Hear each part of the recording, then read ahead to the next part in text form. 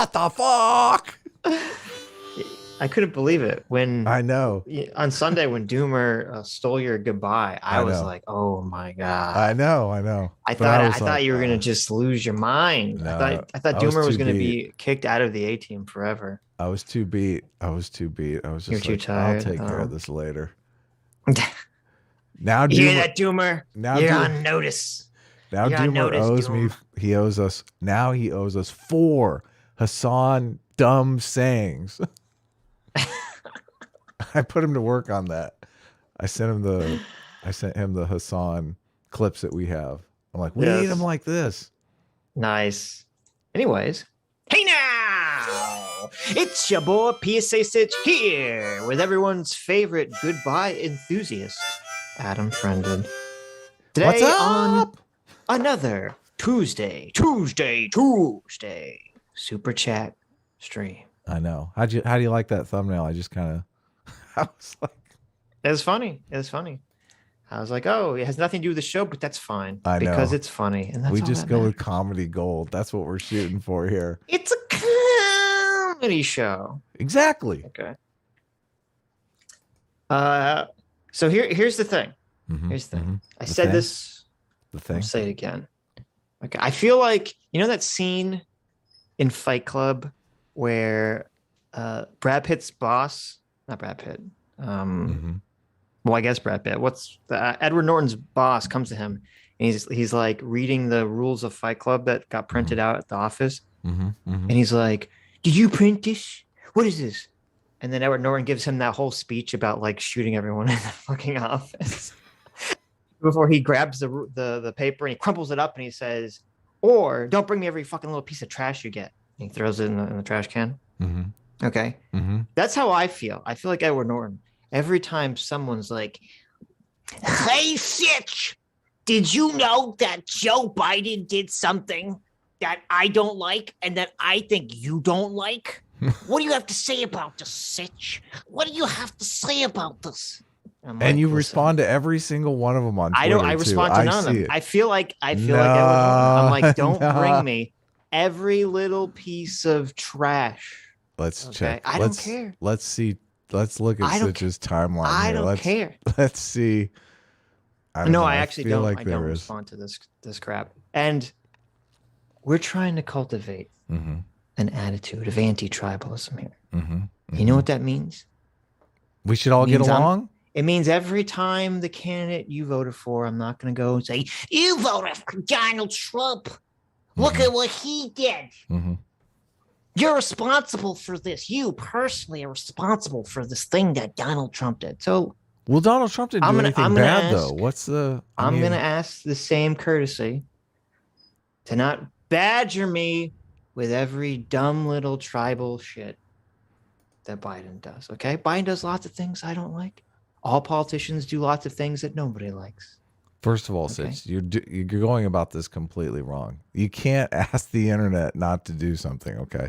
You know where that leads. You know where that goes. Well, no, because I said in the past, I will start banning people if they just spam this at me. Because there are a couple people that will just spam endlessly at me. Well, what avenue? Time. Is it the chat or is it the chat? In the chat or it's in the Twitter. Chat. You know, and all this other stuff. Because the reason it bothers me is not like, it's not like someone saying, do you have a problem with this or whatever? It's because they're trying to be like, you have to vote for the candidate that I vote for. That's the underlying implication. You have to be on my team. How dare you vote for someone I don't like? How dare you not be on my political team? That's the underlying implication. Yeah, they're trying to shame you into voting for their candidate. Right. Yeah. And I hate that shit. That's authoritarian nonsense. Exactly. I voted for Kanye. I'm innocent. If you want to go, there's plenty of YouTubers and Twitch streamers who are very partisan. They'll gobble that shit up. Just feed you the left or right narrative. And if that's what you want, go for it. I get lots of people on the left too that do the same thing. That they tweet me and they're like, Sitch, I read comments on your videos and they're very offensive to me. Or like, Sitch, how dare you? why are you criticizing this person on the left? Didn't you see what this person on the right did? Like, I get those all the time. Mm-hmm. Whataboutisms? Oh my God. The fucking constant triggered. whataboutism. Triggered. Equally stupid. Okay. I don't care. I don't want it. I don't want it. Listen, one little ninja says, Sitch, did you see that Biden came out as A-team? That's it. Oh, really? That's it. Impeach I know. Biden. Okay. Fuck Biden. Impeach Biden. I don't want Biden. Biden is not welcome on the A-team. Okay. Biden. I saw in that press conference, Jen Psakaskak. Mm-hmm. She's like, Biden officially comes out as A-team. S-class is worst class. No way. I couldn't believe it. Really? I couldn't believe it. She even pulled out a little harmonica and said choo choo. You guys, I saw that. I don't know if you guys saw that. Fake news. I don't believe it. Not for a minute. Anyways, hey, don't we have some super chats to read? Are you done? Sufficiently triggered in the beginning of the stream. Are you done? Am I done ranting? I'm done complaining. Yes. Well, I just want to put people on notice. If I start banning people, don't cry at me. Mm-hmm. We're gonna be as big as Hasan soon, so you got to understand. Some of you are gonna need to die. That's right. I'm gonna have to start having public metaphorically in a video game, in a metaphorical executions chat. Via the chat. Yeah, exactly. In Minecraft. Okay. Anyways, the Wooster for $10 says, "Did you guys see the latest embarrassing Fed attempt that has been going viral lately? How can they be so incompetent that they think no one sees through their BS? Mm-hmm. I want to hear your thoughts on it." Mm-hmm. What's the latest Fed attempt? Fed attempt? Fed attempt. I mean, you did a cartoon on this that made me seem that you're not sympathetic. The Patriot Front thing? Where's your cartoon? Sitch did a very good cartoon on this. I did 2 very good cartoons on this. Here, I'll bring up the cartoon for you guys because this is epic. I can't. Sitch is like really. I mean, he as an artist, he is really flowering here. My Microsoft Paint skills are incredible. Well, it's more than just the epic artwork. It is the actual idea of the comic too. So we have here we have the left smirking Wojak and the right smirking Wojak, and the left guy says, "These people are all racist." And the right smirking Wojak says, "These people are all feds." And then the curious Wojak looks up and says, "Do you have proof of this?" That should be a Sitch face, though, right there. I thought about making a Sitch face. Oh, I wanted it to be more universal, though. Great I don't want minds. to be so ego. Great minds, yeah. Yeah, and your face scares a lot of people, so that's true. It's probably not good. So, and then what are these Wojaks called? The no-brain Wojaks? The no-brain Wojaks. Okay, so the left no-brain Wojak and the right no-brain Wojak says, "Why do I need proof? It's obvious. I can feel it. I can feel it at my gut." Oh, look at that. Yeah, it's so true. So true. It is. Yeah. That was and there's the other one I made in in the same spirit. You know what I do when my gut tells me something? I say, "You liar. You liar. I know you're lying." The Patriot Front thing's kind of annoying because I looked into it a little bit. Because I was curious. A lot of people didn't seem to know the origin point of the myth, of the meme. And it was because in December, and I remember it happening, but I feel like so many people forgot. In December, there was a pro-life march in Washington, D.C. And the Patriot Front people basically crashed the pro-life march. And you remember there's videos, they had the shields and they marched around and they were, the election was stolen, blah, blah. Like they weren't really like pushing a pro-life agenda. They just kind of crashed the pro-life thing and took it over. Oh, really? And I didn't know that. And they were a bunch of feds? No, they're not. Well, I don't think they're feds. Okay. They're just they're the rebranding of the Unite the Right people. And what happened was because this is what I think happened. because they crashed the pro-life protest, a lot of people on the right, very understandably, want to distance the pro-life movement and the right wing in general from a bunch of racist, crazy asshole people. Of course. Yeah. You know? And so they were very quick to just jump and say, oh, these people are all obviously feds, blah, blah, blah, blah, blah. No evidence for this, really. Just like, well, look at how organized they are. Look at their outfits. They have matching shields. They all came in U-Hauls, blah, blah, blah, blah, blah. So a lot of like people think, a lot of people making speculative claims on circumstantial evidence. And then they had this second video come out recently, which was, there were the FBI or whoever supposedly investigating them. And they have this video of as soon as the Patriot Front puts out their video and they think the camera's off, one of the guys says, Heil Hitler or something to that effect. Or Sieg Heil. I don't know. He makes some weird like Nazi comment. Not good. Not good, yeah. And so everyone says, "Oh, but this is what's strange to me." Everyone looks at that video and they say, "Look at the acting. These guys are so obviously feds. This acting is so fake." Even Scott Adams was saying this. The acting is so fake.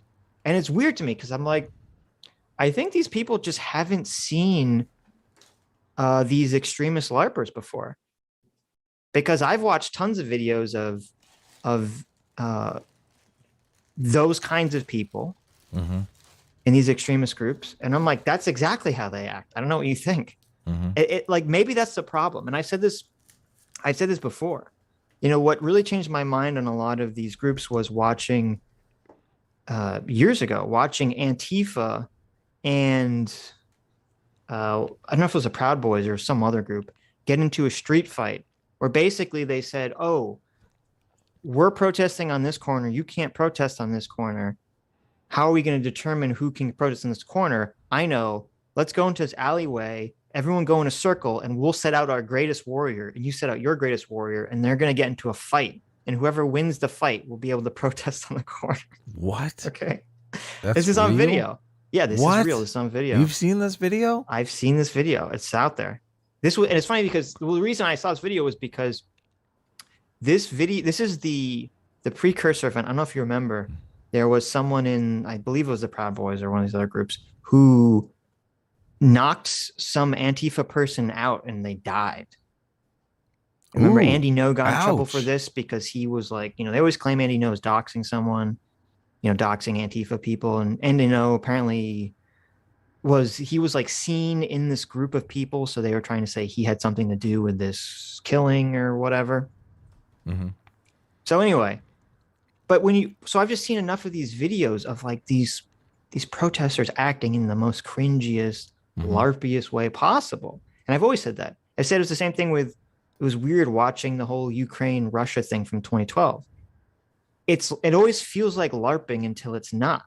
And maybe with the Patriot Front thing, people they haven't seen these groups of people. They haven't seen the way they act. And so they see them act so cringy and so LARPy, and they just say, oh, this has to be fake, right? No one would act like this in real life.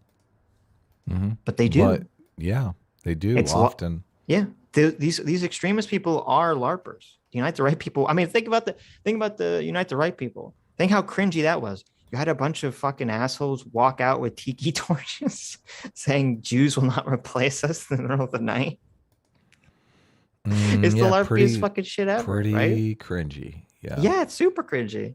I think people just forgotten that, how cringy this stuff is. So, is the Patriot Front people feds? Maybe. But I want to see some fucking evidence for that claim, because otherwise I say, no, this is more likely just a bunch of cringy white nationalist assholes. And the person who's in charge of it, who ran it, I mean, he's a known, I forget his name. He's like a known guy, and they know that he was involved in Unite the Right too. He was organizing it? Yeah. It's not like, they know the guy who organized the Patriot Front people. But the Unite the Right guy, I thought he was living at home in his mom's basement now. Like he totally can't get a job or... Well, the Unite the Right was organized by a bunch of different people. Okay. One of those people we talked to and debated the kill stream. shit. Remember? I do, yeah, on the Worski stream. Yes. Yes, I remember that. But that's not the guy that No, that's not the guy. that is living at home. What's the? Because there was another guy that that actually organized it. That I think Vice did a video on him that I saw, where he was like completely unemployed. And I mean, this is the thing. This is why there's the meme that the right takes out their own trash, because the right doesn't want anything to do with that ethno-nationalist stuff, because it knows they know. Like, this is why they threw Nick Fuentes out of CPAC, because I mean, they don't want anything to do with them. They I think they might have thrown Richard Spencer out of CPAC. And so yeah, they basically, they're like, you're on your best behavior or you're not part of the conservative Republican Party. Well, and that's a good point. And that is where I think the right should claim victory here, is that the right is willing to throw out their own trash.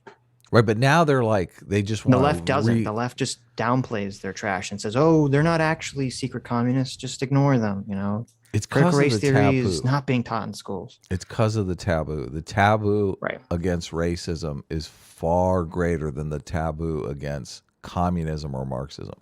This is the biggest flaw that it drives me insane that James Lindsay is constantly out there calling CRT race Marxism, because yeah, I get it, but that has very, very little impact. It's like you're going to all true this, but not persuasive. Is that exactly. You're going to all this effort and you're basically putting like a Nerf dart in your gun. It's like you're spreading the message of race Marxism and everyone's like, Marxism? First of all, they're completely confused by it and they're like, Marxism isn't that bad. What's like, we're going to have equality among the races? Well, they're like, half of them think it's a good thing. You have to look at so like when you say it's race Marxism, which is true, but you say, okay, that's only persuasive to people on the right who are already against CRT anyway. Right. And against Marxism. Yeah. Right. So who cares? Like, it's not exact. Yeah. Well, that's why I've always been saying from the beginning, the attack against CRT should always be it's anti-liberal. Yes. Yes. Yeah. Because you're going after the people who actually are in favor of it. Right. Like, you don't need to persuade. Left. Yeah, exactly. You need to persuade the right. Okay. No. They're already against it. Right. Yeah. I guess he's thinking, because if you call it anti-liberal, he's thinking, then the right is like, oh, it's anti-liberal. Maybe I like CRT. Maybe CRT is good. Right? I mean, they're already bought in, though. The right's already bought into the anti-CRT train. So, I mean, I don't think it's a worry about that. What? Anti-liberal? We get so many comments that are just like, liberalism has failed. When are we? I mean, I feel like we're trying to. I've watched some video and Destiny got cred for being like somebody who saves people from the right wing extreme. How come we don't get credit for that? I feel like we've done some of that. We do. What do you mean? People send us, someone sent us a chat on Sunday about that. Yeah, but when people introduce Destiny in like a debate stream, they introduce him as like the guy who saves people from right. They introduce that stupid fucking, oh God, the New York Times kid. What's his? Faraday Speaks. Yeah. The guy who's blocked me. I don't know if he's blocked you for being a right wing extremist. I'm like, fuck you, fuck you. It's kind of a little crazy. Yeah. If I had to guess, I'd say that I've saved 10 times the amount of people from right wing extremism as he's saved. I'll put my people I've saved up against the people he's saved. Okay. Right. And my people are not transitioning to be another sex either. Well, maybe I don't know. They could be. Well, I'm happy though, for even though when I critique some of James Lindsay's persuasion, I give him massive amounts of credit, because even recently on Twitter, he was shitting all over the people who were like, oh, we need to get rid of liberalism yeah, because yeah. of, CRT. That was good. I resisted. I was like, I wanted to tag Christopher Rufo so bad, but I was like, okay, don't do it. It was interesting because I'm pretty sure that Lindsay was subtweeting Christopher Rufo, which is interesting because Christopher Rufo had a tweet recently where he was all like, I forget exactly what it was, but it was all like, we need to move past post-liberalism or something. And if you click on the link, and he's tweeting out some post-liberal Substack, and it was all about like, we need to move past liberalism and go back to some kind of religious theocracy or some nonsense. And I was like, I can't believe Christopher Rufo is tweeting this out. And James Lindsay used that same word. He's like, oh, this is the post-liberal crowd. And it has like a gif of a car driving off. I know, it was great. So I'm pretty sure that James Lindsay is like subtweeting Christopher Rufo and has some sort of like under the, behind the scenes beef with him about this whole post-liberalism nonsense. I saw James Lindsay on someone else's show. It might have been Benjamin Boyce, where he was talking about how he talks to Mencius Moldbug. Oh no. On the reg. Yes. And is basically trying to talk him out of his like ridiculous monarchy nonsense. Right. His anti-liberalism stance. He's trying to say, what you're in favor of is authoritarianism, and it's not going to end well.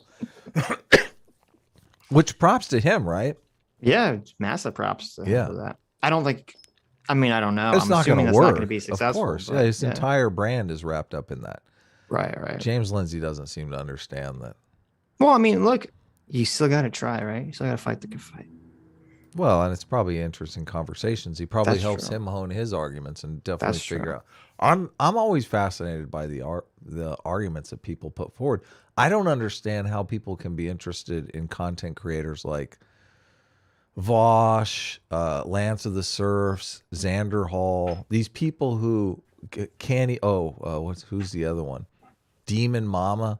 These people who can't even articulate the other side's argument. Right. They don't even really understand the argument. Well, but that's why people like them, because they don't articulate their argument. They're just the whole. They straw man. The other side argument. is evil. The other side's evil fascist. Yeah, I guess you're right. Yeah. Did you watch? I actually watched recently. I don't know if we can cover it because the audio quality is so shit. Unfortunately, the Xander Hall, Ben Burgess versus Nuance Bro, Actual Justice Warrior debate. I didn't watch any of it. I did watch like 30 seconds, but it's interesting. Nuance Bro and Actual Justice Warrior do very well for the most part in the conversation. And it really made me have a very strong dislike of Ben Burgess. Ben Burgess is like nails on a chalkboard for me. It's so insane how much I hate that guy. Yes. He just says nothing and talks for 45 minutes. Yes. Yeah. And it was the same thing in that debate. He says very little. Well, and he acts like such bad faith in that conversation. Like he's such an asshole in that conversation. Xander Hall is not an asshole in that conversation at all. At least I didn't watch the whole thing, but like the first hour, he's just totally like chill.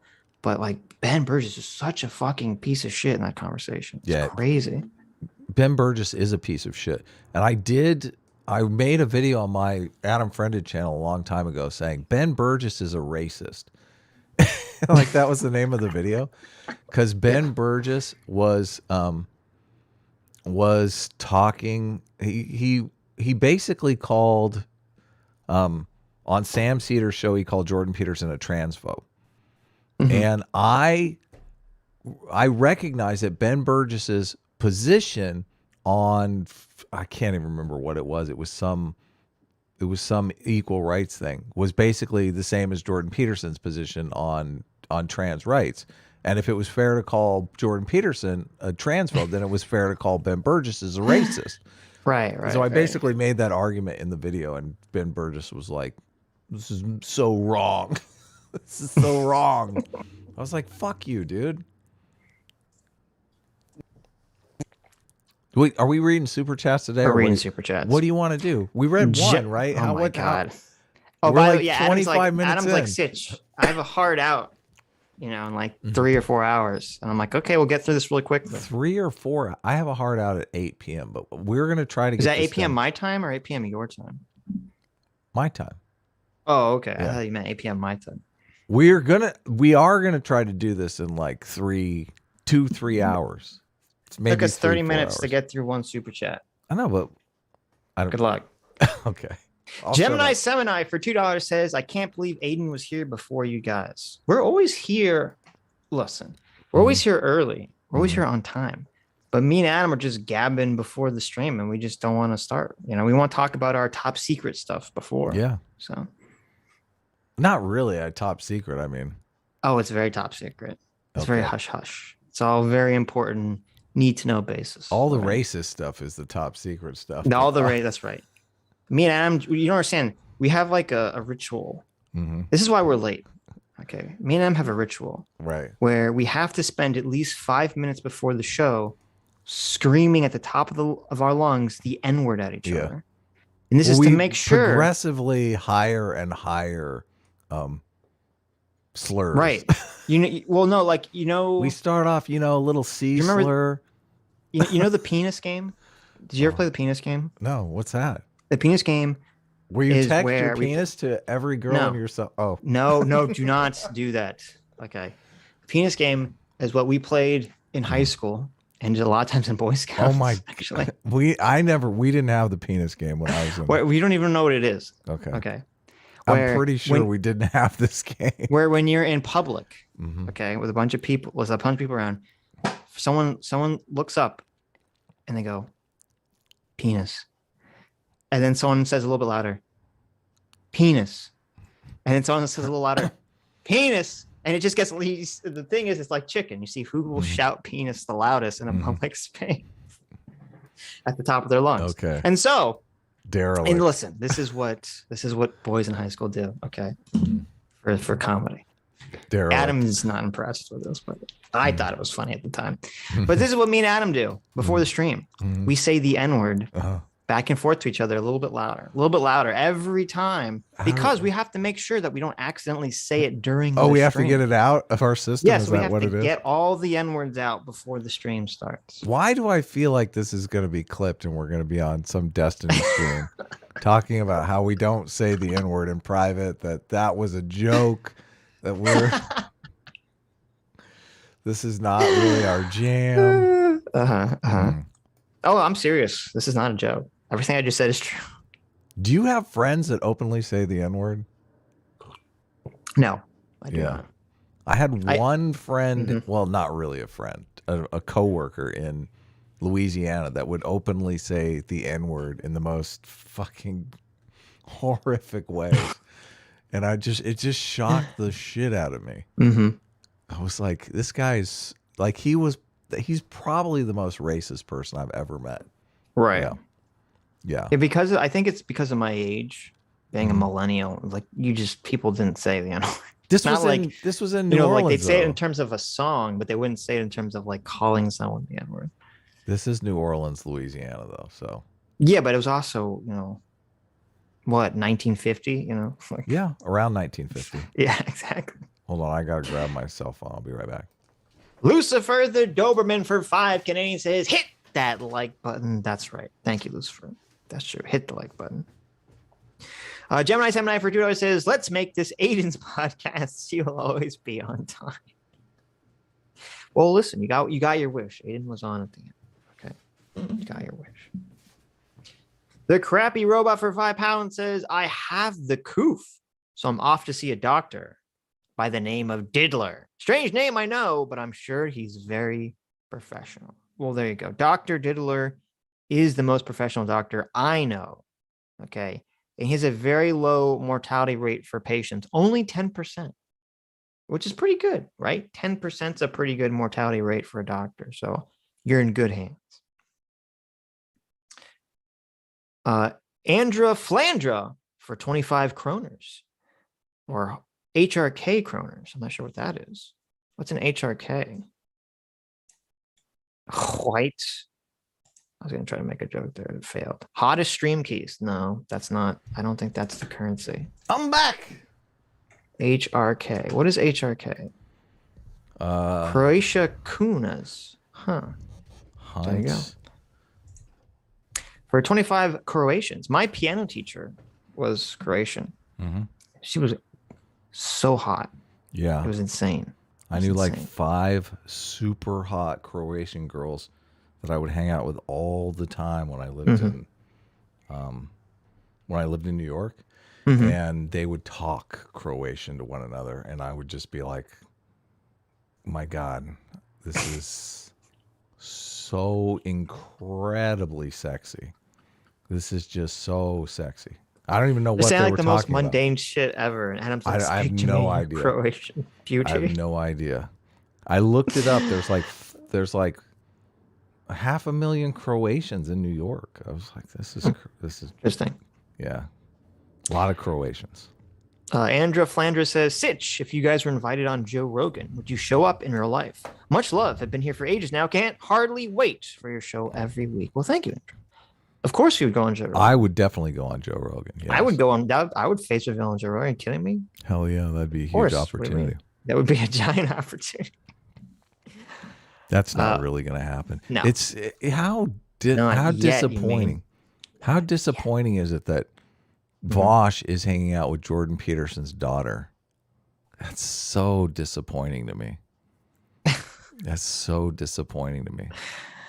There was for those of you who don't know, Jordan Peterson's daughter had James Lindsay on for like an hour talking about CRT, and then had Vosh on for an hour speaking about CRT. They didn't speak to each other. She spoke to them both separately. Yeah, which is clickbait extraordinaire as far as I'm concerned. I was like, okay.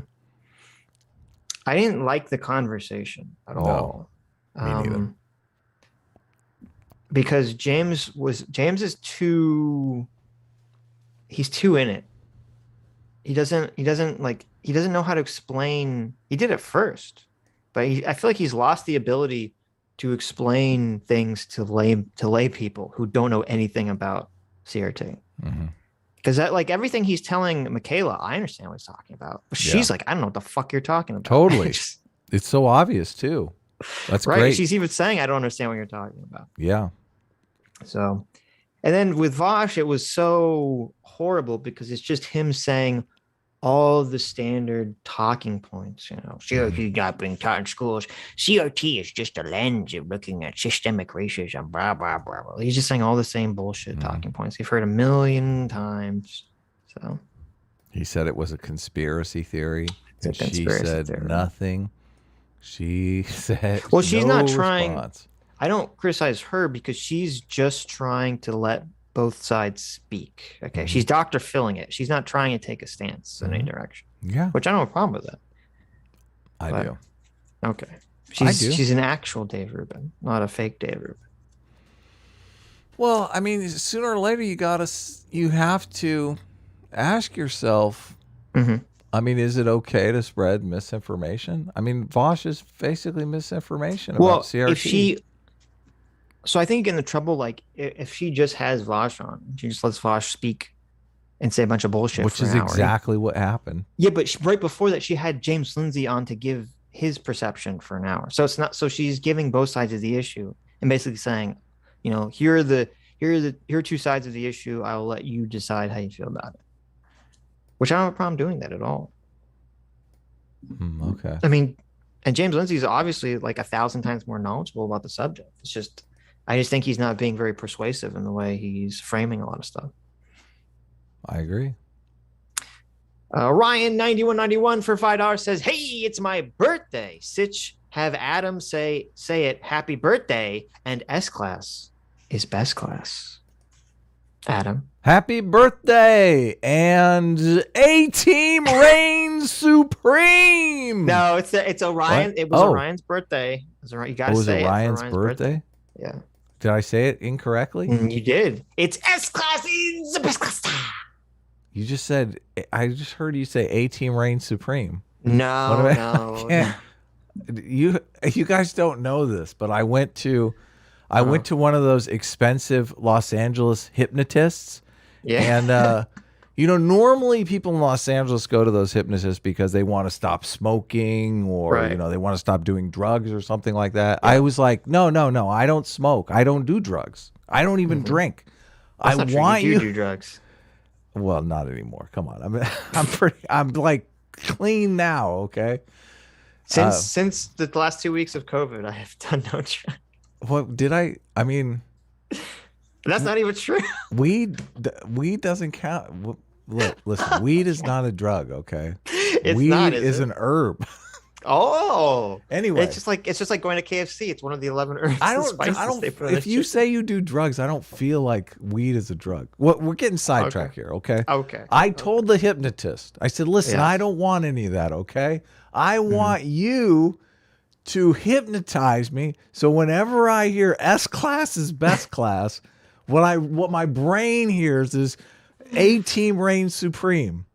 She was like, "What? You what? I don't even know what you're talking about. You're paying me $1,000 to do this, you moron." Okay, well, I'll do it. So I think what you said was A-Team reigns supreme, right? That's there you go. Well, happy birthday, Orion. Yes, happy birthday. Happy birthday. Thank you. S class of there you go. How about that? I don't want to ruin your birthday. There you go. Brain for $5 says Sitch and Adam just admitted they think people should transition. That's right. That's true. That book. Oh my God.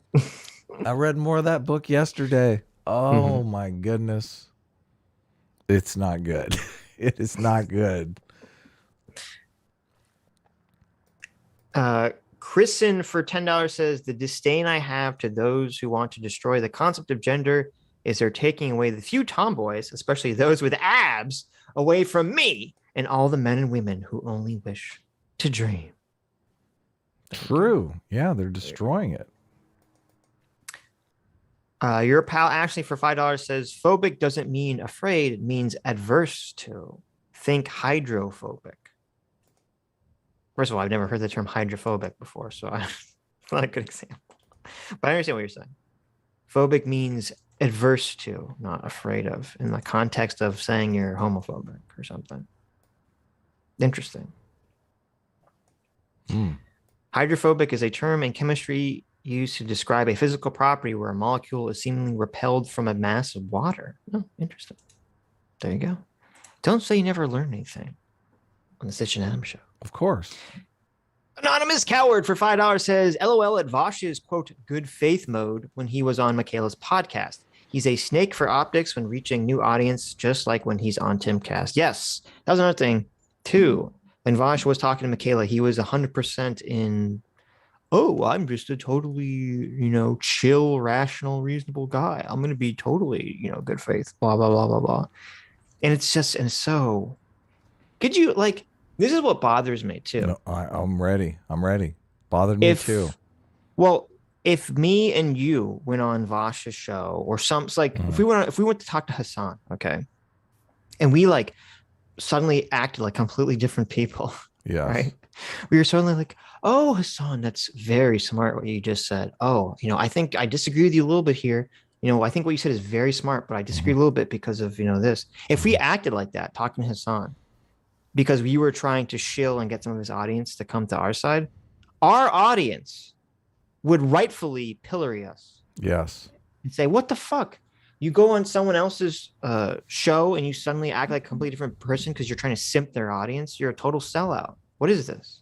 This is, and I've heard Vosh say this. I heard him say it before he went on Timcast IRL. The chat was saying, oh, how great you're going on this right-wing Nazis podcast. I can't wait for you to destroy him to his face. And Vosh basically told them, no, that's not going to be happening. What we're doing is we're going in there covertly to win over their audience. Right. And that we need their, I'm saving their audience from Tim's right-wing views. We're going to bring them over to our community and save them. So right. I would love to, basically he said, how I feel inside about Tim Pool. But on the outside, what you're going to see is a complete snake in the grass. So, Yes. and they love that. They actually love it. They think, oh, he's going in there as a double agent. It's disgusting. Yeah. It's disgusting. Look, he's completely fooling them. That they're watching. He's got his audience set up basically. So the people are in the giant Vosh bubble. They know he's deceiving them and they love it. I know. They're like, ha, how fucking psychopathic do you have to be to find pleasure in watching somebody lie to duping other people? delight. Yeah. Yes. It's really dark. And our audience wouldn't stand for us to do that. No, because I appreciate that. Our brand is kind of based around honesty and yes. Yeah. So well, it would be off brand for us.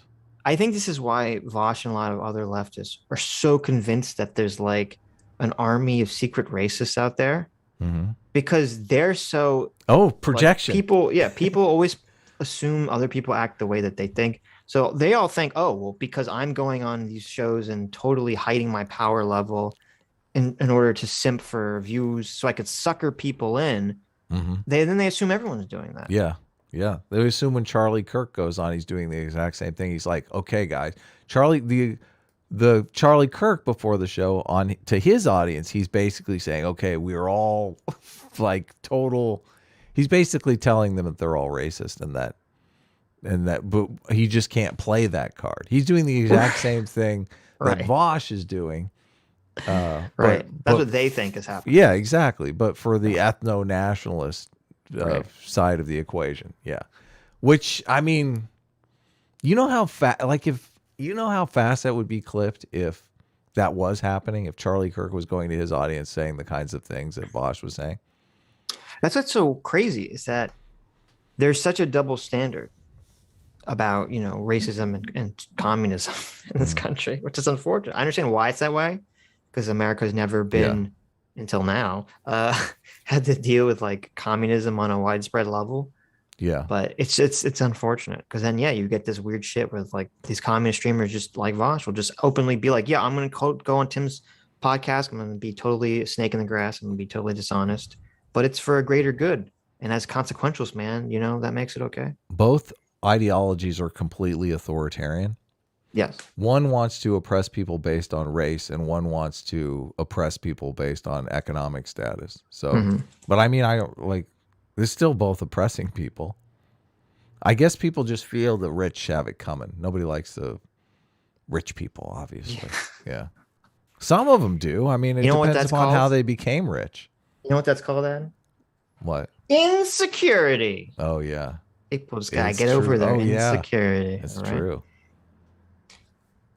Lord Tennyson's Pipe for $5 says, I sent Sitch and Doomer DMs. Doomer responded and Sitch has not responded, questioning my S-class allegiance. Onamai Padme. There you go. Doomer Dharma Burns. There you go. Is this why Doomer did so well in the poll? Maybe so. I don't know. That may be. Apparently a bunch of people are sending me and Tennis or me and Doomer DMs. I should be worse about responding to DMs. I really should because it's starting to get overwhelming, and I have a bunch of other stuff that I have to do. Chiefly among them, finishing the comic. Like we really have to. Having COVID completely derailed me, and I have at least, I believe, a month's worth of work to do on the comic. So I got to get back on track.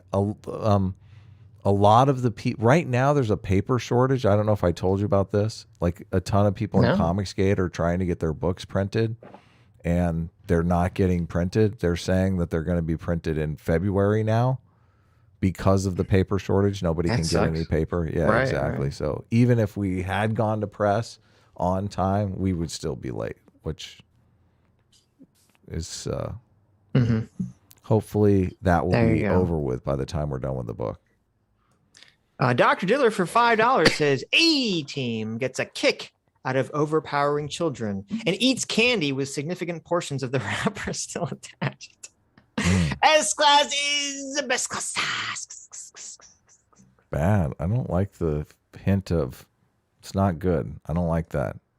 You like to eat candy with the wrapper still on? I don't mind that, but the children thing is a little sus. Okay, Okay. Okay. I know So how. half of it was correct. Davey Dawkins for £5 says gender has been deconstructed out of all meaningful existence. Men and women are no more. There are only males and females now. There you go. Denzer Foster for $5 says, I think the fundamental argument is between a category of function, sex/man/women, and a category of things, gender, behavior/interests. Well, the problem is, it's, to me, the whole conversation is very deceptive, because the starting salvo is, oh, we need to have a term that differentiates, the biology of sex versus the social aspects of sex, right? Which, first of all, I don't think there's a clear-cut line for most of those things anyway, to even make that distinction. But if you do make that distinction, I'm fine with it. It's just that no one uses it that way. Like, if you go up to a normie and you say, what's the difference between sex and gender? They're going to say, oh, sex is like your sexual organs and gender is everything else. Mm-hmm. Right. And then so to cast that everything else is the social construct is inherently dishonest. And I think that's intentional by a lot of the gender activists. In the trans book, she separates, like, she gives so many good ways to conceptualize the debate that's going on. They're really trying to set it up so sex is irrelevant and your professed gender is how we should structure society. Yes. Which she lays out how this is not giving people rights that are human rights, because we've never had a society that classified a human right as being able to have access to sex segregated spaces at your discretion. And that's basically the right you're giving to trans people, the right to use sex segregated spaces based on their personal gender identification. And no one's talking about how that is actually taking away the right of even having sex segregated spaces without anyone talking about it, right? Mm-hmm. You're literally taking away a right that people have had for centuries without them knowing about it. In the book, it's fascinating too, because she even goes about how, she goes into the gender activists that are funding a lot of this stuff, which is super fascinating. And a lot of it is male to female trans women that are billionaires. There's like a handful of them. And they even have where most of these movements are designed to gain public support. They don't want public support. Like, they want to do things behind the scenes. They want the public to know as little about what's going on and them to be confused about it as possible. Right. Yes. Which, oh my, as soon as we really need to talk more, and I need to reread the chapter on the framing of it, because I'm totally stumbling. I'm just trying to remember it off the top of my head, but I'll take some notes. The framing of it is, she does a lot in doing the work of how we should be thinking about it. And the whole book basically frames it up as an ideology that they're just not accepting is an ideology. Yeah. Yeah, it is 100%. I mean, that's what's so insidious about it, because they lie. They say this is the science when it's not. It's a religion. It's an ideology. It's all based on completely unproven bullshit. Well, disproven now theories about gender and sexuality. Yes. Yeah. And it brings us into this insane affirmative consent model, which, I was having a conversation with someone yesterday, and there was something I never considered, because, 5 years from now, that's my prediction. 5 years from now is when you're going to start to see the wave of trans regret start to pick up, snowball effect. There's something I never considered too, which is that maybe I think the thing that will stop the over prescription of transitioning to people that don't have gender dysphoria, the thing that's going to stop that is when you have this wave of trans regret, the people are going to turn around. They're going to start suing the doctors. They are. Yeah. They're going to start suing them for not properly, giving them the proper treatment, properly gatekeeping, and it's going to be weird because then the doctors are going to turn around and say, well, at least in Canada, I know what the requirements are in the US, but like in Canada, they could turn around and say, well, you can't sue us because we had to do this because the government has this gender affirmative model. Where basically you just walk into my office and I have to affirm whatever you believe about your gender. Yeah. So I think that's going to be the turning point. The things going to turn around is that doctors are going to start to get sued. And then once they're getting hit financially and personally, then suddenly they'll be like, oh, let me actually look into the science here about this gender stuff. Yeah. It's unfortunate that it has to come to that, though. But even in a democratic sense, when people wake up to the fact that they're losing something that I wish I should have taken better notes on this too. She has like half a dozen polls that she goes through that this stuff really even kills self-described progressives. There was one that was devastating where they talked about, they basically spelled out in the poll that you're losing sex segregated spaces, and nobody fucking wants that. Yeah, nobody wants any of this stuff. wants that. Yeah. Yep. So as soon as the Democratic majorities wake up to the fact that this is happening, and that anybody can just that's another big miscommunication, because a lot of the general public thinks when you're talking about trans people using bathrooms that you're talking about people who have already transitioned, like they already have undergone the surgery, and they don't realize that it's just, you could literally wake up in the morning and say, I'm a girl today, and just completely look like a man, not do anything, and you have access to those sex segregated spaces. People don't realize that. When they put that on the poll, people are completely against it. Like, no, even self-described progressives are against it. So yeah, of course. The numbers are definitely against them. And I don't think they realize that because they all hang out on Twitter. Exactly. Kava for $5 says the moment TRAs can't prove that biological sex isn't real or relevant, they shift to, why do you care so much about this? Yeah, because they're going for the bigot move. That's exactly what they're doing. They're like, you care because you're a bigot. Yep. Yeah. I hate to break it to you. You know who cares? Women.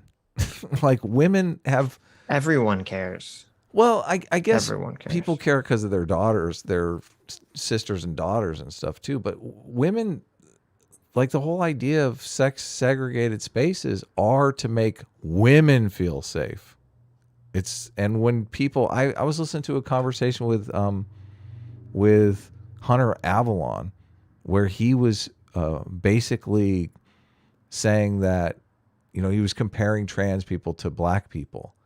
And in the book, she does a very good job of saying, well, if you want to basically make the oppression argument, you should compare women to black people, because women are the group that has been oppressed by men traditionally for forever.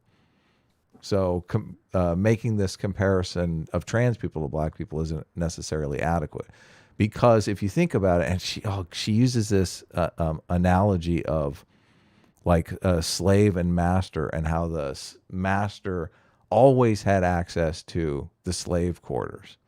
And basically, if you have a situation where someone, in a position of power always has access to your areas, then you are basically in the slave position.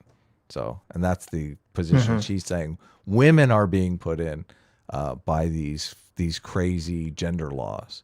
Well, especially in the situation of prison, which is the most like devastating situation. Can you imagine being an incarcerated woman and then throwing someone who identifies as a woman but hasn't gone through any of the surgeries as your cellmate?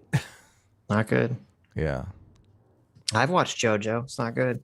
I know what goes on in those female prisons. Oh, I know. That's All sorts of the new crazy shit. JoJo. Yeah. Yeah. People getting shrunk and put into bird costumes. What the hell?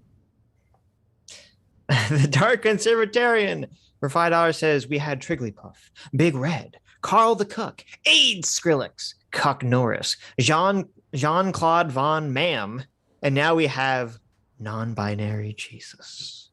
I love it. Yeah, I'm surprised you remembered all that cast of characters. I had forgotten all these amazing cast of characters that we've had for the last 4 or 5 years. You finally gave in on the non-binary Jesus. I mean, you were hesitant on the stream, and then. What do you mean? I liked it from the first moment you said it, Adam. The first moment those words escaped your lips. Non-binary. You won me over. Jesus.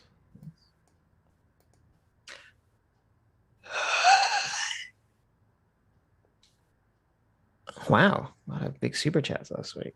I know. I'm like, thank you. Thank you. You guys so are much. so good to us. J-Mac for $10 says, thanks, J-Mac. Says, Sitch, how do you pronounce herbs? Listen, I said, listen. Yeah. How do you pronounce herbs? Listen, I said, when is there an H after T that's silent? Okay. And the only example I saw was people fucking saying Thomas, which, first of all, fuck you, Tom. Okay. Secondly, is that the only word? I mean thom? Is there another word? Is there another word that is a TH where the H is silent? Because I couldn't think of one. Yeah. It's not always thom. Sometimes it's Tom. What? Sometimes Tom is TOM generally. They don't throw the H in, even though. No, I know that, but no one's name is Thomas. Okay. Yeah. Well, they do put an H in Thomas. I know, Thomas. But that's what I'm saying. It's not, you don't say the H in Thomas. Yeah. Okay. It's Thomas. Adam's got a little too blazed before the stream. It's okay. Did not. I have no. I would never. Oh, here we go. Giorgio Quattrocento for $2 says the Thames River in the UK is pronounced. Oh, Thames River is pronounced Thames. That's even weirder because it's got an A in it, but that's true. Well, maybe it's a Brit thing. Maybe it's a Brit thing. Is there a lot of British words with a TH where the H is not pronounced? Huh. Andrew Clark for $2 says the H is always silent when it's next to a Y. How many words are there that start with the letters THY? Is that often? THY. Typhoon. That's not true. Wait, that's not true at all. Thyroid, thalamus. Get out of here. Get out of here with your fake news, Andrew. You almost had me. Okay. You got me, but you didn't. Isn't Google great? Thank you, Google. Debunked. Mater Marble for 14 Canadian. Thanks so much. Says, I feel like if you're not allowed to deny service to anyone because of their race or their religion, why is it okay to deny service to a gay person? Well, you're not allowed to deny service to a gay person. It was, we talked about this on Sunday. I probably got to rehash it. It was, the cake thing wasn't, they were not denying service to the gay person. They were denying creating a custom, unique thing for the gay person that violated their religious principles. Exactly. They could still buy anything that was in the store. And then on top of that, I do think there is, because you have some conflicting things here too with the gay stuff, because we have protection of, we have religious freedom in this country. And so if some people's religion is anti-gay, they have to be afforded some level of protection, I guess, that people would not get in terms of race.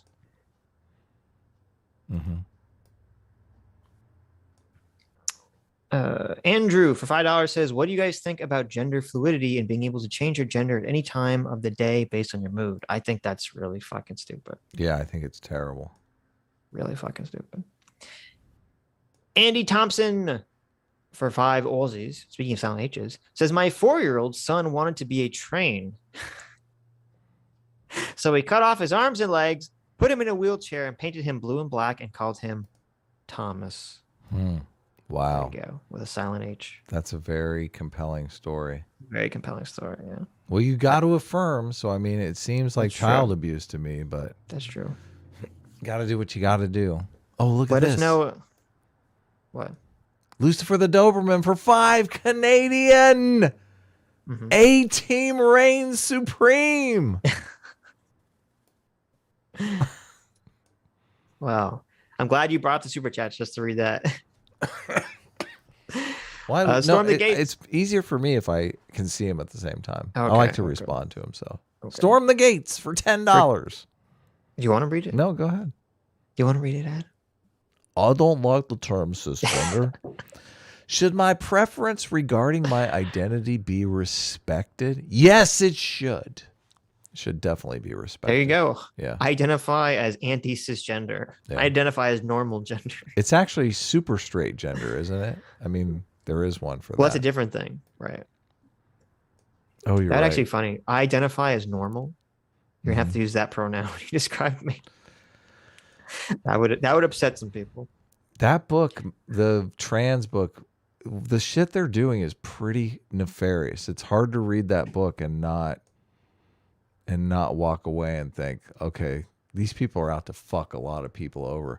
If any of you are going to read the book, I feel obligated to give you guys a trigger warning. She's totally got TDS. There is some talk about how We said she's a feminist. Yeah. There is some talk about how Trump is a ethno-nationalist and stuff like that in the book, which is that's a perfect example of the elephant in the writer, an ideological capture, because you have like a feminist who probably believes a bunch of dumb shit about the patriarchy. That's all, and maybe, that's all based on, not facts, not science, yada, yada, yada. Totally. But she can't see it because she buys into, now I'm assuming here, maybe she doesn't, but she can't see that because she's already bought into the ideology. Her elephant has full capture there. But when it comes to something that her elephant doesn't like, which is the transgender stuff, suddenly she's able to be like, oh, let me dive into all the science and studies and be super hyper knowledgeable about all the facts and, yada, yada, yada, yada. Yeah. Completely unbiased. Yep. Or if she is biased, she's biased in the favor of truth because what's going on, she can see through the nonsense. Right.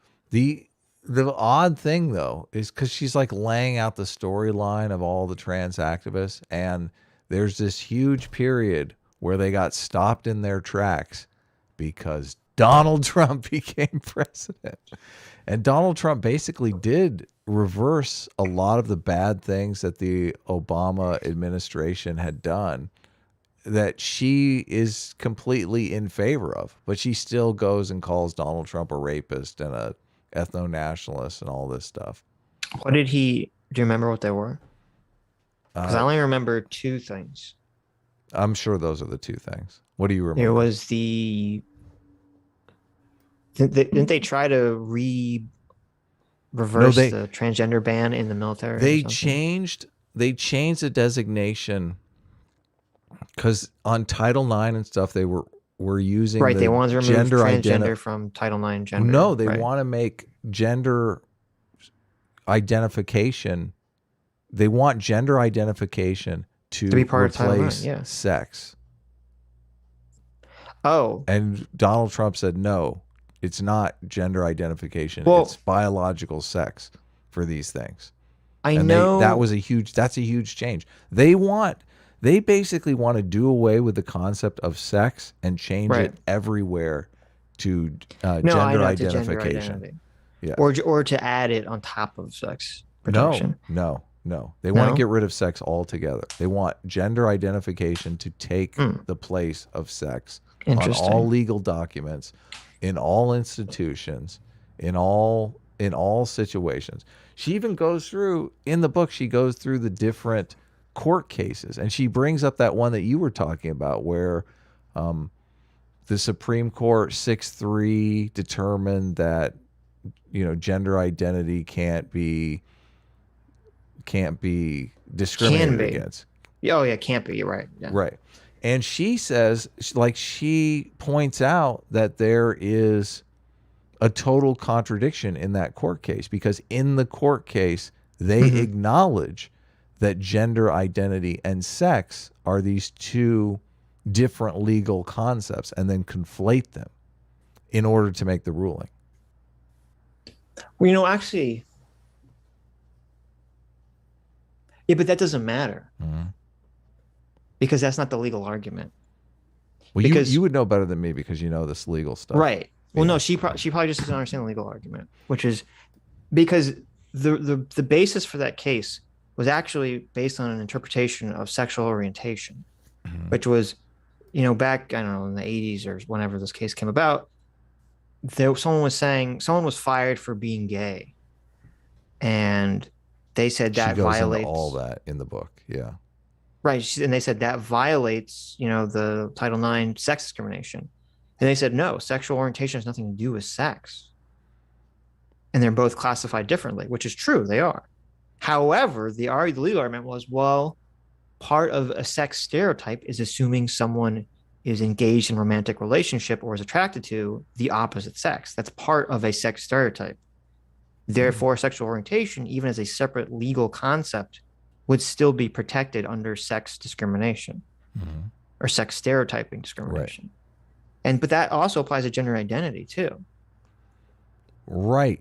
But in the case that they saw was the case of a man transitioning into a woman, saying that they were going to live their lives as a woman, and the conservative organization let them go. And in the case, they never broached the idea that this would open up a situation where there are certain roles that different sexes play in a work environment. And that I don't think you can make that as a legal argument, though. What do you mean? Like, what do you mean? There are different roles that different genders or sexes play in the work environment. Well, if you have someone who's a biological male that's identifying as a female, you no longer have sex segregated spaces in the work environment, because that person is using the same bathroom as all the women. So you have all the women who have become employed in this place that became employed with the idea that they were going to have access to sex segregated bathrooms. And now those people no longer have access to sex segregated bathrooms. I understand that. Right. So you're all that. Effectively taking their rights away. Right. I'm talking about employment, though. What do you mean, employment? We'd have to look at, I don't know if you remember this, we'd have to actually look at the Hooters lawsuit from way back in the day. Do you remember a male server sued Hooters? Do you understand the situation that there are sex segregated spaces that people expect to be respected? Yeah, if her, okay, well, let me say two things. This is why they let her go. Hold on. I know. Well, so the first thing is, so if you're saying like there are certain jobs that require certain sex, like, okay, if you go to the massage, if there's like a female massage parlor for women, the assumption is all of the masseuses are going to be women, right? Yeah. Or certain things, like that. Yeah. Okay. Gynecological procedures are only done by women, right? Well, I don't. But if a person, you have the option. That's not. There's lots of gynecologists that are men. Listen, some women like certain procedures done. She brings this up in the book. Okay, so if you're working in a gynecologist's office and you're a man, but all of a sudden you want to transition to a woman and start doing these procedures, then all of a sudden you have a legal case that comes up because it's gender identification and not sex. Well, no, the legal case would only be if the place doesn't want to hire you. If a customer doesn't want you to be served by you, whether it's a doctor or masseuse or whomever, you can't sue the customer. That can just say, "Oh, I don't want to be served by you." Right. You're suing the place if they fire you. Right, exactly. So if all the customers say, "Hey, I don't want to do this," and then all of a sudden you have your one gynecologist that is not doing any of the procedures, you're like, "Well, maybe we'll have to let you go." I wouldn't use gynecology as an example, but well, I'm just there. there are lots of situations that are sex segregated. It's like Right. it's like the normal fabric of life. All of those sex segregated situations are become illegal in a very tangible way. So here you go. This is actually funny. So this was Hooters' argument for why they are fine hiring males to work for Hooters but not to work as servers. They said apparently, according to Title 7 of the Civil Rights Movement, it says lets companies discriminate it actually lets companies discriminate on the basis of religion, sex, or national or origin in those instances where religion, sex, or national origin is a bona fide occupational qualification reasonably necessary to the normal operation of a particular business or enterprise. Okay. Yeah. So under that exception, that should apply to the certain this fear about like the transgender employee in the workspace thing, right? Sure. Okay. So that fear can be abated if it's a certain situation, like if it's all your coworkers are gonna rebel about the bathroom situation, you're not hiring people sex specific. You're just getting rid of your sex segregated space. I see. You're saying, so what if there's a problem where so you have a job that has nothing to do with sex. Okay. You're working at, an accounting firm. It was a funeral home. It was a I know it was a funeral. Yeah. Right. So, but that didn't have to do with bathrooms. But so say you're working in an accounting firm, you have 100 employees. One of the males there begins transitioning to a female. So he wants to use the female bathrooms, and the female workers there all get upset about this. Right. Okay. Could they fire the guy in response? I don't know. Or the trans woman. I don't know. That's an interesting legal question. They can't. He doesn't even have to. The way the law is set up, he doesn't even have to transition. He can just say, listen, I'm a woman now. Just think of me as a woman. I'm going to be using your bathroom. Right. He doesn't even have to have any surgery, any surgical procedures or any of that stuff. That'd be an interesting case. That'd be interesting to see how it played out. Because you're putting forward a situation where it's like the person is, like obviously faking it or whatever, too. And I wonder how that would play into it in the legal case. How inconsiderate of you to think that they're faking it, okay? The example you put forward. In their mind, they're gender abolitionists. They think, full bearded men should be thought of the same way as they believe in the female penis, okay? Okay.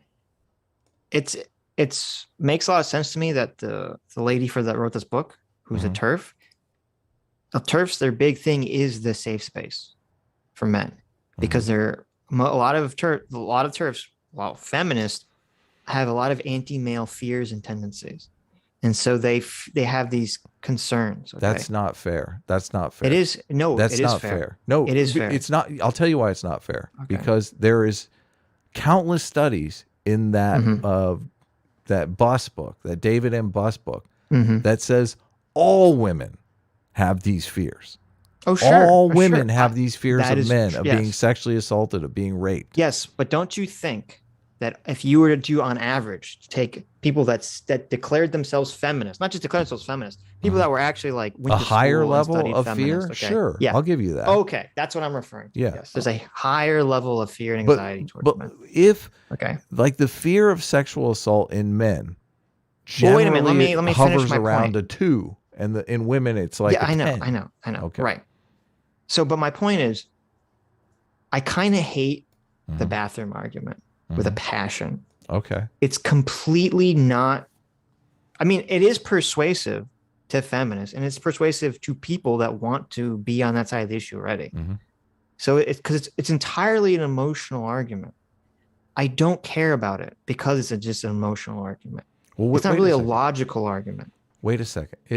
First of all, you're a man, so you aren't concerned about any sexual man assault. Right now can put on a dress and go hide in a woman's bathroom and try to rape a woman. Okay, it has nothing to do with the trans bill. The bill, and this is where you get into a logical problem, because what's actually happening is you're saying, women go into the bathroom. It's a completely different situation, though. Hold hold on. Women go into the bathroom, they see a trans woman in there, and it makes them feel uncomfortable. Okay. And so because they feel uncomfortable, even if there's no fear, even if that trans woman is someone who had gender dysphoria, who is transitioning, who's not a fucking rapist or sexual assaultist, okay? It's just them feeling uncomfortable is supposed to then determine how the law is put forward. And we're supposed to be, we've been on the issue with the woke people saying, listen, just because you feel some way about something doesn't dictate reality, right? If you have a feeling about something that's completely unjustified, that's your problem. And that's sort of where I see this bathroom argument going down. I find it such a horribly unpersuasive to me argument.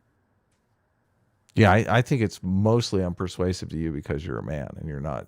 No, it's because I care about. Listen, it's not a logical argument. Here's a giant it's an emotional difference. argument. Okay. I mean, we structure our entire lives so we can feel safe. I don't like that's an emotion. Fear is an emotion. Minimizing fear is a thing that we do.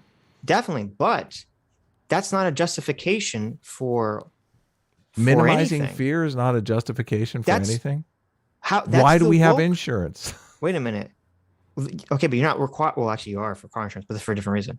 Woke people's entire justification for everything they do and claim is it makes me feel afraid, makes me feel uncomfortable. So we should have to pass laws that restrict your freedom of speech, your freedom of ability to move around the world. This is what the vaccine mandates are.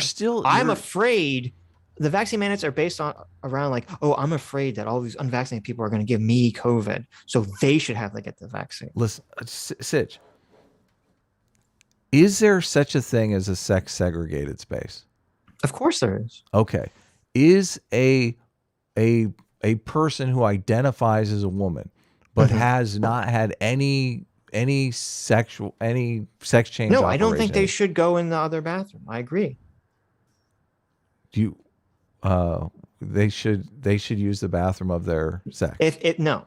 Yes. If someone wants to transition and they haven't done anything yet, okay, they should obviously not go into the woman's bathroom or the opposite bathroom. Okay. So I also want to address what you had said about, any person could dress up as a woman and go into the bathroom. Okay. I want to address that because while that is true, and I'm sure women are afraid of that, there's a giant difference between someone doing that or the fear of someone doing that as a one-off and knowing that you're working in a place where any moment someone who looks like a biological male but identifies as a female could walk into the bathroom. This could happen 3 times a day. That's a completely different situation. It's not happening though. Right. But the fear of that is greater than the fear of some rando sneaking in a dress, and like that's a more persistent fear. The fear is that a man who has not transitioned at all, who we're presuming is faking being trans, is going to walk into the women's bathroom. Why would you say that? You bigot, you transphobic bigot. This person is not faking it, okay? They internally identify as a woman. They're a gender abolitionist. They believe in female penis, and they want to start using the. This is the ideology. Okay, so I don't know why. Hold on. So let me figure this out. So the fear is that you're going to have someone born male who goes to the psychiatrist. They say you have gender dysphoria. They give them a prescription. They to start the hormones and blah blah blah blah blah. The person hasn't taken any of that stuff. They don't want. Hold on. The next day, they haven't taken any hormones. They haven't done any of this stuff. They go to their accounting firm job and they say, "Listen, I have this note from my psychiatrist that says I have gender dysphoria. I'm going to start using the women's bathroom because I identify as a woman." And they're going to just start going in there and start using the women's bathroom. That's the fear, right? There's no fear that there's actually going to be some kind of sexual assault. It's just that he's in that space. Right, because you, as a woman, you don't have. Well, you've lost the sex segregated space. Okay, yeah, that's first of all, I think that's ridiculous. I don't think that's happening.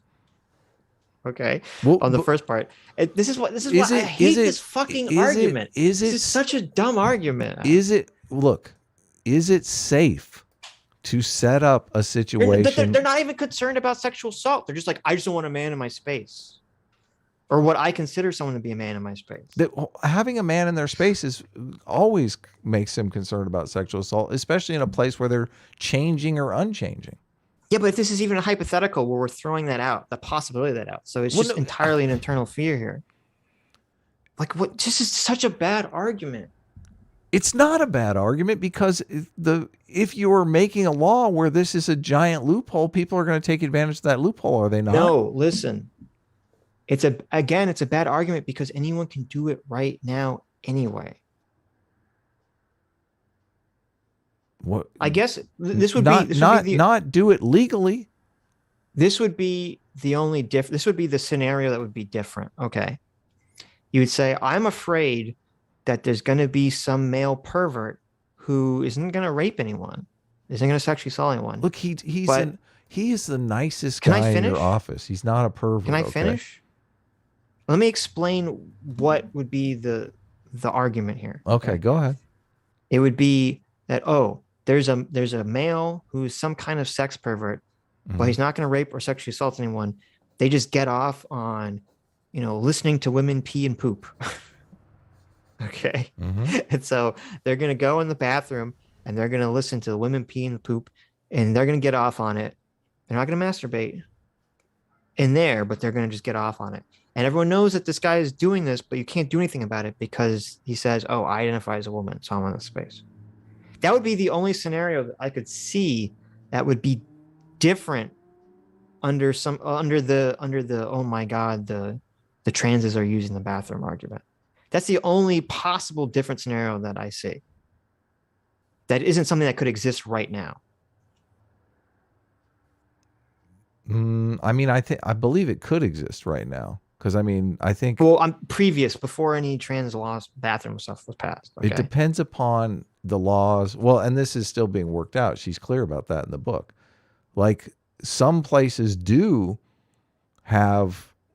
consider legally your gender identification as your biological sex. So legally, if someone wanted to do this exact same thing, the thing that you just laid out, they want to say, I identify as a woman now. Yeah, right. They could do that, and if they fired them, they would have a case against them for wrongful termination. Yeah, right. Sure. Yes.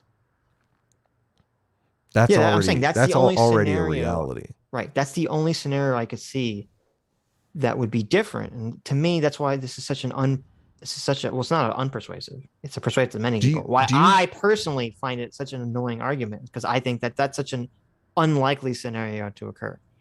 So it's only the likeliness of the scenario that. So do you think sex segregated spaces should be protected? Sure. Okay.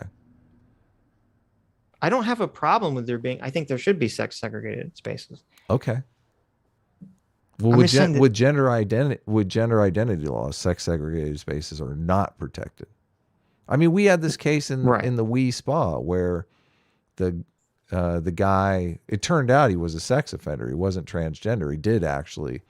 He was a registered sex offender, and he went in there and exposed himself to a bunch of young women, and like people get off on it. She goes into the book that like there's some study where, some obnoxious amount of women, the first penis they've ever seen is from an exhibition. Some guy who's flashing them. So this is a pretty common kick for people.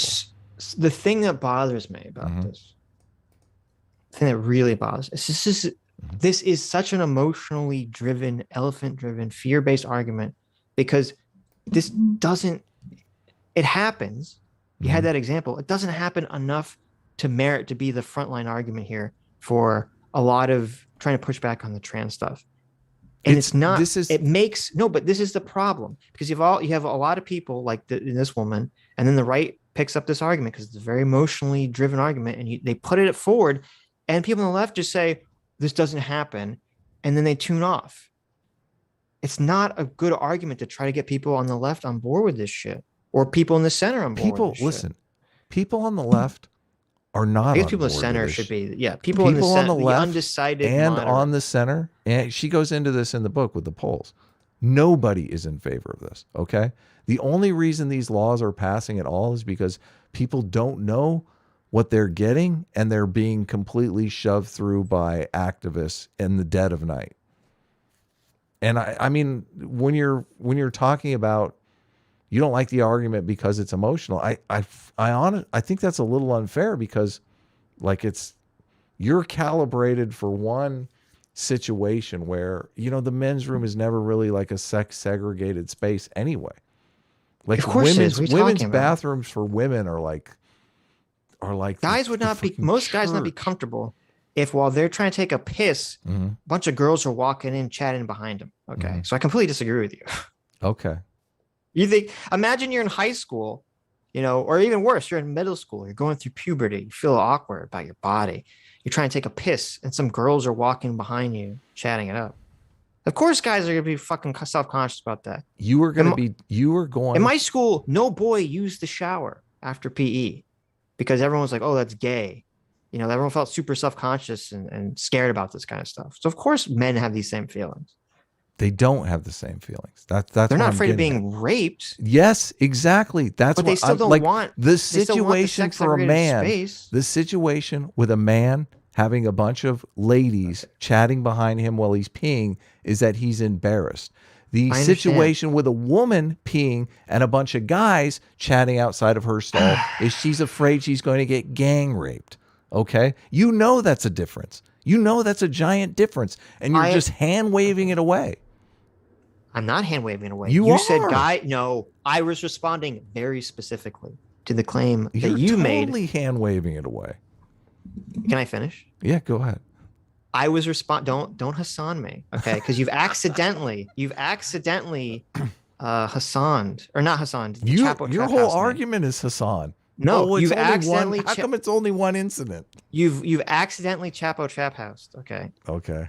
I was responding very specifically to you, only to your one. Not that these are the same thing, but only to your claim that men do not care about having sex segregated spaces for themselves. That was all I was responding to. Right. I wasn't saying that it was as bad and it has anything to do with the sexual assault or rape. Okay. Well, I was saying that men are less caught up, men do not have this fear. Obviously I agree with you. Yes. Men are less can't think of the word. Women want their sex segregated spaces. They're more attached to their sex segregated places. Men are less attached to their sex segregated places. I think. I mean, I feel like that. I think there's a better. I think here's how I would frame the argument. Unfortunately, it's very crude, but I think this to me makes more sense. Well, no. I'm saying crude in terms of a legal sense, not crude in terms of our show. The argument I would buy in terms of the sex segregated space would be, if a woman is in a sex segregated space, she should not have to see a penis for any reason. Okay. To me, that's a much more logical argument. And so you say, oh, well, we're not saying that a trans person can't use the woman's locker room. But if she doesn't have bottom surgery, she shouldn't be using the woman's locker room. Okay. I don't have a problem with something like that. Should she be forced to sit in a stall with a guy peeing standing up in the next stall? Who, the trans woman? No, a woman, any woman. You said she shouldn't be forced to see a penis. Should she be forced to like urinate next to a man? Well, that's interesting. You say, should a woman be forced to hear the sound of male urination? Yeah, next to her. Yeah.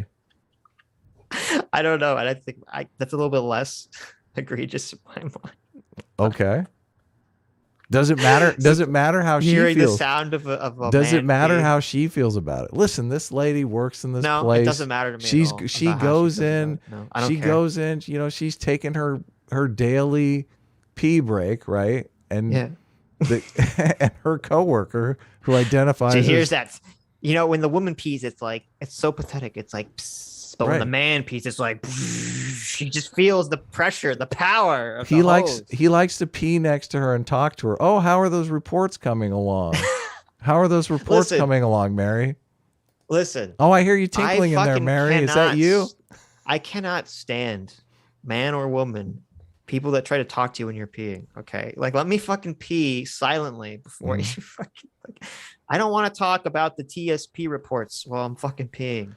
These laws. It's even worse for guys because they do it. You're in a urinal. You don't even have the door separating you. These laws are making any recourse to these kinds of situations illegal. Like I don't understand. Pass the law that makes it illegal to talk to people while they're peeing, and then maybe I'll be on board with it. This is the debate. It really is. It's how are we going to classify people? Are we going to classify people by gender identity, self-described gender identity, or are we going to class them by their biological sex? And for centuries and centuries, we've classed people by their biological sex.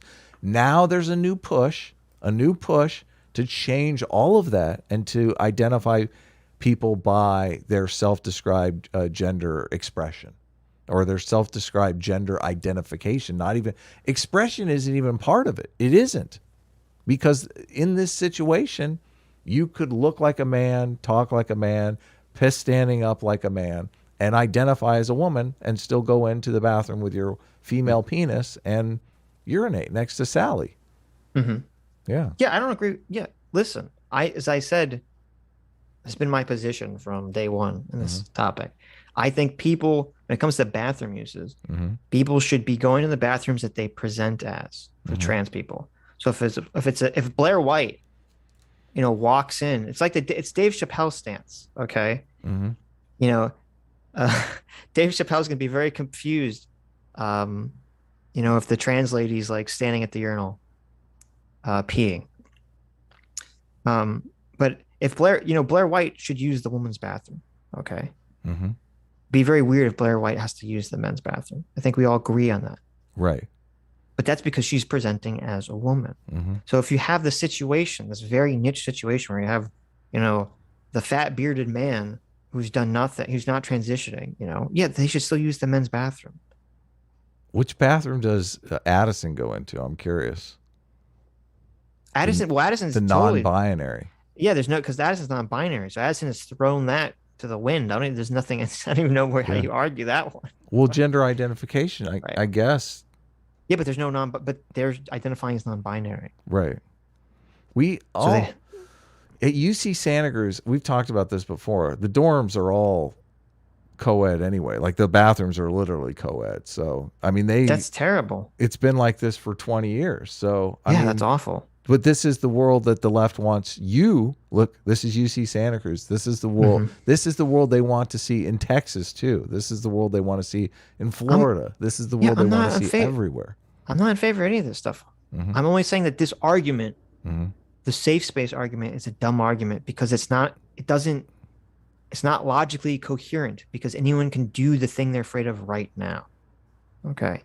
Right. So I'm saying if you want to make a better argument, I don't want to see a penis argument. Can I just point out, okay, the thing that they're afraid of is illegal in one situation and is not illegal in the other situation. Well, if we're talking about assault, I was talking about assault. No. I'm not talking about assault. You're talking about the sex pervert who gets off on assault. Listening to women pee. Okay. Right. Or exposing themselves in public. Or exposing themselves. Right. That's no longer illegal. Not only is it not illegal, you'll have an army of trans activists supporting you. That's exactly what happened at the respawn. That's why I said a better argument would be to hone in specifically on the exposing argument and say, if a woman goes into sex segregated space, she does not expect to see a penis. Right. Okay. Right. Okay. That's an argument I think is logically coherent and a much better argument. Well, that's the argument they're making. That's the argument I'm making. They're making a much broader argument. What argument do you think I'm making? The argument is, women shouldn't have to go to a sex segregated space, see a trans woman, and then be uncomfortable. Okay. It's a very broad, vague statement of what that uncomfortable means and where it comes from. That's not the argument I'm making. No. Okay. Well, that's the argument they're making. I'm making the argument that we should protect sex segregated spaces. Okay. Well, we can move on. Biological sex should be the legal standard and not. So you think gender Blair White should use the men's room? Uh, Blair White is a tricky situation. Yeah, I okay, mean, exactly. So it's not so yeah, simple, yeah, no, right? I don't. You can't just say, well, whatever your sex is, that's the bathroom you use. I don't. Yeah, no, that's a tough situation. Blair White is definitely a tough situation, but I still think, if Blair White is using it's better if Blair White is using the bathroom illegally than that we make it legal for anyone to use the bathroom. If we're talking about women's comfort, Mhm. okay, this is like exactly the situation that We're Chappelle brought. we're Wait a talking minute. about sex segregated spaces, okay? Okay, if we're talking about sex segregated spaces, you get in the exact The same purpose. situation Go ahead. that you get in the exact same situation that Chappelle talked about. Women are not going to feel comfortable if a trans man who looks and presents like a dude in every sense of the word, has a big beard, Mm-hmm. if not Anderson, but Ethan from the Sunday show, Mm-hmm. walks into the woman's bathroom Mm-hmm. and starts being like, the women are going to feel uncomfortable. They're going to be like, why is there a guy in here? I know, yeah. So that's what I'm saying. They're Just saying gonna this, get oh, triggered. It's gonna get triggered the okay, fuck right, out of them. right, but Ethan's sex was female. So that's what I'm saying. It's not, you can't just say, well, it's a sex segregated space. Everyone has to go to where their sex is. I understand the complications here, but you can't Okay. just I don't see how like we should eliminate sex segregated spaces to solve this issue. I guess maybe that's what you're saying. I'm not sure. I'm not saying eliminate. I'm just saying you can't, the criteria has to be way more complicated than just saying, well, everything's segregated by sex. Doesn't make sense. But sex segregated spaces has to be the starting point, obviously. Yeah, well, it already is the starting point. So that's fine. Right, but the literally what they're arguing to do away with legally is sex segregated spaces. Okay. Yes. We should move on. We should move We on. beat this to death. Yes. James Miller for $5 says, are material conditions being worsened on purpose to inflame the revolutionary spirit? Yes. No, I don't think so. No. You don't think that's true? How I thought the conspiracy was that the elites wanted to lull everyone into like false consciousness, not get them to revolt. Oh, okay. Right? I mean, Maybe that's what the elites are doing, but the well, revolutionaries definitely. no, but they said, are the material conditions being worsened on purpose? I assume they're talking about like supply chain stuff and Oh, okay. Maybe inflation and those kinds of things. So one Quim for $5 says, remember that time Dr. Phil brought on the creator of professional bum fighting and the guy came on dressed as Dr. Phil? We got to look that up because that can't be true, right? Find That's a picture amazing. of that, Adam. Find a picture of that. That's amazing. Yeah. I got to run to the bathroom real quick. Okay. I'll be right back. Which bathroom? I am going to. We don't have sex segregated bathrooms in this house. Oh my! All of Adam's tough talk about the importance of sex segregated spaces. What a hypocrite! He doesn't have a sex segregated space at his own house. Oh my god! Okay, thanks. Justin Hart for $5 says, the idea there was a God who sends most people to eternal hell made me less happy. Yeah. I always had a big problem with that too. In terms of the hell belief. Doesn't make sense to me. I feel like I should ask Adam about that when he comes back. Nick for $10 says, why do these pronouns require our cooperation? Japanese gender pronouns are first person, boku, watashi, etc. So it's up to the user to choose. Our pronouns are third person, forcing us to change. Well, I know, I'm trying to remember my Japanese. Like, yeah, I know that there are, well, boku and watashi. Well, wait a minute. Now I'm super confused. Where's Aydin? I was not taught. Oh, thank you, Diddler. Link the episode. I was not taught that boku and watashi wa were gendered pronouns. I was taught that they were honorific related, like, because in Japanese, a lot of the language you use depends on how casual the conversation is. So I thought boku was like, oh, I'm talking to Adam and I'm saying I. And Watashi Law was like, oh, I'm talking to my boss or my father-in-law. And I said I. I didn't think that they were gendered. I went back No, in the Boku is male and Watashi is female. I didn't know that. Well, I guess my Japanese teacher was woke because she never explained that to me. Interesting. Can't the people just use the disabled bathroom? I mean, There you go. Boku's generally male. I didn't know that. Interesting. How about we do a circus freak bathroom? There you go. I agree. Circus clown bathroom. Okay, here's a question that I thought maybe be relevant for you, Adam. Mm-hmm. Justin Hart says, the idea that there was a God who sends most people to eternal hell made me less happy. And I said, I always had this problem with Christianity, with that. Not all Christians believe that, but with some conceptions of Christianity about like hell, it just seems so like horrifying. Justin Hart. Okay, I got so horrifying to believe like that there's a God that's just sending people to hell forever. It just seems so fucked up to me. Like I understand the purpose it serves and the utility it serves, but like I wouldn't feel comfortable believing that. Most people have it coming though. There you go. There you go. Hell, yeah, there are. I mean, you got to have the concept of hell, right? Where are we going to put fucking Hitler? Where are we going to put Mussolini, right? We need hell. Right. Where are we going to put Charles Manson? Yeah, but obviously, you know, hell is a lot less restrictive than just that. Yeah, I know. Yeah. So, I mean, occasionally, you know. To me, and maybe this is my horrible Jewish upbringing, okay?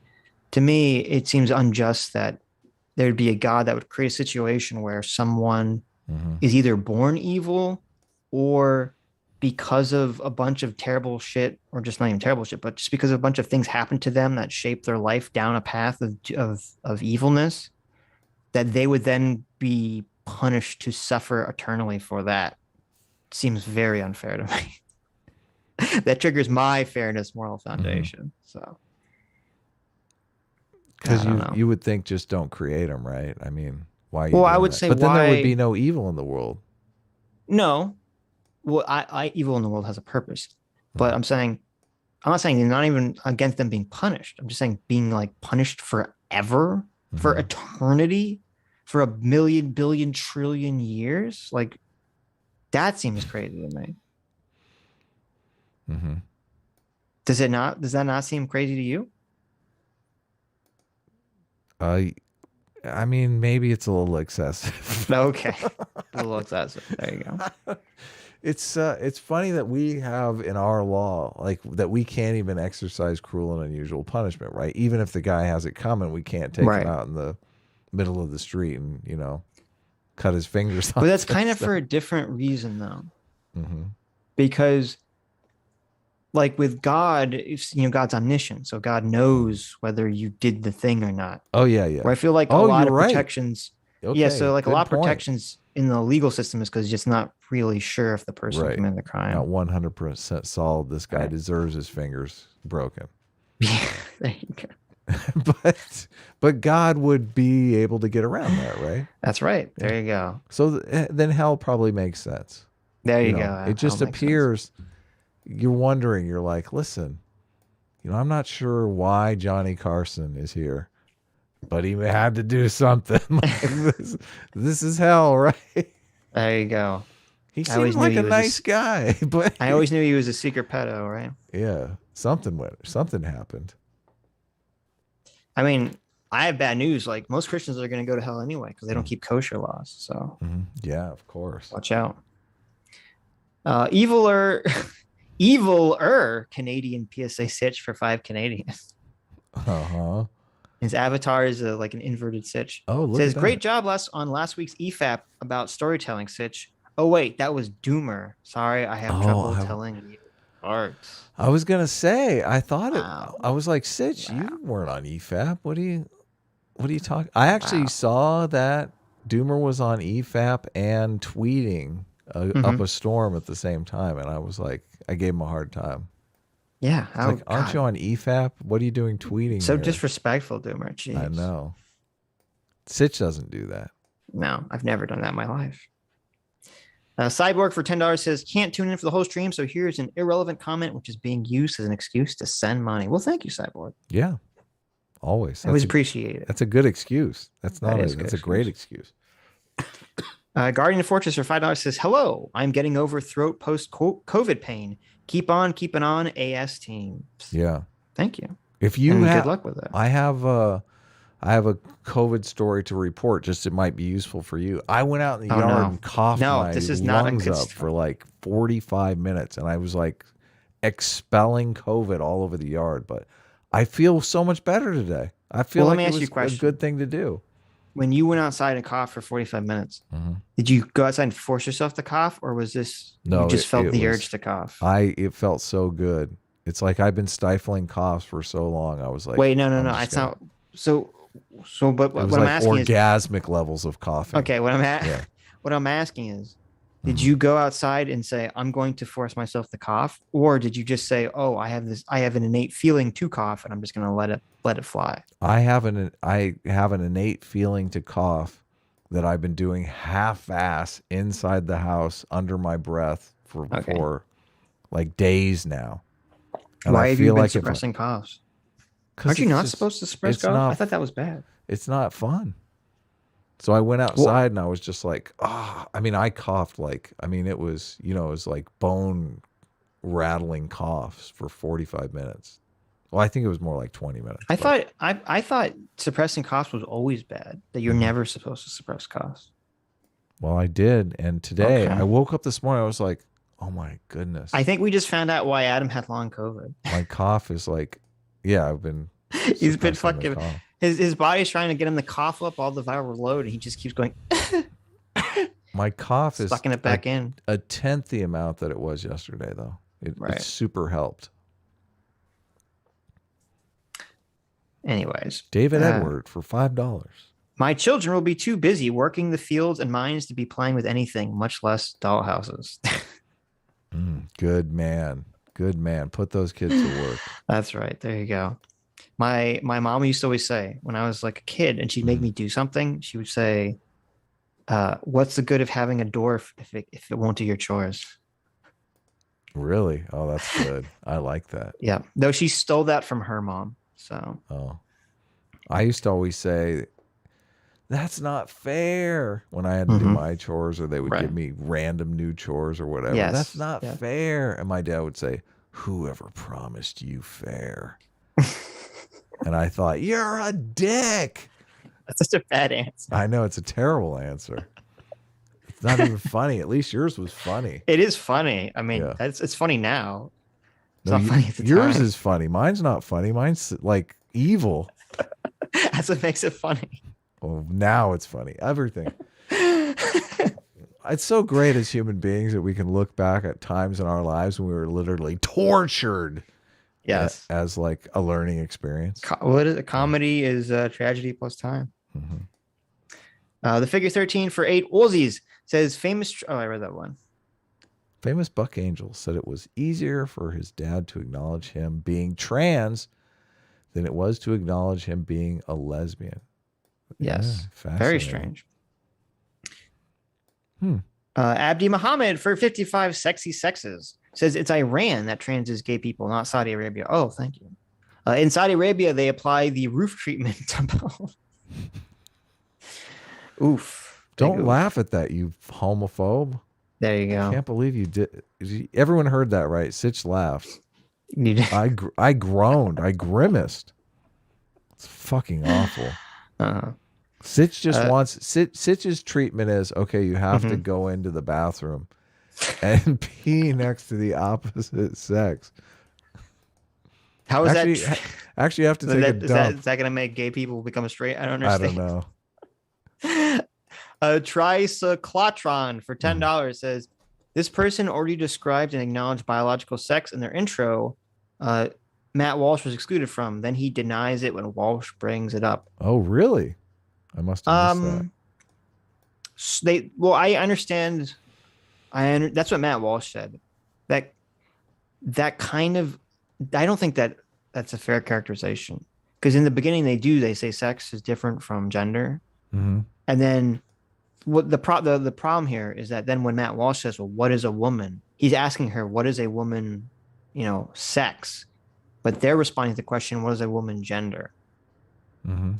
So it's a little bit of a citrus law situation going on. Oh, arguing over definitions. Or they just have different definitions. They don't realize it. Or they do realize it. But anyway, Justice for Joggers for $10 says, what in God's name is on the screen right now? I don't remember. Probably it was, I'm sure he's referring to Addison. Oh, maybe so. The circus performer. Aydin Paladin for $5. This is legitimately the cereal soup question. Yeah, we did that one on Sunday. By the way, please answer. Also, there answer if pizza is a sandwich. You gotta cough like that. You gotta have power behind your cough. Be a man. Real men cough. Okay. How West was one for $10 says they're trying to rob people of their agency to make judgments and objective observations about other people. That is true. Oh, that's so bad. Lifted and Gifted for $2 says, what does trans mean in a non-binary world? It means, I understand what your point is, because, yeah.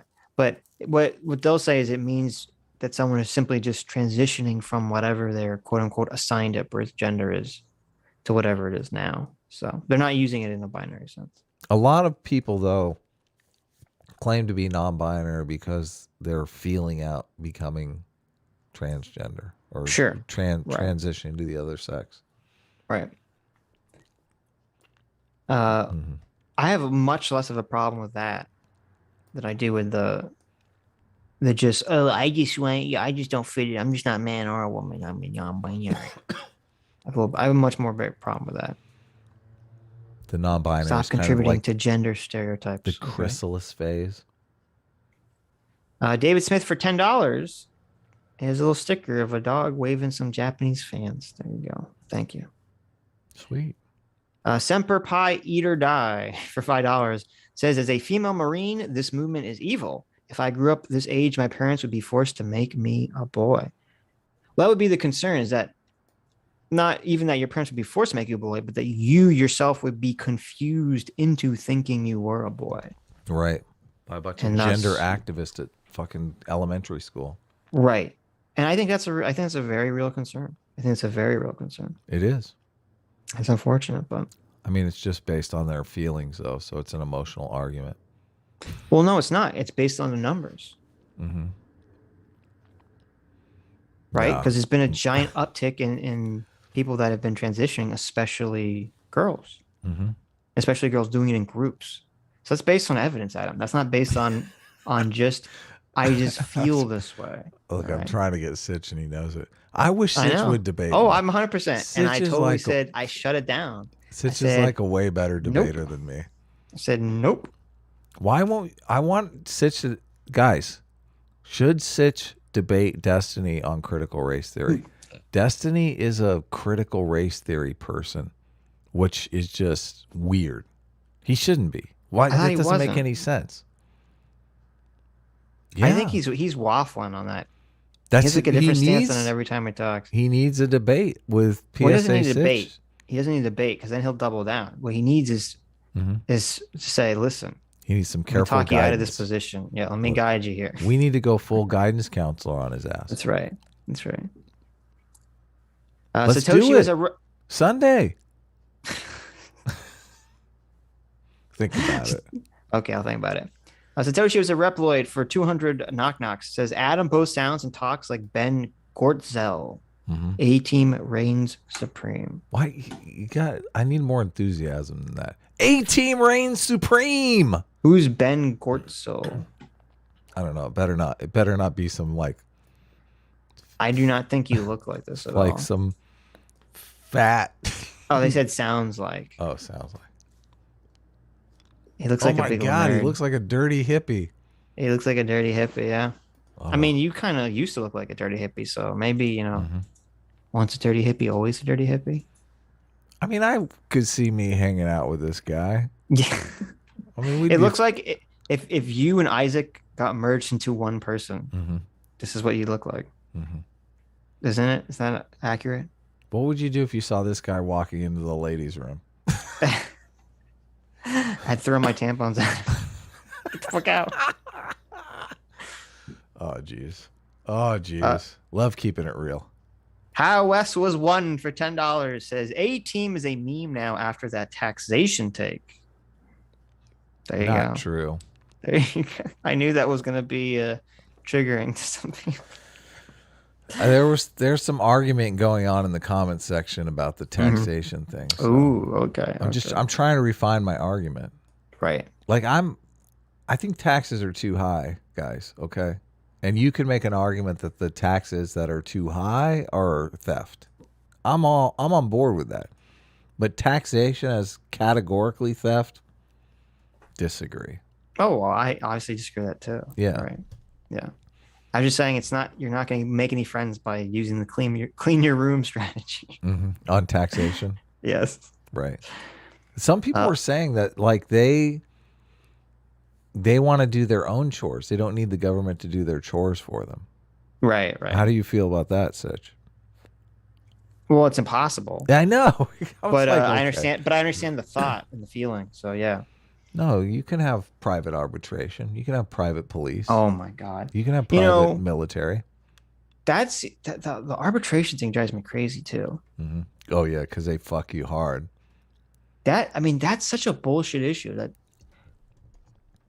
it's annoying because there's no political like will to change it, to change the private arbitration stuff because it's such bullshit. Why should if I work for a company or if I have to sue a large company that like hurt me, they're like, oh well, you have to do arbitration because by buying our product, you are signing a contract for your cell phone service. Even though your phone exploded in your hand and melted your face. It doesn't matter because you signed this contract says you have to go to arbitration. Oh, these judges that we hire, that we pay for, who are going to be more willing to give us preferential judgments because if they don't, then we're not going to hire them anymore. Yeah, there's no problem here with having a fucking court system where the judges are incentivized to rule in one direction because they're literally hired by the fucking people. Yeah, like it's just such a joke. All you anarcho-capitalists who want to privatize the fucking court system, I want you to go watch Lauren Southern's videos on her arbitration with Patreon. Right. And that was Go watch how they fucked her so badly. And that's part of that's what's so ridiculous. And she was saying this too. She's like, I have to go be in this quote unquote court system. Okay. This fake court system with a bunch of judges make a determination. A bunch of woke judges. Okay, a bunch of woke judges who are being paid by Patreon to be there and know that if they do not continue to rule favorably for Patreon or for businesses as a whole, they will not get hired to do this fucking job. They called her a white nationalist in the fucking response. Right. It's like, yeah, it's just, it's terrible. I don't know that it's right to call Lauren Southern a white nationalist. It might say it on her Wikipedia page, right. But I say it's a lie. So yeah. Oh, did you see? There's a story that's kind of funny that's been going around.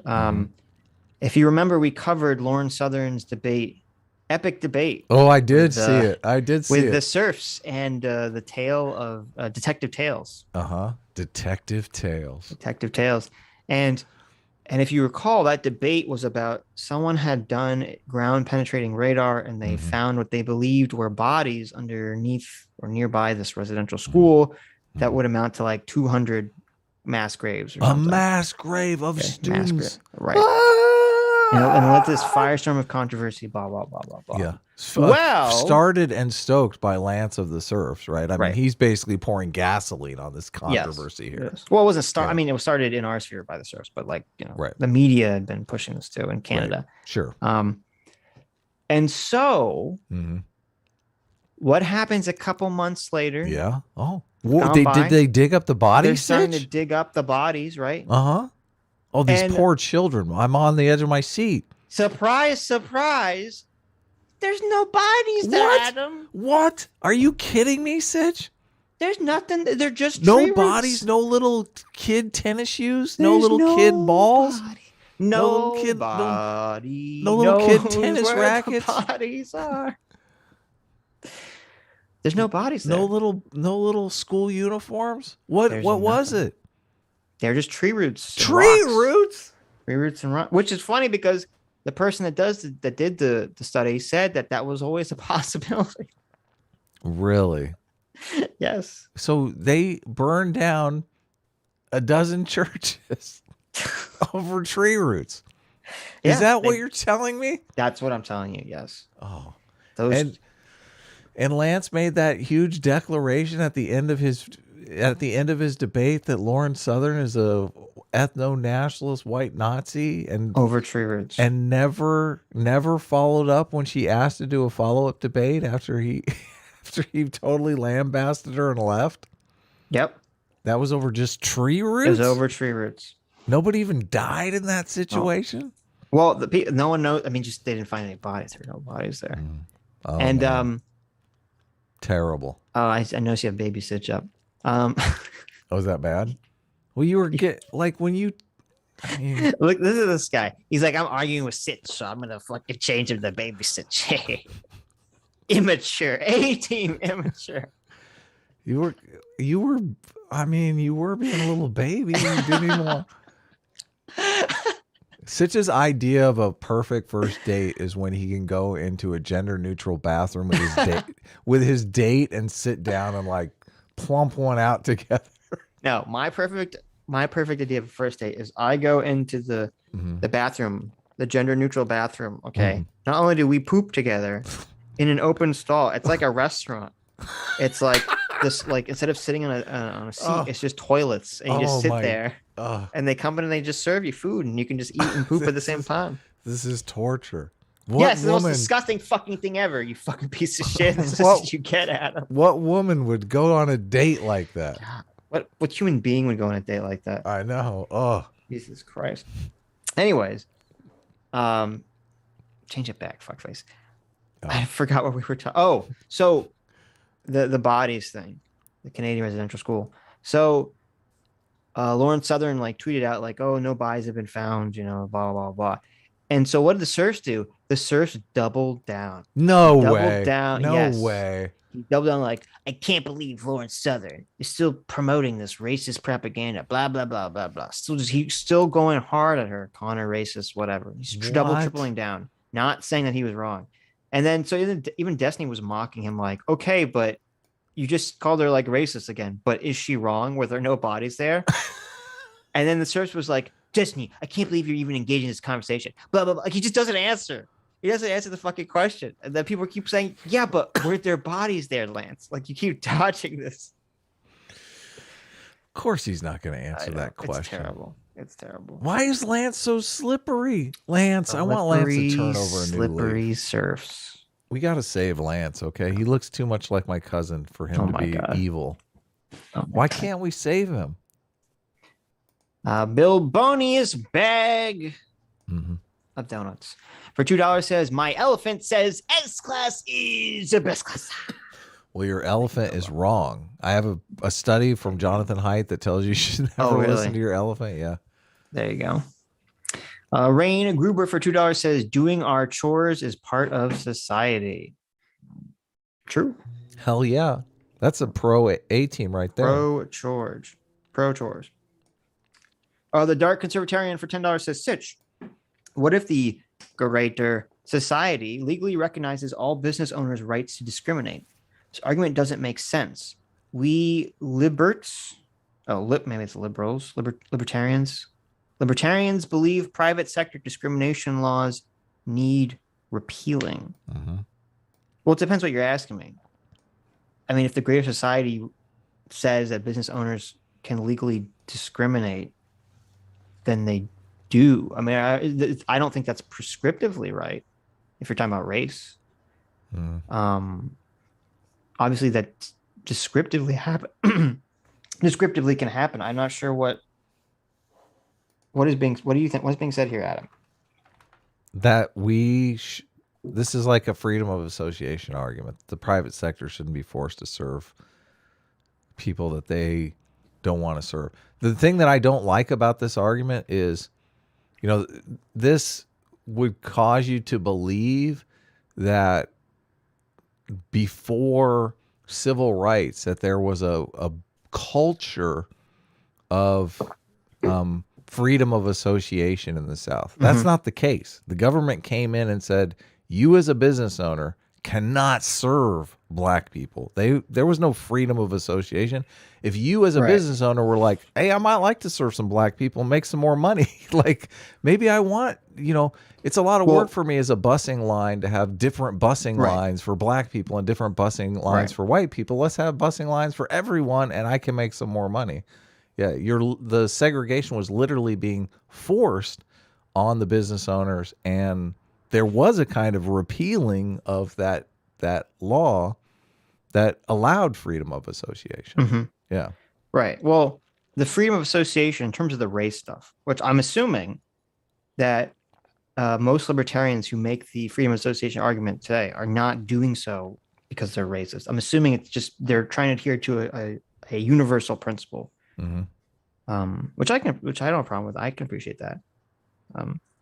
But in terms of during the civil rights movement, the freedom of association argument was used as a fallback position as you were saying.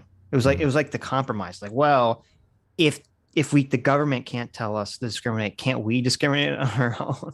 Like it was sort of like let us, let's find a middle ground solution here. Right. Some people wanted to discriminate. Right. I mean, I'm for free market solutions because I think sooner or later the free market is going to eliminate that kind of discrimination. Well, and I think the bake the cake thing, I don't like that shit because it is people going looking for trouble. Yes. And the problem with the freedom association thing, beyond the fact that from a principle perspective, I don't think it, in terms of race, I don't think that I don't agree with that principle because, as I said, if you operate in the public sphere and you have access to public utilities, you should have to also follow the same fucking public laws that everyone else follows, and you shouldn't be able to discriminate on those grounds.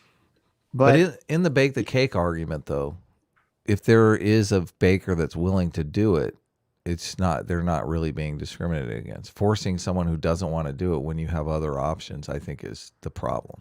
Well, and you know what? Well, that's what I was going to say is that part of the issue with the let the business owner discriminate thing is that when these arguments were first constructed as a response to desegregation, if that had been allowed, you would still have segregation because if 90% of the people all are racist and bigots and don't want to serve black people, you just totally what are the black people supposed to do? They can't get service.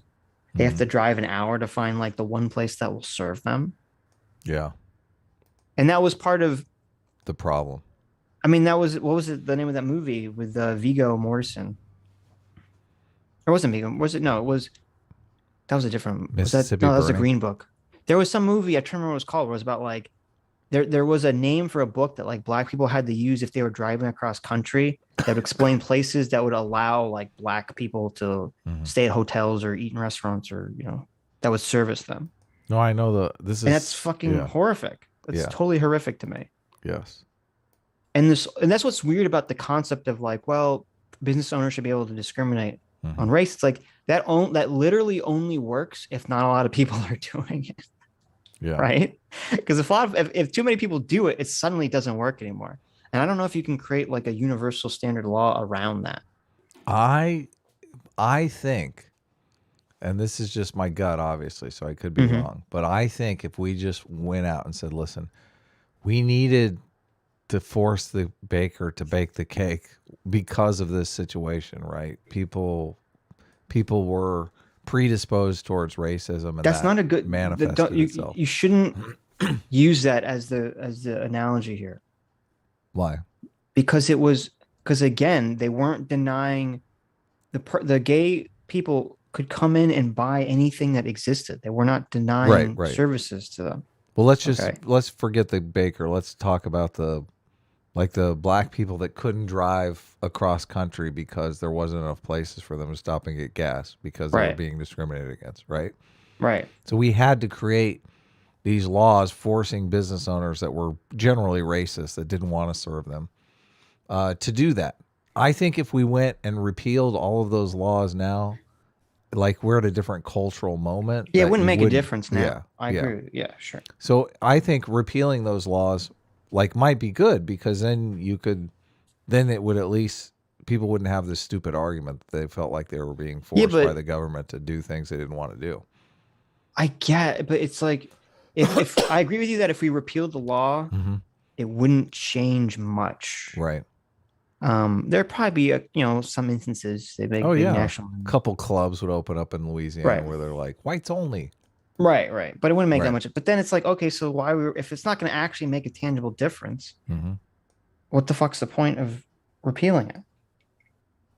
Just so people can't complain about it. I would actually, I just realized I would be completely against repealing. Because you know what's going to happen if you repeal it, right? You're going to have all these fucking woke shops in California and in New York. They're going to be black only. They're going to say black only. No white people allowed in this business. Okay. Right. And I'm not in favor of that. It's not good for society. Okay. So no, keep them. Now white people are going to need them for protection. Okay. Yeah, you're right. We didn't think this thing through. Yeah. Now whites need the protection. Exactly. Saxon Gregory for $5 says, you guys should watch Hasan reacting to the Dr. Phil episode with Christian Walker. Well, ask and you receive. I know, we did. We did. Just keep watching. BW85 for $5 says, a substitute teacher was fired for not respecting an elementary school kid's cat identity. She laughed and the cat kid ran out of the class crying. Didn't we look that up? I mean, that wasn't real, right? No, it was. Well, we don't know if it's real. Oh yeah. It was a lady that claimed this happened to her on TikTok. I don't know if it was ever confirmed. Yeah, we don't know. Sounds like fake news, but it is funny. Well, I don't know if it's fake. I mean, I could believe it. And there's a person making the claim. There's like a physical person appearing on camera people can find out her identity, see if it's true or not. Which I presume will happen at some point if it hasn't already. You're providing kids all of these tools to fuck with substitute teachers. All Things Mario for $5 says, can you show love to my Mario channel? Sure. All Things Mario. All Things Mario. Check it out. I don't know let me make sure this isn't like a creepy channel here. Oh, I had some meme that I brought up too. What's All Things Mario? No, I lost it. Oh, here it is. There you go. Yeah, look, it's just a channel. There's Mario stuff. You guys like Mario? All Things Mario. Vincent, check it out. Vincent E. Tundo did this meme of, I guess it's Vosh watching a bunch of guys have sex with his girlfriend or something. No, it's a meme that's like all the people at a party, and you're in the corner, and you're like, these people don't know X. Oh, okay. And so here's the. I'm assuming you're playing it. I am, yeah. Yeah, Vincent Tundo made the meme with Vosh in the corner saying they don't know how oppressive their monogamous relationships are. Right. As he's basically just like alone in the corner. Yes. It's very beautiful. Sad. Thank you, Matt. Thank you, Vincent. Paul Fritz for $5 says, pops into a Sitch and Am stream. Oh, I wonder what they're talking about. Sees Dr. Phil. Really, guys? Yes, Paul. Really. Is that bad or something? I mean, listen, Dr. Phil is a worthwhile subject. Okay. That stream got demonetized. In a big bad way, Usually our streams get auto flagged and then they get remonetized like the Friday, like after everyone's already watched it. But that one, they're like, nope. You know why? I think it's entirely my fault. Because I literally, like, the first thing I said was Circus Freak, like first 2 minutes of the stream. That's not good, and it's about trans stuff. Yeah, I should have held that off for a couple hours. Yeah, we have to go into these streams completely incognito, where we're. No, we just talked about how we can't do that. That's what Wash does. Okay. No, we're gonna have to do it. Okay. It's okay if we do it just for a minute.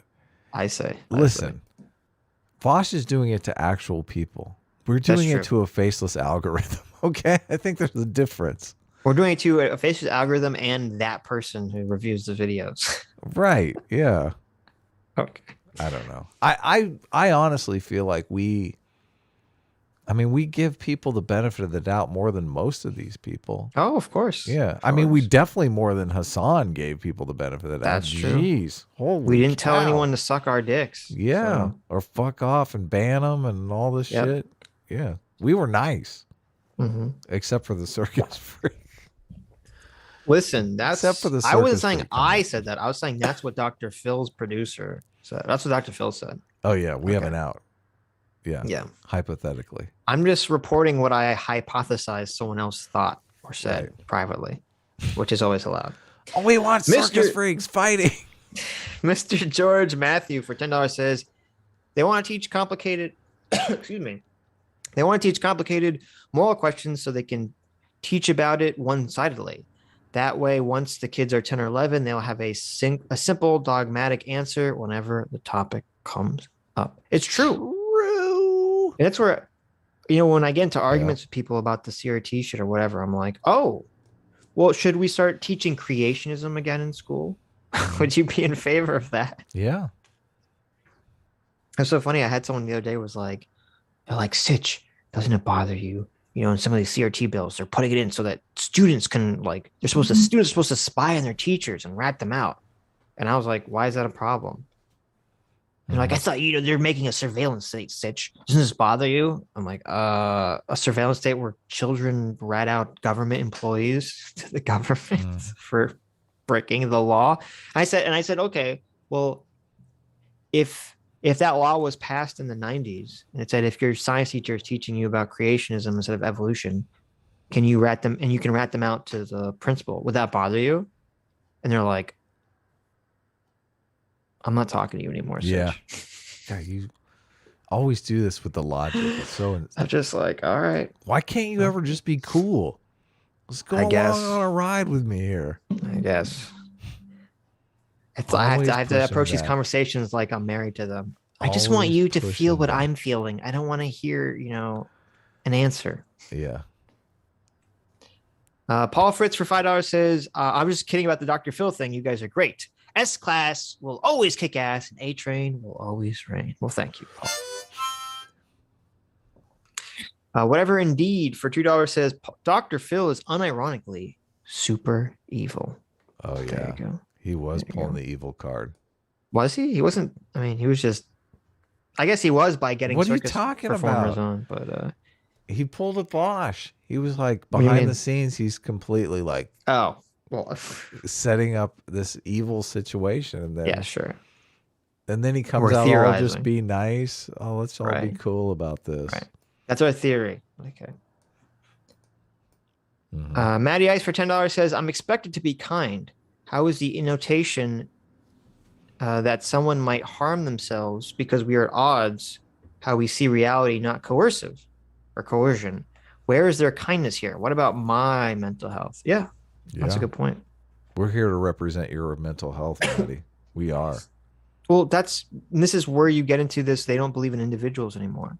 They say, oh, well, I don't care about you as an individual. You're part of a group of people who are in the majority and have most of the power, according to me, in society. Therefore, I don't have to take into account your feelings. Yeah. You're just one person. It's just one person. Why is it always just one example? So, I mean, that's why it's part of the reason I'm so anti-collectivist, because being collectivist does allow you to basically enslave and treat other people like shit. Yeah.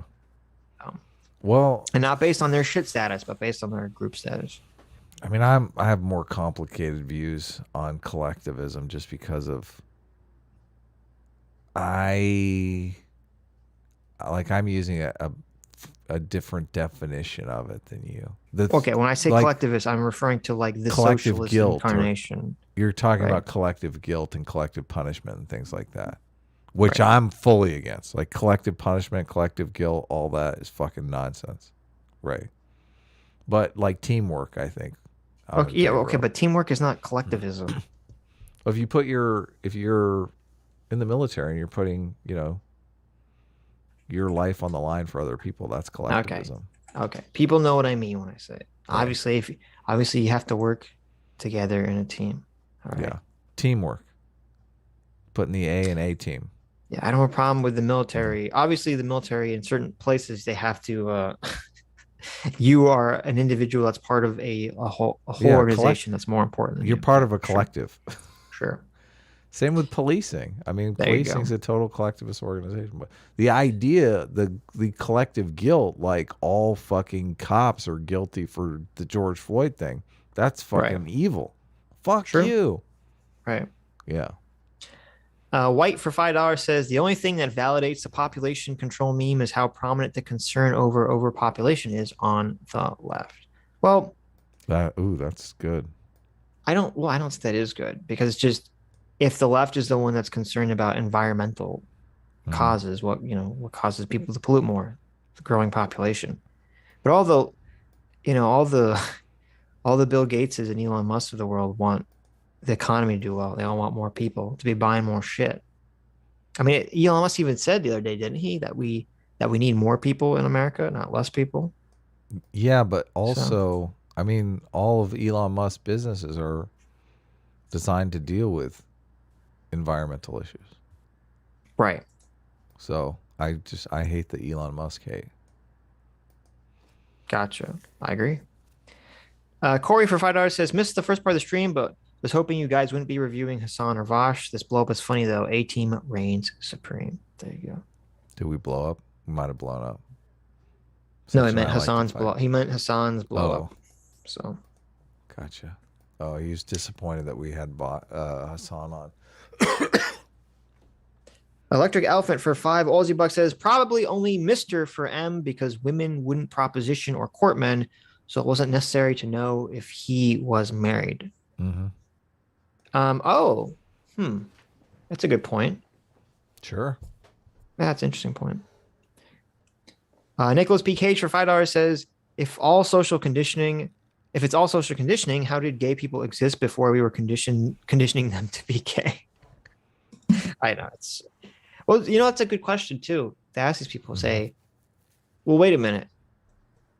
If it's all social conditioning, why do some people break free of their conditioning and become gay or trans? Mm-hmm. Like how do those people break free? Were those people socially conditioned? Are you saying that those people were socially conditioned to be trans or gay?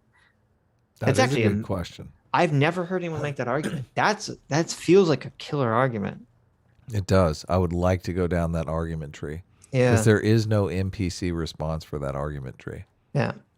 You being a cis het normative gender is totally socially conditioned. Oh, is it? Mm-hmm. Does that mean that your transness is socially conditioned too? Is that the only reason why you're trans? No, I'm escaping. I'm cool.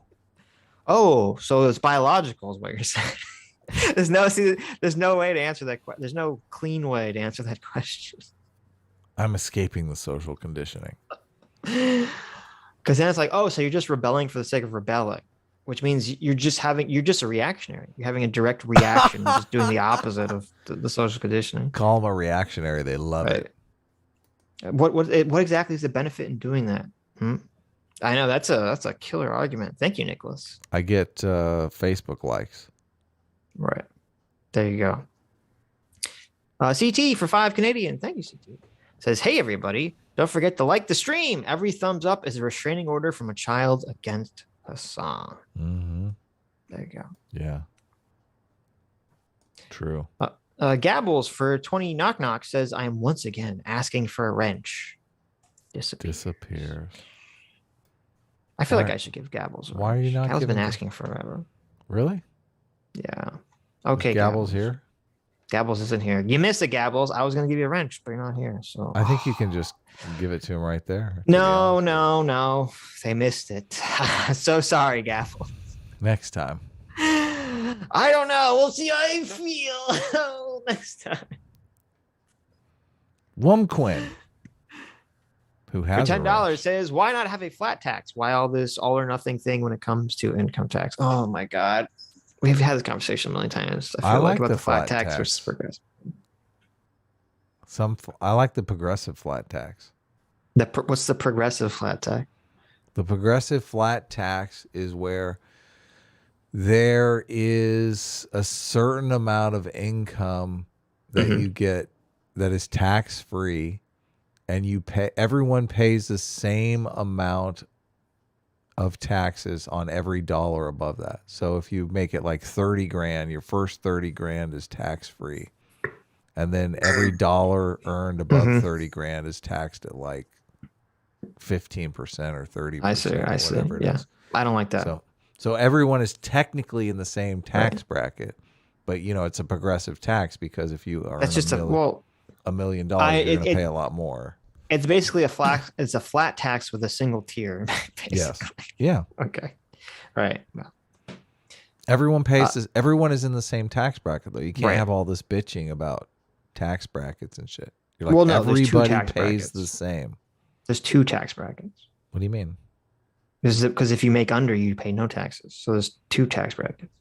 No. Everybody pays the same amount. 30% on every dollar over 30K. If you don't make the 30K, then you're still in the tax bracket. Well, I guess technically. Whatever. Come on, why you got to ruin it? It's all about the psychology. I don't like it. It's a dumb idea anyway. I don't like this idea anyway. Why not? Sitch wants to get in there and like micromanage the tax. That's right. 99%. Bring back the 99% taxes. Eat the rich. I'm going full revolution, everybody. Do you think it's fair if we have these tax brackets like 30K to 40K or at this percentage? Yeah. 50K to 70K or at this percentage, 100K to like that's so rife for abuse. That's not fair. Everybody's paying a different amount. Everybody's paying. I know. It's not fair. How's that not fair? It's just not. There's all these deductions people are taking, and some people are paying, 1% of their income. Some people are paying 30% of their. It's not fair. Okay. An Electric Elephant for 2 Aussies says sue Matt Walsh for ripping off the movie Tusk. We're not going to sue him, but didn't you see Tusk? I never saw that. I saw Tusk. Yeah. Yeah. It's terrible. Oh. Okay. It's so bad, that movie, Tusk. I guess it's not so bad, but go ahead. Hayden Dill for $2 says Sitch, Adam called you amazing. S-Class is the best. That must have been on Twitter. It was a big. There you go. People thought it was. I came out as S-Class on Twitter because I said Sitch was amazing. But Adam secretly is S-Class. I'm not sure. Sitch is amazing. Thank you. That's true.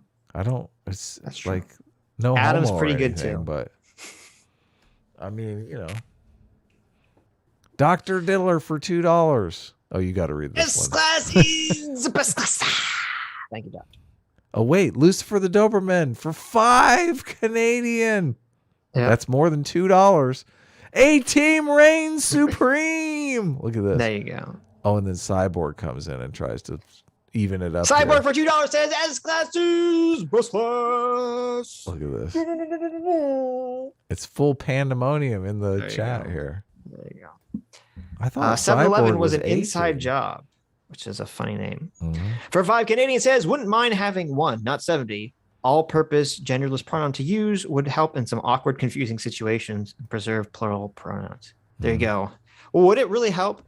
Because if you have the one, like an extra, if we have like a one genderless pronoun, people are only going to use it if it is an awkward or confusing situation. So it's not. I don't know if that's going to fix the problem. They're going to be, as soon as you pull out the zer, they're going to be like, "I'm a he." Yeah, exactly. Why did you just call me a zer? What is zer? Here, you do the next one. Bear back. Easy Shifty for $5 USD says they cut Blair White's Dr. Phil episode, but aired this one. Wonder why. I did not know that Blair White was on Dr. Phil. I know that James Lindsay went on Dr. Phil, and it was a big controversy on whether or not it would come out, but it did finally come out. And Jeff Holiday, enemy of the show,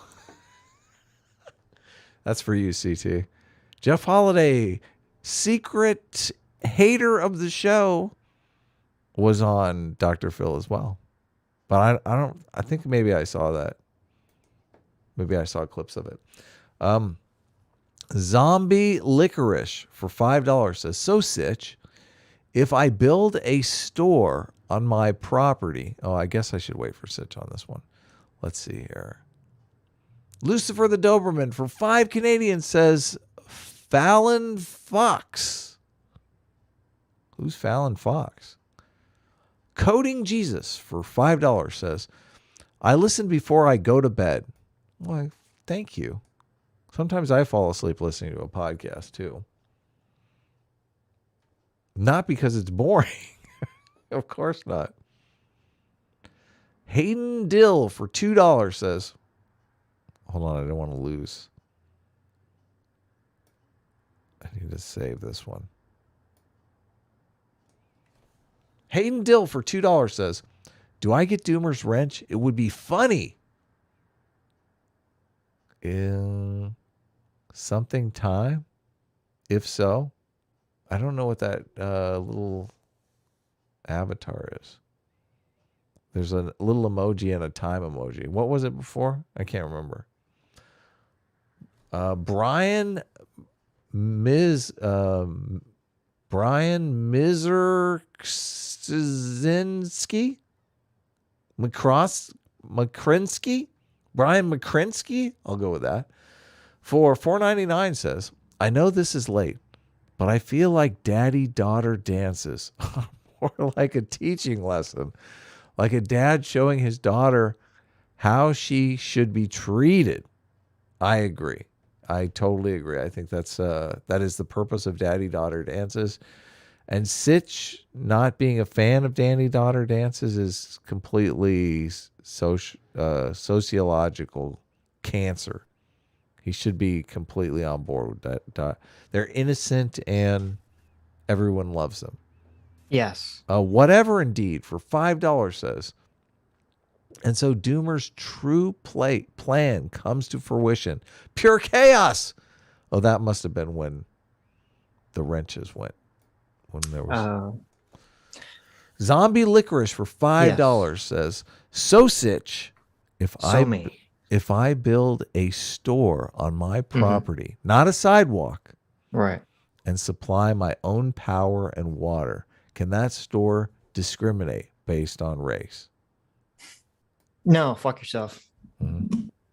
No discrimination on basis of race. Of course not. No, stop it.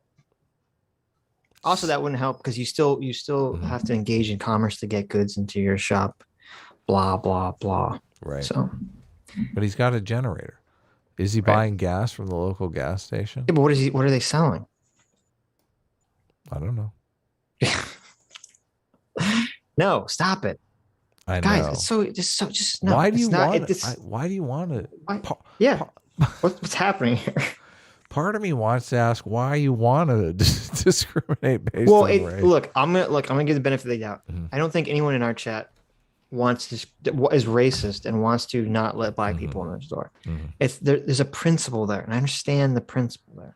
Okay, I get it. Yeah. But the principle is when the government tells me I can't do something, I want to do it more than ever. Right. Yeah. How about? Yeah, I don't.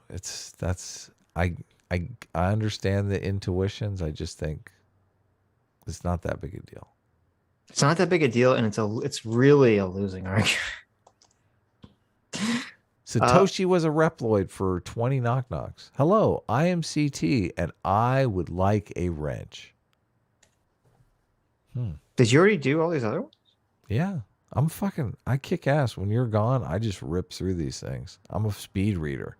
I only pretend I can read really slow. Is this true, chat? He read Fallon Fox. Well, I listen before I go to bed. Do I get Doomer's wrench? You read all those? Now you're rereading them? Well, you don't trust I'm just making sure. I'm just making sure. Mark Ellison for $10. This episode should be called Team Truth, Civil War. Sitch, why did you let Adam skip my super chat? And I'm going to be like, Adam. I didn't skip any super chats. Okay. I even read Brian McCrinsky. All right. What is that name? Just so Brian, you said exactly how it is. I know it's terrible. We're up to Andrew Clark. You want to take over? Mark Elson, I kind of talked over it. $10 says this episode should be called Team Truth Civil War. Da-da-da. Yeah, there you go. True. Andrew Clark for $2 says this feels like the Sneetches. Anyone else? Oh, that's a good comparison. Yeah. Mm-hmm. That's one of my favorite Dr. Seuss stories. Do you remember the Sneetches, Adam? I don't. They had stars upon Mars. There was Sneetches, and this guy came over, he had a machine that would put stars on their bellies. Mm-hmm. And the Sneetches would go into the machine and they pay the guy to put the star on their belly. Mm-hmm. And they say, look how cool we are. We have stars on our bellies. Mm-hmm. So, of course, everyone then went out. All the Sneetches went out and got stars on their bellies. Mm-hmm. But then none of them were cool because they all had the stars on their everyone, bellies. Status quo. Right. So then the guy said, well, never fear. I have a machine that removes the stars from your belly. And so then all the cool people were like, oh, you're so last week. You have a star on your belly. Mm-hmm. And so, of course, it's literally just like they just go back and forth, between removing and putting the stars on their bellies. And at the end of it, they all run out of money. And the guy just drives away laughing and the giant sack's full of money. And that's a great comparison. Well, it's not anti-capitalist. It's saying don't just be a conformist. Don't just get given the peer pressure. Don't just do things because, you think they're cool or whatever. Like, it's interesting because it's kind of it's kind of anti-conformist, but also it's like, it kind of draws at the issue that there's like a contradiction. People all want to be different, but then they want to conform to being different because being different is cool. Yeah. And it's interesting because if once everyone has something, it stops to be cool, right? Yeah. So no, I love the Sneetches, but that gets very applicable to some of the stuff that's going on. It's funny. It's so applicable. I'm kind of shocked that conservatives and anti-trans, bill pusher people haven't made the Sneetches their symbol of this, because if they did, there'd be this huge cry to they had the Dr. Seuss books that they changed. There'd be a huge cry to ban this book. That would be good. That's a good angle right there. And that, of course, would make the left look ridiculous. They're trying to ban the Sneetches book. The bearded lady look is not going to pick up steam, though. I don't think a lot of people want to go for the. I am curious. They should have asked Addison which bathroom she prefers to use. Would have been interesting. The Dr. Phil staff knows. There's a couple of memes and pictures that you can put up. Do you want me to put them up? Sure. You want me to get busy on the memes? I want you to put them up. How are we doing on time here? Oh, look, we're right on schedule. Phoenix Lord Osterman for $5 says, I can't wait for him to get canceled in 10 years when body modifications are more common and cheetahs and lizards dig this up. There you go. Hasan's going to get canceled for his anti-cheetah lizard take. Mm-hmm. King Prince for £10 says, you guys talk about society needing sane parties for offense and defense. Does that mean you're in favor of nationalism and geopolitical realism to the degree it is a successful strategy and in your interest? Well, I'm going to be honest. I don't know what the fuck geopolitical realism even means. Yeah, I don't either. I mean, obviously, every nation has to have some level of nationalism because otherwise you're not a nation, right? Yes, correct. Yeah, so I mean, obviously you need that. Everyone needs. I mean, I don't even think it should be a team thing. I would argue, everyone needs a healthy dose of nationalism themselves, right? Because if you don't, then you're not going to care about your country at all. The Democratic Party used to be a lot more nationalistic, and then they started this. Let's all turn Republicans into ethno-nationalists. And I think it sort of tainted the nationalist brand a bit, where now they can't really be nationalists without people going, oh, that's ethnic. It's like, no, I mean, you can be nationalist without being an ethno-nationalist. Sure. I mean, that's the whole idea behind America. Right. Yeah. Very true. Very true. Shelby Pond for $5 says, Rentsurrection First time I've been able to catch y'all live. My hubby showed me the way. Oh, awesome. I wish Jordan Peterson was here or Michaela Love. Well, thank you, Sean. Yeah. Greta's carbon neutral vibrator for $5. Is that what? Greta's carbon neutral vibrator. You know, Greta cares about the environment. Okay. So she cares about one environment, that's for sure. There you go. The one closest to her. Thanks for making my Sunday stuck at this inpatient ICU clerk desk easier. I drown out the code blue alarm with enlightened centrism. S class is the best class. Listen. That's awesome. Listen. If you get a code blue alarm, okay. You gotta respond. I don't care what a good point me or Adam are making. Okay. I don't care what's happening in the stream. We will not be responsible for any deaths on our watch. All right. Is that super chat from a nurse? Is that what's going on? Or they said they're an ICU clerk desk. Oh, okay. Yeah. Code blue. Isn't code blue like a heart failure, heart attack or something? I'm not sure, but that's pretty funny. Code blue just means a critical status of a patient. May call if a patient goes into cardiac arrest or has respiratory issues. Well, there you go. Inpatient ICU clerk desk. Yeah. Yeah. You know what? Ask yourself what the race and the sex of the person is that goes in code blue. Because if it's one of those straight white males, I drown out the code blue alarm. If it's one of those straight white males who's going to a code blue, you should probably, they could wait, right? I mean, they've been waited on hand and foot their whole lives. So you could probably, they can hold out for a while. I'm curious if your coworkers know that your screen name is Greta's carbon neutral vibrator. Because that's some funny shit you should share. That is a great name. Yes. Yeah. Cat Branchman for $5 says, Cat Branchman says, I'm a secret doomer tsundere. His contributions on debates are always valuable. Also, fuck you, doomer, and your wrench. So there you go. There you go. That's a tsundere move right there. There's total tsundere. Old School for $5 says, Aydin and Doomer must now do a musical number in Japanese. Did you ever listen to Doomer's debate with Vivian? Did you listen to that? Vivian Wolf? Yeah. I guess it's Vivian Wolf. Yeah. No, I did not. You're missing out because it is. Is it amazing? It's fucking epic. And I kept trying to get Doomer to post it on his channel, and he's going full. Wait. How do you listen to it then? I think I listened to it on Twitch. He sent me a link, and the link doesn't work anymore. So I don't even know. I hope he downloaded it. I mean, and he did a playlist of all his debates, and I was looking for it in there, and I couldn't find it. But Doomer goes a pussy. I know he goes. Listen, he does get triggered a little bit. Okay. Yes. And there is some yelling. Yes. And some screaming. That's good. That's good. And some spit hitting the microphone. Okay. I mean, it's good. It is good. And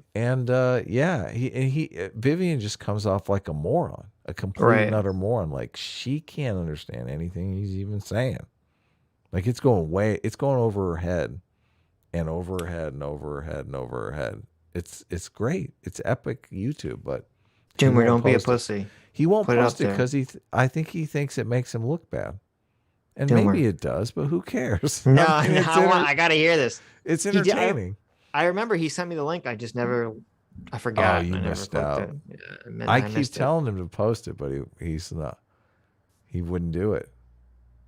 I think one of you told him it made him look bad. Why would you do that? I don't think it made him look bad. I never said that. What? I think it made him look great, to be honest with you. No, what? I have an interaction with Vivian on Twitter where I it's kind of my fault. I called her a moron just out of nowhere, out of the blue. So she came back at me with a bunch of lies and nonsense. And I guess I had it coming. I started it. Well, not really. This is the thing. If you call someone a moron and they actually are a moron and they come back and make up a bunch of lies about you, that's not fair, right? That's not fair. No. Because it's like truth against lies. You come back and call them a moron. You can't go back and just start lying about them. Right, exactly. Right. Yeah. Yeah, you have to respond like with like. Yes. King Prince in the chat says, thanks for the answering. Geopolitical realism is realpolitik, i.e. what Henry Kissinger and Niccolo Machiavelli did. Oh, well, I mean, obviously you need to have, I mean, I would say the same thing as I said with nationalism. There always has to be some consideration of like what the practical situation is. You know, you can't be a pure idealistic. You can't be a pure idealist in a lot of situations. It was interesting. I was actually, Stephen Michael Davis was talking about how even Ayn Rand was saying that, like, if there was an emergency, like a meteor coming or comet coming to smash into the planet, like you can't just say, well, I can only operate under my specific ideological considerations of what the government can and cannot do in order to prevent this meteor from hitting the planet, right? Because if the meteor hits the planet, everyone dies, and everything that comes afterwards is pointless. And so, yeah, there are obviously going to be situations that call for, you know, sometimes you have to go against things that you might be against in some situations ideologically. Some collective action is worth taking. There you go. There you go. So, yeah, you always have to take the problem is there's no comfortable, like, universal answer. They can say this fits for everything. Yeah. You just there always is going to be some leeway. There's always going to be some give, some consideration that has to be thought of by the people at the time, in the situation at the time as it arises. That's always going to be. You can't just say, oh, this is the law and this is the law in perpetuity forever for all circumstances. Yeah. We live in a messy, uncertain world where things have to change as needed. Right. And that's why you need the offense and the defense. Yeah. That's the whole purpose of it. Yep. Alphabet for 5 Aussies says, is the streamer Sneaky from Cloud9 considered trans since they're into cross-playing? That's it depends. I hate to say it depends. What is they could be if they What is cross-playing? I assume that means like someone who's cross-dressing in like a cosplay sense. Okay, gotcha. Yeah. But yeah, no, it entirely depends. They could identify as trans under a lot of people's definition of trans. Under the legal definition of trans. If they just speak the magic words, I am a woman, then they wouldn't need to. Why would they wouldn't need to? Why would gender identity is how you identify. No, but wearing clothing, cross-gender clothing is already protection, because that'd be part of sex stereotyping. We need to, I think a good illustration of this would be if we set up, like, picture a long line of criminals, like a long line of male criminals and a long line of female criminals walking up to get their prison jumpsuit. And when they get up to get the prison jumpsuit, they ask them, how do you identify? And they either say male or female. And if they say male, they get the blue jumpsuit and they go off one way. And if they say female, they get the pink jumpsuit and go off another way. How do you think those two lines are going to play? How is that movie going to play out? What do you think? Right. I think you know. How do you think? It's going to be, everyone's going to be going one way. Yep. Everyone's going to be going one way, of course. Co-ed prison. Of course. Yeah. Down goes Solo for $5 says, bring Aydin on. Well, ask and you received. Lord Tennyson's Pipe for $2 says, S-Class Samsara versus Doomer Dharma. There you go. I don't know what any of that means, but there you go. Ronan Jorande for 100 Ronins says Hasan is Rohan. I would say Ronins. Rohan Jorande says Hasan is a leftist Alex Jones. True. He does kind of sound like it. Yep. He has a very similar vocal quality. Though I would argue Alex Jones sounds way more cogent than Hasan has ever sounded. Yeah, Alex Jones actually has legitimate arguments, which make you think. Yeah. Well, Alex Jones seems to be able to construct, even if you don't believe the set of facts he's working from, which obviously I don't. Yeah, I don't. A lot of times. He still is able to construct a logical argument that your brain can follow. That doesn't rely on him saying, suck my dick. Correct. Yeah. So there you or go. Taking other wild arguments that contradict his argument and throwing them in just for good measure. Yeah. Eris 2 for $5 with a little walking taxi cab. Is it a taxi cab? I don't. Oh. It's really tiny. I can't see what it is. Yeah, looks like a little car, doesn't it? It's interesting. I like it.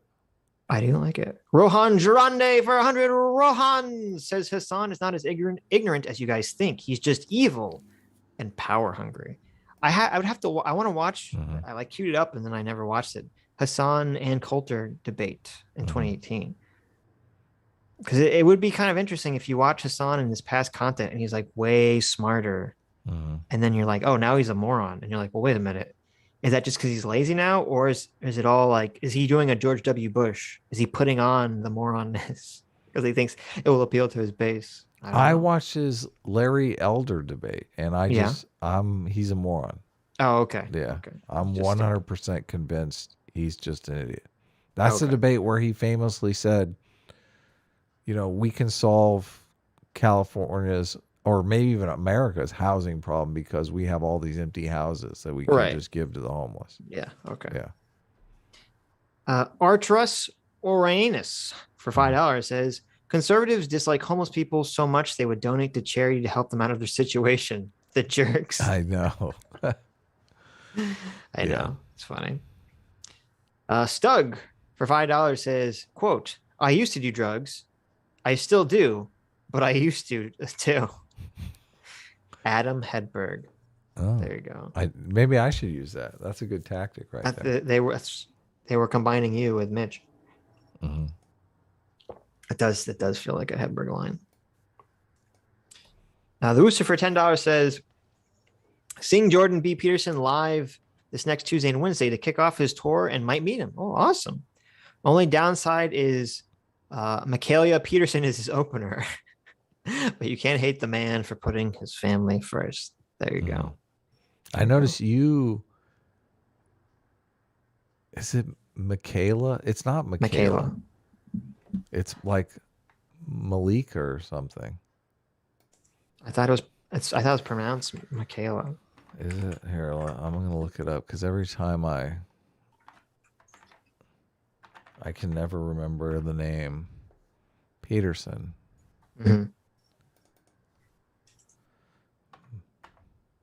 Pretty sure. Halika. This meme was created by Danimal. This was the thank you, Danimal. This was the Giants Dr. Phil chairs. That's what it felt like. The only thing I could think of was that they wanted to have that weird camera shot, like where the camera was over the heads of the audience, but still had the straight on of Dr. Phil and the people, but they didn't want to put a camera in front of the audience. That's the only thing I can think of. But I don't think it's worth it just because it still looks, they just look so weird on those giant chairs. Unless they just thought they weren't going to zoom out and do wide shots at all. Maybe that was it. But.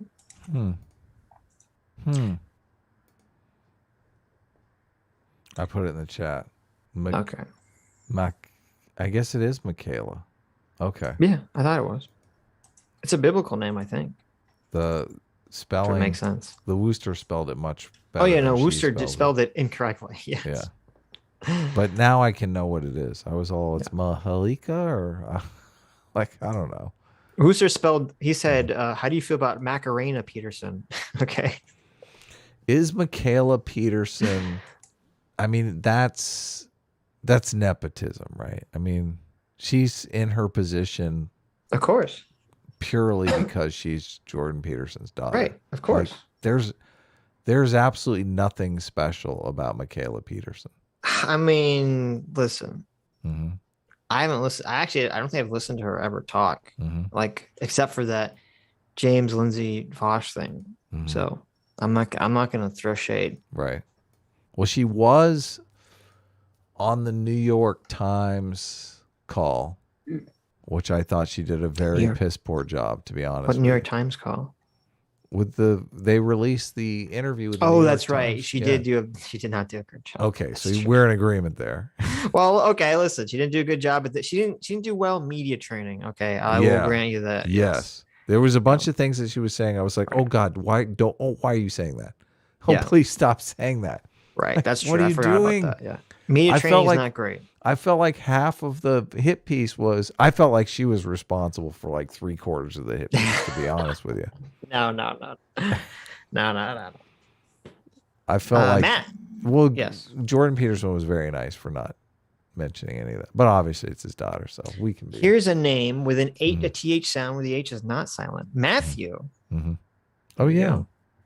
Matthew Worley for $10 says, I actually set aside my disdain for Christians when they did a homeless charity event. I helped out because I recognize the community and the purpose the church provides is far more likely to work. Well, good. There you go. Yeah, good for you. That's good. Stuff like that is really,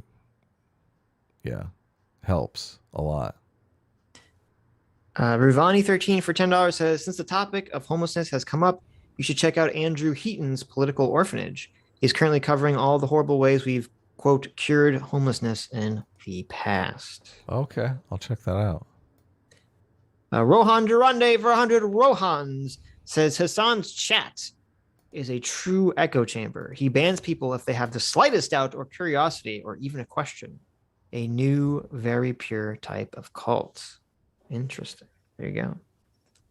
I mean, Hasan was banning people like for the slightest criticism on Sunday. Yes, yeah. Someone was like, Hasan, I've been following you for 5 years, and I think you're amazing, but like, I think you could have handled the situation just a teeny tiny, slightly bit better. Mm-hmm. Hasan's like, no, fuck you, suck my dick, banned. I hate you. I hope the rest of your life is a non-ending day of permanent torment in hell. He said you're cancer. You're cancer. Ah! Yeah, he's insane. I don't think we've called anyone. I mean, we haven't even called Lance cancer. Right. True. I know calling people cancer feels like a very lefty thing to do. Yeah. So Denny Cat for 5 Aussies says, I'm glad Aydin read Hope and I read that one. I read that to Aydin. Did you read Rohan? I did. Oh, you did read that one. Angry Bellsprout for $2 says, in the aughts, we had a term for non-binary transgender, and we laughed at them. Oh, really? Did we? I wasn't really. I'm not big at that. I don't know what you're talking about, Angry Bellsprout. Okay. In the aughts, I didn't even know transgender was a thing. That's true. Well, no, I mean, people were aware it was a thing. It just was so muted. We all seen. Well, I guess does Ace Ventura count because they did it to hide their identity, right? Okay. Remember in Ace Ventura, all the gender activists hate that movie now, right? Because it's a transgender person. Einhorn is Finkel. I've lived in some of the most progressive places, like San Francisco, Santa Cruz, and I never had any transgender friends or new transgender people or any of that stuff. Mm-hmm. So you would think in those places where, it was fine to be, no one was going to discriminate against you, it would be more common, but I guess not. Yeah, it wasn't that common. It still isn't. C. Hennessy for $5 says, there are special banks that you can get loans against your stock for CEOs. No tax on loan money. At some point, you'll have to pay back the loan. Yeah, I didn't know that. That was crazy. Yeah, that is fascinating. I would have to see what the defense for that is. Seeing one side of the issue, it obviously seems like bullshit to me. Like it is a form of tax evasion, but I'd have to hear what the defense to it is. Mm-hmm. There's probably some part of it I'm not considering or can't think of. Electric Elephant for 5 Aussies says severe addicts should be able to be forced into treatment. I am normally against force, but addicts have no free will. I have experience. Only way to save them.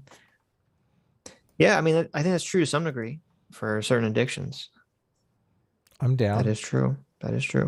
But see, there you go. That's an interesting case of like, you have to take into consideration specifics. You can't always have necessarily this universal principle. Because you normally be like, well, I don't think you should ever treat someone and, treat someone that doesn't want to be treated into some kind of medical treatment. But then it's like, well, wait a minute. If you have someone who's an addict, they're really chemically dependent.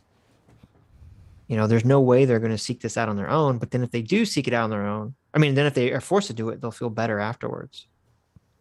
Because you're literally changing the chemical balance in their brain. I don't know. It's for your own good. It's I can hear the You anti-vaxxers speaking need a balance. It's for What's a little different your though, own good. because the vaccine isn't changing your brain chemistry to make you think differently, right? It's for your own good. Junebug for $2 says watch other podcasts came back and Aydin is acting cute. Oh, there you go. Nice. Adorable. That's true. That's what we're here for. We're here to provide you with your Aydin Paladin cuteness of the week. Mm-hmm.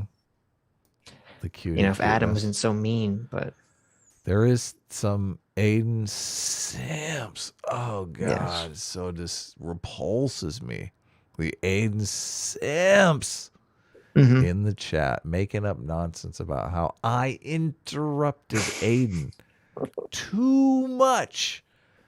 I mean, I don't. This is what's ridiculous, because when Aydin, I love it when Aydin and Doomer come on because it's a break for me. I don't have to talk anymore. I can chill. Right. You guys can argue for a bit. There you go. So the idea that was I interrupting Aydin? I don't feel like I was. No. I mean, she was interrupting you right and left. That's true. She was. She was interrupting everybody. But Aydin, I love you. I love you, Aydin. Mm-hmm. You gotta work on your interrupting. Okay? Yeah, okay. Just a little bit. There was a couple comments people were saying Aydin needs to work on her interrupting. Right. They were a little less respectful than that, but utter nonsense for $1 says bad news. My woke class problems are not done. Oh no. What? Oh no. My junior English writing class is full woke. I have to do an assignment on why all lives matter is problematic and how Trayvon Martin and Mike Brown are innocent. I can send you screenshots for proof.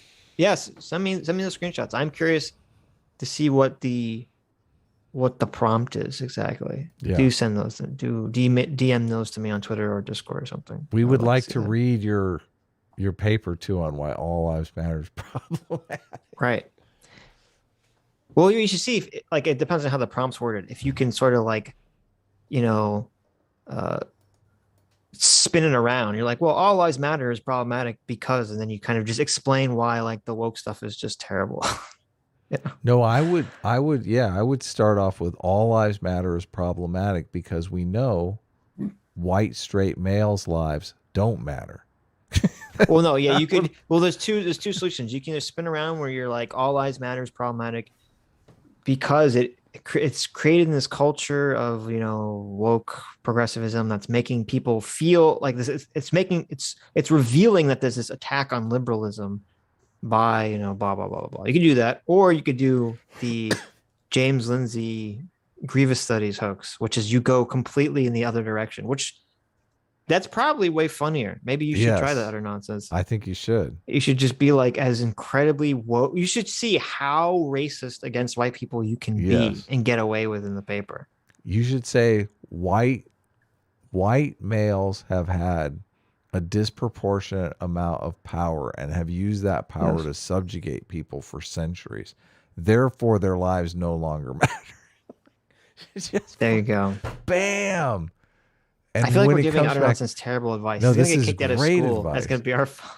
When he comes back and he's don't gonna listen to us utter nonsense. We run a comedy show. Okay, we want what's funny. We don't necessarily want what's best for your future. He's gonna get an A+ on this paper. I'm telling you. Okay. You could try it. We need to read the paper on air. This will be good. Yes.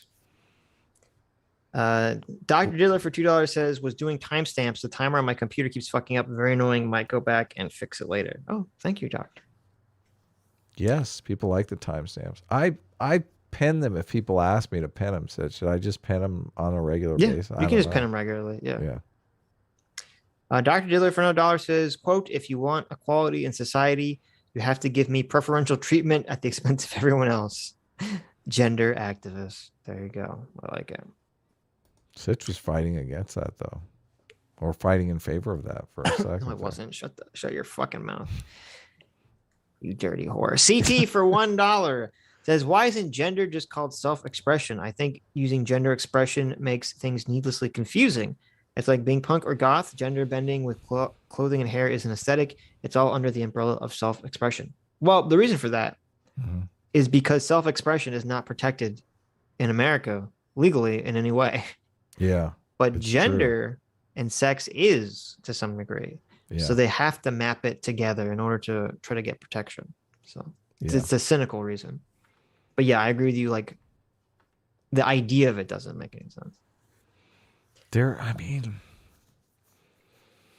I don't know. I mean, there is this, I believe that there is a sustained number of people that want access to female-only spaces. I'm going to fucking kill myself. I really do. Dr. Diller for $2 says, if you can advocate for they and them, which are, quote, gender non-conforming, why can't I just identify as a fern? If you're not going to conform to the binary, what argument is there to keep out the silly shit? Yeah, the only argument they have is like, oh, well, the people aren't serious. But there isn't really like, that I've heard. I haven't heard a good ideological argument, not ideological, a good argument based on the idea of the logic of the principle that they're putting forward. I haven't heard that argument. So what is the principle? Like, why can they say that there's no gender binary, but you can't identify as an attack helicopter? Right. Yeah. Which is why we got the ultimate non-binary. Right. And that's why we got, I mean, if you recall when we were listening to Rem and the other guy whose name escapes me, talking to Destiny, I mean, they were basically saying they didn't have a problem with people. I thought they were saying that. Helicopter. Or am I misremembering? I thought they said that they were fine with people. No, they were. No, I'm wrong. They were against that. Demon Mama was the one that was saying people can identify as a deer or an attack helicopter or whatever they want, as long as they truly believed it. Demon Mama was in favor of that. So, and they didn't have an argument. Holy moly. Utter Nonsense for $1 says, changing fundamentally how everyone uses pronouns for the super minority that is trans and non-binary seems tantamonious to having the garment industry being forced to make all gloves be 6-fingered for the super minority of people born with extra fingers. There you go. I feel as though that is the case. That is the case. Yeah. It's just an extra finger in your glove. What do you care? Yeah, why do you care? Yeah, if you don't need to use your finger, don't use it. Yeah. You can put some coins in there. Put some nuts in there. You have a little snack. Little pocket food. Little pocket. Give me some of them tuts. You can put some tater tots in your extra finger, okay? What is this meme? This meme is great. It's like, is it like me screaming into you or something? I feel this is it's not a meme. The CT drew this. Oh, okay. This is human Sitch becoming Sitch. Oh, okay. So it's you screaming into you. This is me transforming into the Sitch. Yes. Nice. Great job. I said this is what happened when I watched too many cringe videos in 2016. This is what happened. This is a picture of me during Gamergate. This is my transformation. Okay. Oh, it is? Yes. Are you sure this is what Gamergate did to me? This isn't what happens when you see a man entering the woman's bathroom. There you go. This is what happens when I argue with Adam. Okay. You can see slowly it's taking. I love this picture. I think it looks so fucking. It is. It's amazing. Yeah. Wait. All right, no. Listen, Face reveal there. I don't know. there's the face CT. reveal. No. How dare you? Diddler for $3 says, I think most of the pushback comes from these people constantly downplaying the distinction between trans men and biological men and vice versa. Most people instinctively push back on it, but transgender activists can't tolerate that. Yeah, I agree with you completely. I think that is where a lot of the pushback comes from because everyone just knows intuitively that it's bullshit. It's a bullshit argument. It's absurd. Mm-hmm. Dr. Dealer for another dollar says the correct response to, quote, you're not a real biological woman should be so and not yes, I am, bigot. Mm-hmm. Yeah, I agree. Yeah. Death by Sloth for $2 says, from what I understand, humans can hold approximately 5 to 9 items simultaneously in their head at a time. Leftist ideologies seem to continually demand more and more small asks that quickly overwhelm the mind. So people just give up and agree. Mm-hmm. Yeah, that definitely is what's happening. That's definitely what's happening. I don't know if it was intentionally thought out that way, but that is that's what's happening. That's the consequences of it. Yeah. So Dr. Diddler for $3 says, if we're X amount of years into gaslighting people about your bullshit ideology and you still have to debate people over the, quote, existence of trans people, then I'd say debate is something you'd want to be engaging in, but obviously they don't. yeah, they want to get their arguments down, but they're not doing it. Well, because a lot of these ideas are contradictory and cannot really be debated. I think that's why they are so adverse to debating. They know that their ideas fail. Silver 42 for $2.22. Thank you. Says Thomas and Diehart. Mm-hmm. Oh, this is a bunch of THs. Thomas. Oh no. Fuck you, Silver 42. Thomas and Diehart. First of all, whose name is Diehart? Okay. Went to a talwag? A thalwag? A talwag? Talwag in geography, a fluvial geomorphology or lowest elevation within a valley of water course. Oh, excuse me for not knowing my fucking geology here. Okay.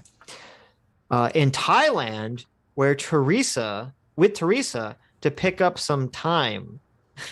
There you go. There's her THs. Sitch's mind is blown. Next week, we will go to sea in a sieve to land where the Jubilees live and slay a Jabberwocky too as we quest for Prince's shoe. Thank you. Thank you, Silver. You fuck. Yeehaw. Dr. Diddler for $2 says, the right says the sky is blue and the left says it's red. The centrist says, what the fuck are you two talking about? The sky changes color based on what time of day it is, and then they scream at each other incoherently. There you go. That's a great way to phrase it. Thank you, Diddler. Scream at me. CT drew this picture. There's a little CT on my head, and it says, sorry, my voice sounds gross. I just woke up. And I'm saying, what the fuck, CT? It's 9 p.m. This is a real conversation we had. I imagine CT sleeps strange hours. She does. I do like the little CT. little head CT. The little chibi CT. Little chibi head CT. Don't you want a little pocket CT? Yeah. Dr. Diller Stug for $5 says, who are your master? He asked. What? Said Tom, sitting up, his eyes glinting in the gloom. Don't you know my name yet? There's only one answer. Tell me, who are you? Alone, yourself, and nameless. I don't know what the fuck you're talking about, stuff. Yeah, what's going on here? Is that like it says now discuss identity? What is that? Some beat poetry there? I don't know what this is referencing. Who are you, master? He asked. Tom responded, don't you know my name yet? That's the only answer. Tell me, who are you? Alone, yourself, and nameless. Oh, I see what Jesus. I think it's Jesus. The answer is Jesus. Well, no, they're saying like, how if someone asks you, who are you? How do you explain that beyond your name? Like there's no true answer to that question. Yeah. Oh, is it like an identity question? Yes. I understand. Even if Adam doesn't understand. Madam, I'm Adam. There you go. Is there any palindromes with your name? Stitch? Stitch? No, I don't think so. What is Sitch backwards? Here, I'll look into it for you. I don't think Sitch backwards I will write a palindrome just for you. Okay. I have one. Okay. I have my own palindrome that I wrote myself. You've never written a palindrome? Come on. No. Come on now. How can you call Sword and Scale for $5 says, why are we ignoring the Munchausen by proxy syndrome that's responsible for these leftist parents instilling this ideology on their children since birth? Children just want to please their parents and will do or say whatever gets them attention. Yeah, I think that's happening. Excuse me. I think it's happening for some of them. I think for most of them, the kids are the one where the confusion is coming from the kid. But there are definitely, we've seen videos, definitely parents who are, I mean, obviously the woman that was on Dr. Phil, I'm sorry, they on Dr. Phil, what was her name? Condor or something? Just call her she, okay? Orlo, I don't remember what the fuck the name was. But obviously, yeah, that person is pushing their ideology on their kid. And it's disgusting. It's you mean the Sparrow? Sparrow, the Sparrow creator? That was the kid's Sparrow name. creator, yeah. I like Condor. Condor's a better name than Sparrow. Is it? Do you not agree? Condor? If you had a choice, Adam, between being named Condor or Sparrow, what are you going to choose? Skull Crusher. Sparrow is Sparrow's the worst name. That sparrows are tiny, common, it's kind of hilarious. I know. Sparrow's the prey bird. In Game of Thrones, if you recall, the religious zealots that sprouted called themselves the sparrows, and the rationale was because the sparrow is a small, meek, common bird. So it's weird that the person who's trying to make their kids super individual special decide to name them the most common of birds, the sparrow. Oh, wow. Yeah. Instead of naming them eagle or something cool. Yeah. Yeah. Condor is an endangered species. California condor. Right. Yeah. Sounds kind of cool too. It does. Condor. There's an action movie somewhere where some guy is named Condor. There's no action movie where a guy's named Sparrow. Okay. It's a very masculine name. It is. Maybe that's the problem. It's too masculine. I think she had a problem with masculinity, if I'm being perfectly honest. Isn't that hilarious? The word condor sounds masculine. I don't know how to answer why that is. Because it shouldn't. It's got the consonants in it. Is that it? The hard consonants? Condor? Of course, yeah. It's like condom. Sparrow, it's too slick. Is that the problem? Sparrow is a very effeminate word. anything lispy with a well, snake isn't a feminine word. Oh, it's got a cut in it though. That takes over. Oh, that's true. That's true. Yeah. Spy is not a feminine word. But it has a hard I in it. You're kidding. You think spy is a feminine word? I think of James Bond when I think of spy. Oh, really? You don't? What do you think? I think of my ex-girlfriend going through my phone. That's what I think of. Okay. When I Fair think enough. Of spy. CT for $1 says, I'm actually glad the gender stuff was on Dr. Phil because most normies, I use that word unironically to describe people who actually aren't chronically in line, probably didn't realize this was such a prolific thing happening in schools and on the internet. Yes, true. Yeah. I agree.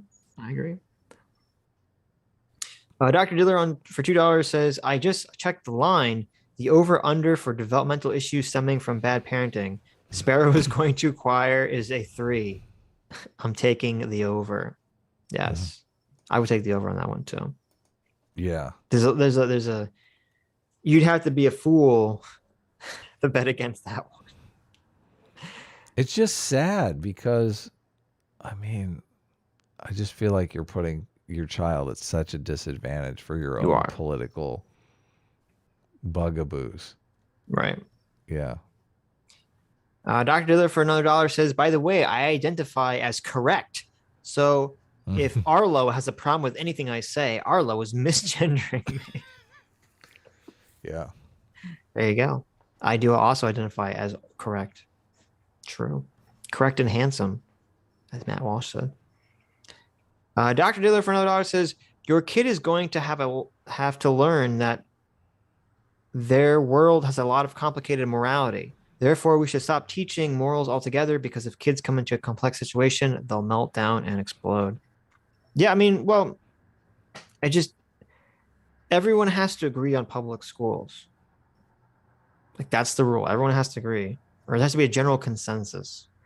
So we can't have the public schools teaching kids, or we shouldn't prescriptively. Now, maybe they are descriptively, but they shouldn't be teaching kids one direction or the other in terms of politics where people are 50-50 divided on this stuff. Just leave that stuff out of the school. Just teach them the facts. Let the parents handle the morality questions. I wonder if we should just go to school choice and let the, I mean, because then you could, people could vote with their feet. Yeah. Yeah, you but would the problem, find these gender schools, these genderless schools would have like, well, okay. Well, first of all, I'm not against students. I'm not against school choice, but I don't see that as the answer to this problem because that's just going to cause, it's just going to create further division. Because like, what you're going to have like all the lefties go to lefty school and all the righties go to righty school, and it's just they all become indoctrinated in their own little bubbles. Yeah, that's terrible. I'd rather have a public school system. You have like Catholic school, and you have like crazy genderless. You have Marxist school, right? Yeah. No, I'd rather just have a fucking school system like I went to, a public school system where people of all walks of life go to, and they can interact with other people of all walks of life so they can get to know them and understand them. And the teachers just teach you facts. They don't fucking impart you that could politics be a school and bullshit. Too. That could be a school too, but that school would probably be the most popular school and would eventually take over all the other schools. There you go. It would definitely have the best looking people at that school. That's true. Yeah, so everyone would want to go to that school. I even remember in my like current events class where we talked about current event politics, the teacher was not politically biased one way or the other. And I don't see why that's so difficult for these fucking activist assholes. Just because they don't want people to make a choice. They don't want people to be free. They want them to they want slaves, basically. Bunch of fucking they idiots. Want slavery back. They want simps is what they want. They want ideological simps. Right. They don't want you to if you say slaves, it'll trigger them extra. Oh, slaves. They want ideological slaves. They want to bring slavery back. The woke want to bring slavery back to America. They do. That's the way we should be phrasing this. Yeah. The pro-slavery leftists. The pro-slavery Democrats. Like they always have. There you go. I hate that argument. That triggers such a dumb argument. I know. This is how you know you're friends with someone, when you know every single thing that triggers. Adam says these things that trigger me intentionally because he's a bad friend. Okay. It's not bad. That's true. I intentionally say things that trigger Adam all the time. Of course. We do it deliberately. That's how we show affection. It's part of the show. Cerebral Friction for $1 says, if Vosh came out and criticized Hasan for this debate, it would be the move. This is the time for him to take the crown. When you go for the king, you have to kill the king. I think he might have done that. Vosh did respond to this debate, and I started watching it. It was just too boring.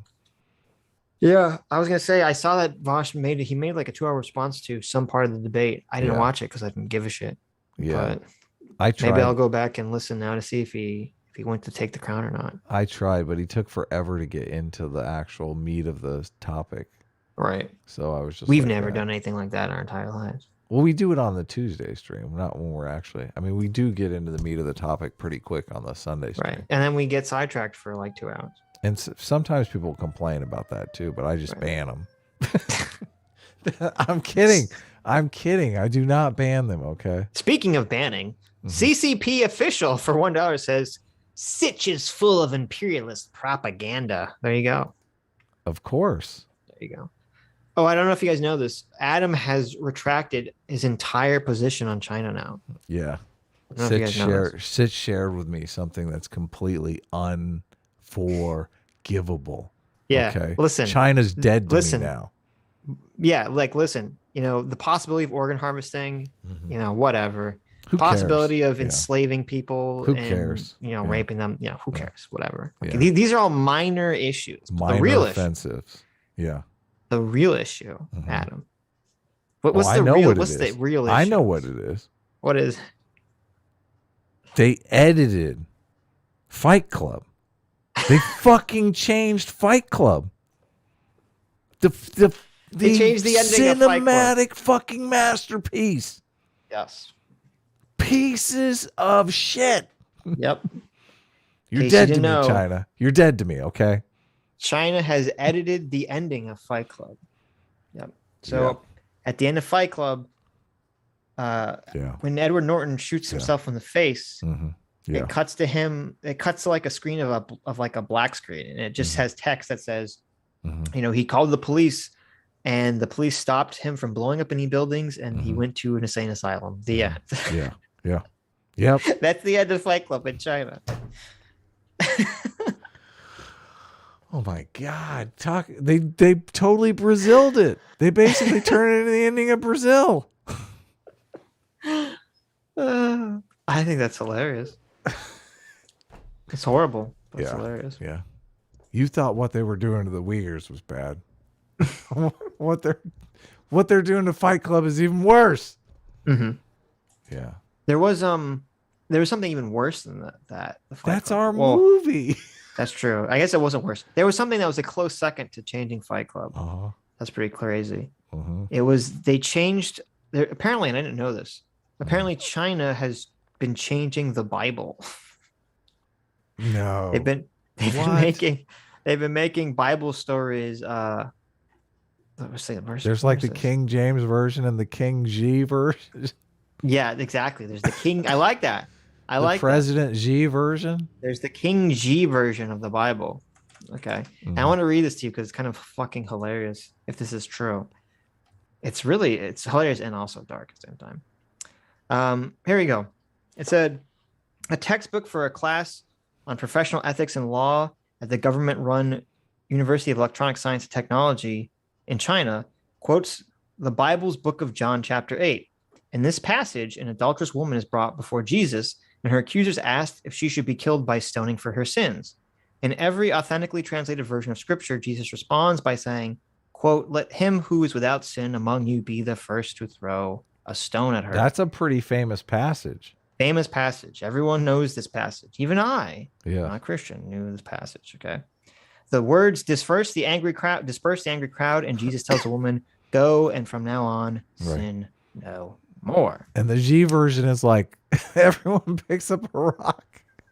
Wow, you said, yeah, basically. Really? No way. Oh my God. No. The Chinese Communist Party's version takes a different turn. No in way. This telling, no way. The crowd leaves, but Jesus tells the woman, quote, "I too am a sinner, but if the law could only be executed by men without blemishes, the law would be dead." Then Jesus proceeds to stone the woman. No way. Oh my God. They totally took the forgiveness out of it. Yep. Isn't that fucking crazy? Great. Okay. Okay. That's so bizarre. Oh, that's so bizarre. Yep. So basically, like, the moral of the story is forgiveness, right? Yes. And they've taken the moral of the story and they've been like, we don't want the mob executing people, but we're not really into forgiveness. We want the state to execute. We want exactly. We want the person of authority to actually commit the act. That completely changes like Jesus's whole message. Now it's terrible. He's like the hangman. Yep. See, no wonder they crucified him. Can you imagine trusting any government that rewrites the Bible like this? No. Well, there you go. I had no idea this happened. So how's this? Did they do it sneaky style or? Well, this article, I'm kind of curious. I kind of looked at this a little bit. I couldn't find that much information about it. It claims that there was a Oh, secret agreement. this is fake news. Well, I don't know. It says, well, there's an article about this actually.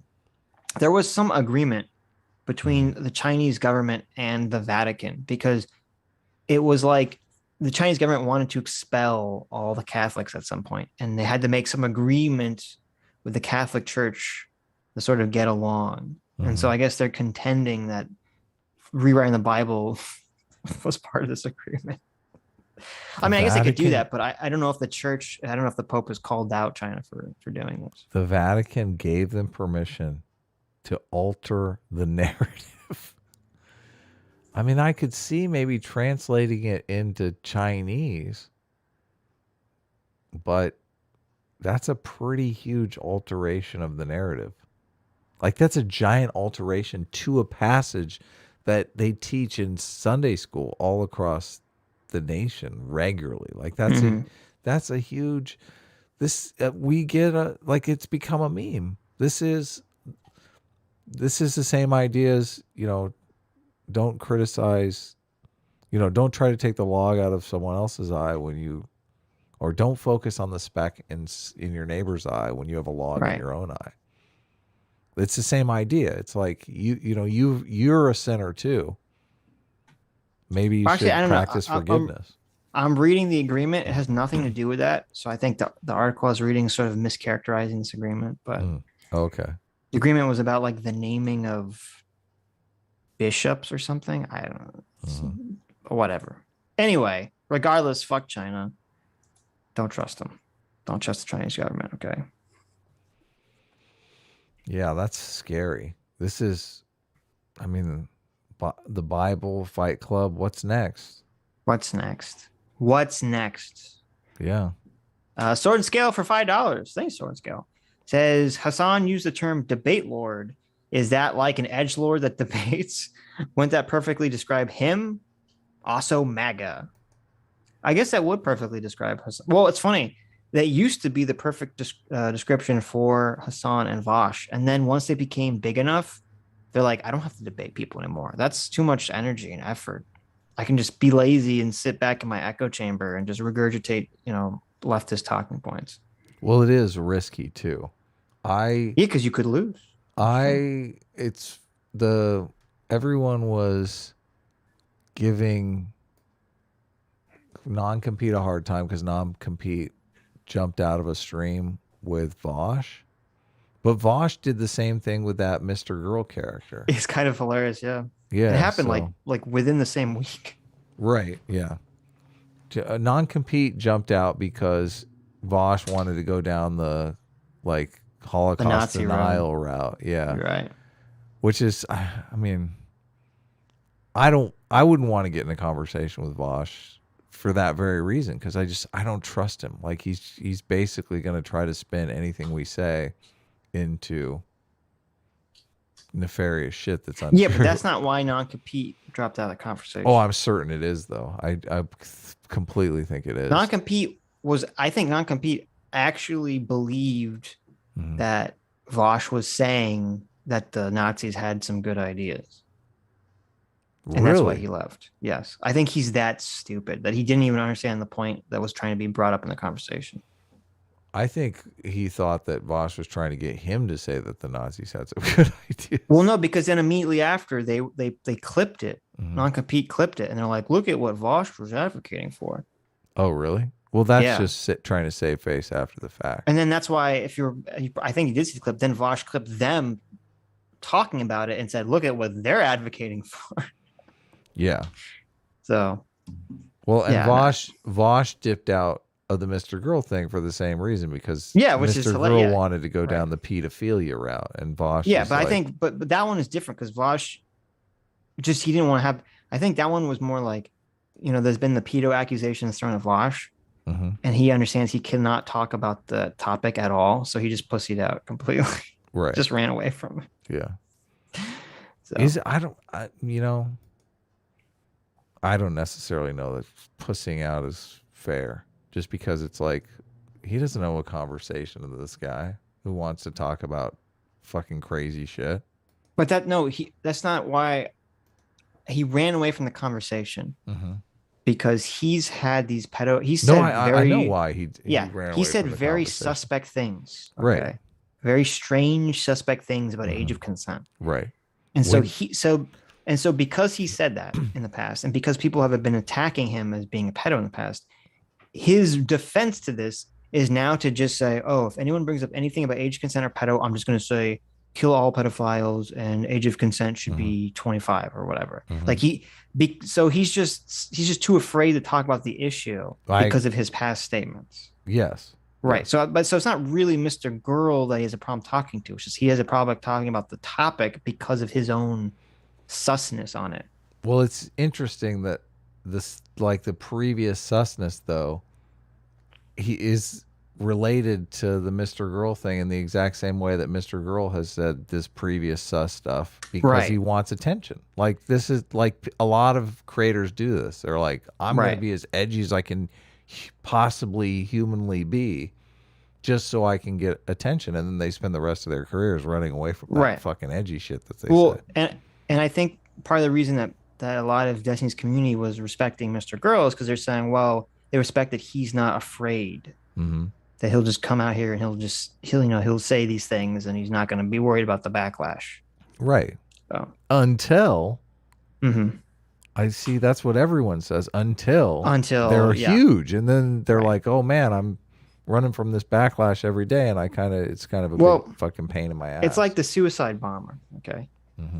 And it's pretty easy to convince a guy with no friends or family and no property to go blow themselves up for a greater cause and get 72 virgins in the afterlife. Sure, totally. It's pretty difficult to convince someone with a family, a wife, a nice job, and some kids and a house. Yeah. True, exactly. To go blow themselves up. Yeah. Right. Sure, exactly. The same thing. It's very easy for you when you have a small channel and you're not getting a lot of money from it to be like, I'm gonna be crazy. Yeah. I'm gonna be super edgy. And then once the money starts rolling in, you're like, oh, I don't know. These numbers are pretty important to me. I don't think I'm gonna I don't understand. I mean, why not just avoid that super edgy shit to begin with? Like Mr. Girl and because that's his personality. And Vosh, they don't need this edgy shit. Like, they could rise on Mr. Girl kind of does, I think. I mean, that's his brand, from my understanding. Okay. Well, that brand is... I think I listened to one talk with Destiny where Destiny basically laid out that brand is unsustainable. And that sooner or later, you're going to have to fucking curb that shit or not just give up. Well, I agree with him. Yeah. But... There is a workaround here that's possible, which is that the only video I'd seen from Mr. Girl before he came up again was actually he made a long video that I thought was quite good on Black Lives Matter and police statistics. And in that video, like the last 20 minutes or 30 minutes of the video is him interviewing, I'm trying to remember. It's like some black guy. I don't remember if he was a cop or if he was a Black Lives Matter advocate or something. And he's asking him these like super like tough fucking questions that a normal person would not feel comfortable asking to another human being, especially a black man. And I think that's where you take the quote edginess. You take it in this sort of like unflinching, like I have no shame to ask people any question sort of thing. I think that you can keep that going. But I agree, you can't keep the edgelord, especially when it gets into pedophile stuff. You can't keep that going. Yes. Yeah, totally unsustainable. CT for $1 says, I disavow Cullivar Simp Club thing. I don't have a club name. Anything except that is fine. I thought we gave CT... I thought your name was the Tweakers. Like I thought that was the name. That's pretty funny, wasn't it? The Tweakers. It's perfect. It's I mean, it might have some sort of implications, but it's perfect. Might not be good on a job resume or anything, but my name's CT. I'm the head of the Tweakers. Tweaker is a euphemism. I know what it means. Uses crystal meth, right? Yes, I'm aware. A meth head. Yes. Just call them the meth heads. Okay, there you go. CT's group name will now be the Meth Heads. There you go. You heard it, CT. That's Adam's fault. I wanted to say tweakers. Adam went with Meth Heads. Yeah. Sword and Scale for $5 says, "Is pedophilia a social construct?" Also, A-Team reigns supreme. Ugh, had to be on the pedo one. Thanks. I know, right? That'd actually be a funny question if you're in one of these conversations where someone says everything's a everything is a social construct. Like, really, is pedophilia a social construct? Someone was trying to smear me as a pedo over the 12-year-old voting thing, and our audience just went to fucking town on them about how that's totally unfair and you're a fucking dick. And good job, audience. Which I was like, whoa, thanks, guys. Jeez, it's systemic dishonesty. It's out there everywhere. These people are such fucking liars. They'll lie about anything, and they don't care. They don't care if it's true. Yeah. Yep. And stupid people fall for it. Next thing you know, all the stupid people are fucking idiots. The official S-Class, who's I'm pretty sure not actually the official S-Class, and some sort of liar. No, is that systemic dishonesty? I'm pretty sure this is Adam's alt account, actually. Really? Yeah, you know how like on Streamlabs it says the person's name next to their username? It says Adam friended right next to the official S-Class. So I've actually known this whole time that it was actually That's hilarious. How do they do that? Because I don't even have a because it's you. What do you mean? How did they do? Because they did it because it's you. No, they're getting both of us now. Hilarious. The official S-Class says, "I went into an island office to start working for an existing co-op. The entry cost was one whole coconut. I didn't have one. So the hiring manager said he'd give me the job if I suck the milk out of his coconuts. I said his analogy is retarded, even for me." Well, there you go. I'm glad you didn't give in. Use the R word? Now you really have to suck it. There you go. Magor sent $5 in 5 different. So I'll read it all together. After trying to understand it for a week, I think I can briefly explain Brett Weinstein's theory of lineage selection. He explains that at the 45-minute mark on the podcast titled "Jordan Peterson is Back, Brett Weinstein's Dark Horde Podcast." Lineage selection is basically group selection with a modification that it's a lineage that evolves to protect itself, not a group that evolves to protect itself. The distinction matters because a trait that would help the group at the long-term expense of the lineage would be selected against. For example, consider the situation where a creature develops a trait where the creature prefers to raise the offspring of others instead of its own offspring. Group selection would imply this trait would persist, but lineage selection would imply this trait would desist. I'm not smart enough to know whether that is an accurate description of the world, but I think that is what Brett is saying. S-Class is best class. Why don't like all this that stuff only weirdos like Adam care about, and don't think too hard about whether the talk I talk matches the walk I walk. There you go. Well, I don't like the S-Class is best class bit, obviously, but that is very fascinating. Thank you for sharing that with us, because I am curious how that works. That actually makes a lot of sense, because when you first said it, I was like, what the hell's the difference between a lineage and a group? But now that actually makes perfect sense. Yeah. Yeah. That there is going to be some selection, some balance of selection towards. Well, I guess the question is, we'd have to try to think of something that would help the group but not help the lineage. I don't know. It makes sense to me. I'm on board with lineage selection for now. Well, I'm with you. I don't necessarily know that I fully understand it. I'll look up. There's a book. Oh, no, I understand. They're saying like, okay, so group selection would be evolution selects for things that help the group survive, right? And so that could cause a problem, because maybe raising kids that are not your own instead of having your own kids could be selected for as long as the group prospers, right? But lineage selection is saying, no, you're not. Evolution is selecting for traits that help your lineage in the long-term future, and that those long-term future things that help your long-term future lineage just happen to map onto things that tend to help, the group survive. Right. but it still has to help your theoretically, lineage. you could put together groups that were not genetically sisters or brothers, not genetically linked. Well, it's all Sitch's law, okay? Mm-hmm. Because it basically is group selection. well, no, it's saying we need to come up with a concept, a word to describe how it is that things can sometimes seem to select for groups, but also keep selecting for the individual, basically. I want this conversation to take place between David Sloan Wilson and Brett Weinstein. Okay. And I'm very sus that it hasn't taken place because David Sloan Wilson, they had it set up to take place live, and then the pandemic came along and they had to not let it happen. And David Sloan Wilson, I've read most of his books, I believe. Darwin's Cathedral is his amazing book that I haven't read because for some reason there's no fucking audio book. But Evolution for Everyone's a good book.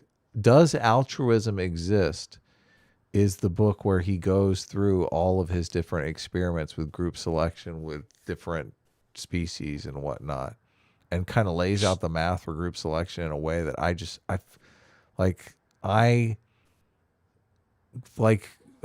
the people who are arguing against group selection, Steven Pinker and Dawkins, I mean, they don't lay out a counter argument that's anywhere near as detailed as David Sloan Wilson's argument, but everyone seems to gravitate towards them because I don't know why. So I think David Sloan Wilson's argument's much better. Brett Weinstein has like a counter to this. I actually exchanged some emails with David Sloan Wilson over this because I was like, you should, like, Brett's profile is blowing up in a way that really, you should be talking to him, and this is your chance for group selection because he's like the last holdout on group selection nobody's buying into. So this would be a good opportunity to raise the profile of this debate, which I'm interested in and nobody but nerds are interested in. Right. So, but he emailed back and was like, he was like, I don't even know why Brett Weinstein's a thing. Like, he doesn't have any academic papers on this stuff. Like, he's pretty much read every academic paper he had. He started responding to him in blog posts and stuff like that. And I mean, I get it. Brett didn't really become famous as an academic. He became famous because of the culture war. But I mean, Brett, I've listened to a lot of Brett's podcasts and he seems to know what he's talking about. But I got to admit, I am just a tiny little bit sus on the fact that he's made this argument supposedly against group selection, this other thing, lineage level selection, but he hasn't really laid it out. He came out with his first book and there's barely any mention of it in the book. Right. So, and I don't think he's done any research into this topic. Right. David Sloan Wilson has done a ton of like legitimate research in this topic. David Sloan Wilson, you should know this, okay? From Evolution. You talk to Brett, not for his bona fides, even though I think Brett's a very smart person. You talk to him because he's blowing up, all right? Well, that's what I told him. You got to climb the hierarchy. That's what I told him. What are you doing? That's exactly what I told him. Yeah. Yeah, come on. Like, what are we talking about? I'm like, I'm nobody. You're talking to me. What the fuck? Like, I mean, in all seriousness, it's true. If you want to if you like these ideas, in order to get them in the world, there's the great book on this is The Tipping Point by, what's that guy's name? Do you remember? He writes all the Tipping Point. Where he talks about mavens, salesmen, and Malcolm Gladwell. That's it, Malcolm Gladwell. Yeah. And I mean, I think of myself, I'm a little maven, I'm a little salesman. Like, I want a bunch of people that are, they want something to do with their lives. They're looking for an adventure. Okay. We tried to get Aydin on her adventure. I want people to do research in moral foundations theory. I want them to figure it out. I want us to build a better society based on some on something tangible. And moral foundations theory is just such a logical. The culture war is not sustainable. We can't settle our problems in this culture war fashion. This is how societies end. We have to work together in a way that we're making tangible social progress systematically. I would argue that a lot of this gender queer theory stuff has really set us back fucking generations as far as making tangible social progress on both race and gender. I think the race stuff much more than the gender stuff, but I agree overall. Yeah. So Yeah. I'm just like It's sad. selling young people on saying, listen, sociology needs to be a respected academic endeavor and not something people on the Matt Walshes of the world laugh at. Yeah. Like that's a laudable goal. Yep. I mean, Aydin is not 100 years old. Aydin could be doing this stuff. Why is she not? Why is she not pursuing an academic career? I mean, we got to sober her up first, but I mean, everything is within the realm of possibility, right? Listen, we don't move mountains here at the Sitch Manor Show. Okay. Trust in the Lord, Jesus. Cerebral Fiction for $2 says, I am against trans women in sports, except for one exception. Mixed martial arts, where the biological woman signs on to the fight knowingly. I think we need to make it more interesting, though, and let the biological woman use steroids. Mm-hmm. Who wouldn't watch that? There you go. Cerebral Friction for another $1 says, do either of you understand the pros of streaming on Twitch over YouTube? I don't actually know. It seems worse in every way. It's like one of those exclusive clubs Actual Just Story talked about in his Men's Club Murphy video. They draw in the draw is the community of cringe creators you're a part of. Yeah, it seems like for whatever reason, Twitch has sort of become like the leftist space. And like all the non-leftists are on YouTube. It seems like that. I don't know why that happened, but it just kind of fell in that way. So I think CT shared right here. Actual Jake was on Twitch and the Source was on Twitch. 19 viewers and 30 viewers. I mean, listen, when Sitch and I dropped to 19 viewers, we're like, I gotta tell you, like we're gonna find something else to do, right? Right. That's not... Well, I don't know how Twitch viewers work, because I remember even when Destiny was on Twitch, like it didn't make sense. His views always looked so much less than they were than on YouTube, and I never understood what was going on there. So yeah, I guess if those 19 viewers are paying him $100 a piece, they're like, right. So I don't know if there's some way it translates or doesn't translate or something. But I asked Doomer, and evidently Doomer has done the research, and he said it would be a waste of time for us to be on Twitch, and I just took his word for it because he seems smart. And well, I mean, Doomer said it's a waste of time. Maybe I should look into this. I mean, it is Doomer we're talking about. If you want to look into it, you don't trust Doomer? I don't trust Wrong Way Doomer. I don't know. You're obligated to not trust Doomer just because you have. That's true. That's part of my contract. Dr. Diddler for $1 says, I'm a free speech advocate, but man, when Doomer starts typing, it really tests my principles. I did a bunch of Aydin jokes when Aydin was on. There you go. Remember when I was pulled out old jank from the thumbnail? This is what it's what I look like when Aydin speaks. That was funny. Funny and cruel, but that's always funny. Doomer Simp for $1 says, what? No wrench, no peace. There you go. Doomer Simp. I'll be right back. Some people didn't like that I took Doomer's wrench. I ripped it right out of his little stoat paws. The little Doomer, he was so cute. He's wearing his little monocle and his little Tim Pool beanie, and he's just clenching that wrench close to his body like it's a little, Japanese anime girl pillow. And I'm just like, get the fuck out of here. I ripped it right out of his hands. And I held it over his head. And I said, you want this, Doomer? You want this? Well, too bad. And I threw it in the trash can right in front of his eyes. And he cried. And he made his little stoat tears, his little stoat wails. And it was hilarious. And we all laughed. Anyways, Dr. Diddler for another $1 says, here's the leftist basis for bitching about philanthropy. They don't care about actual actions. They literally just hate rich people. And he linked an article called How Philanthropy Benefits the Super Rich. There it is. So yeah. No, well, this, I mean, it goes exactly into the, they don't love the poor, they just hate the rich. Jealousy. It's true. Jealousy. Lemon Dropped for $5 says the PSA in PSA stands for Public Servant Apologist. Whose gut tells him, look at this person is very upset, whose gut tells him that the federal government would never set up its own citizens for political gain. When did I ever say that? When did I ever say that? He's a bootlicker. He's a bootlicker. This is the I just got Kathy Newman. Public safety apologist. A Kathy Newmaning.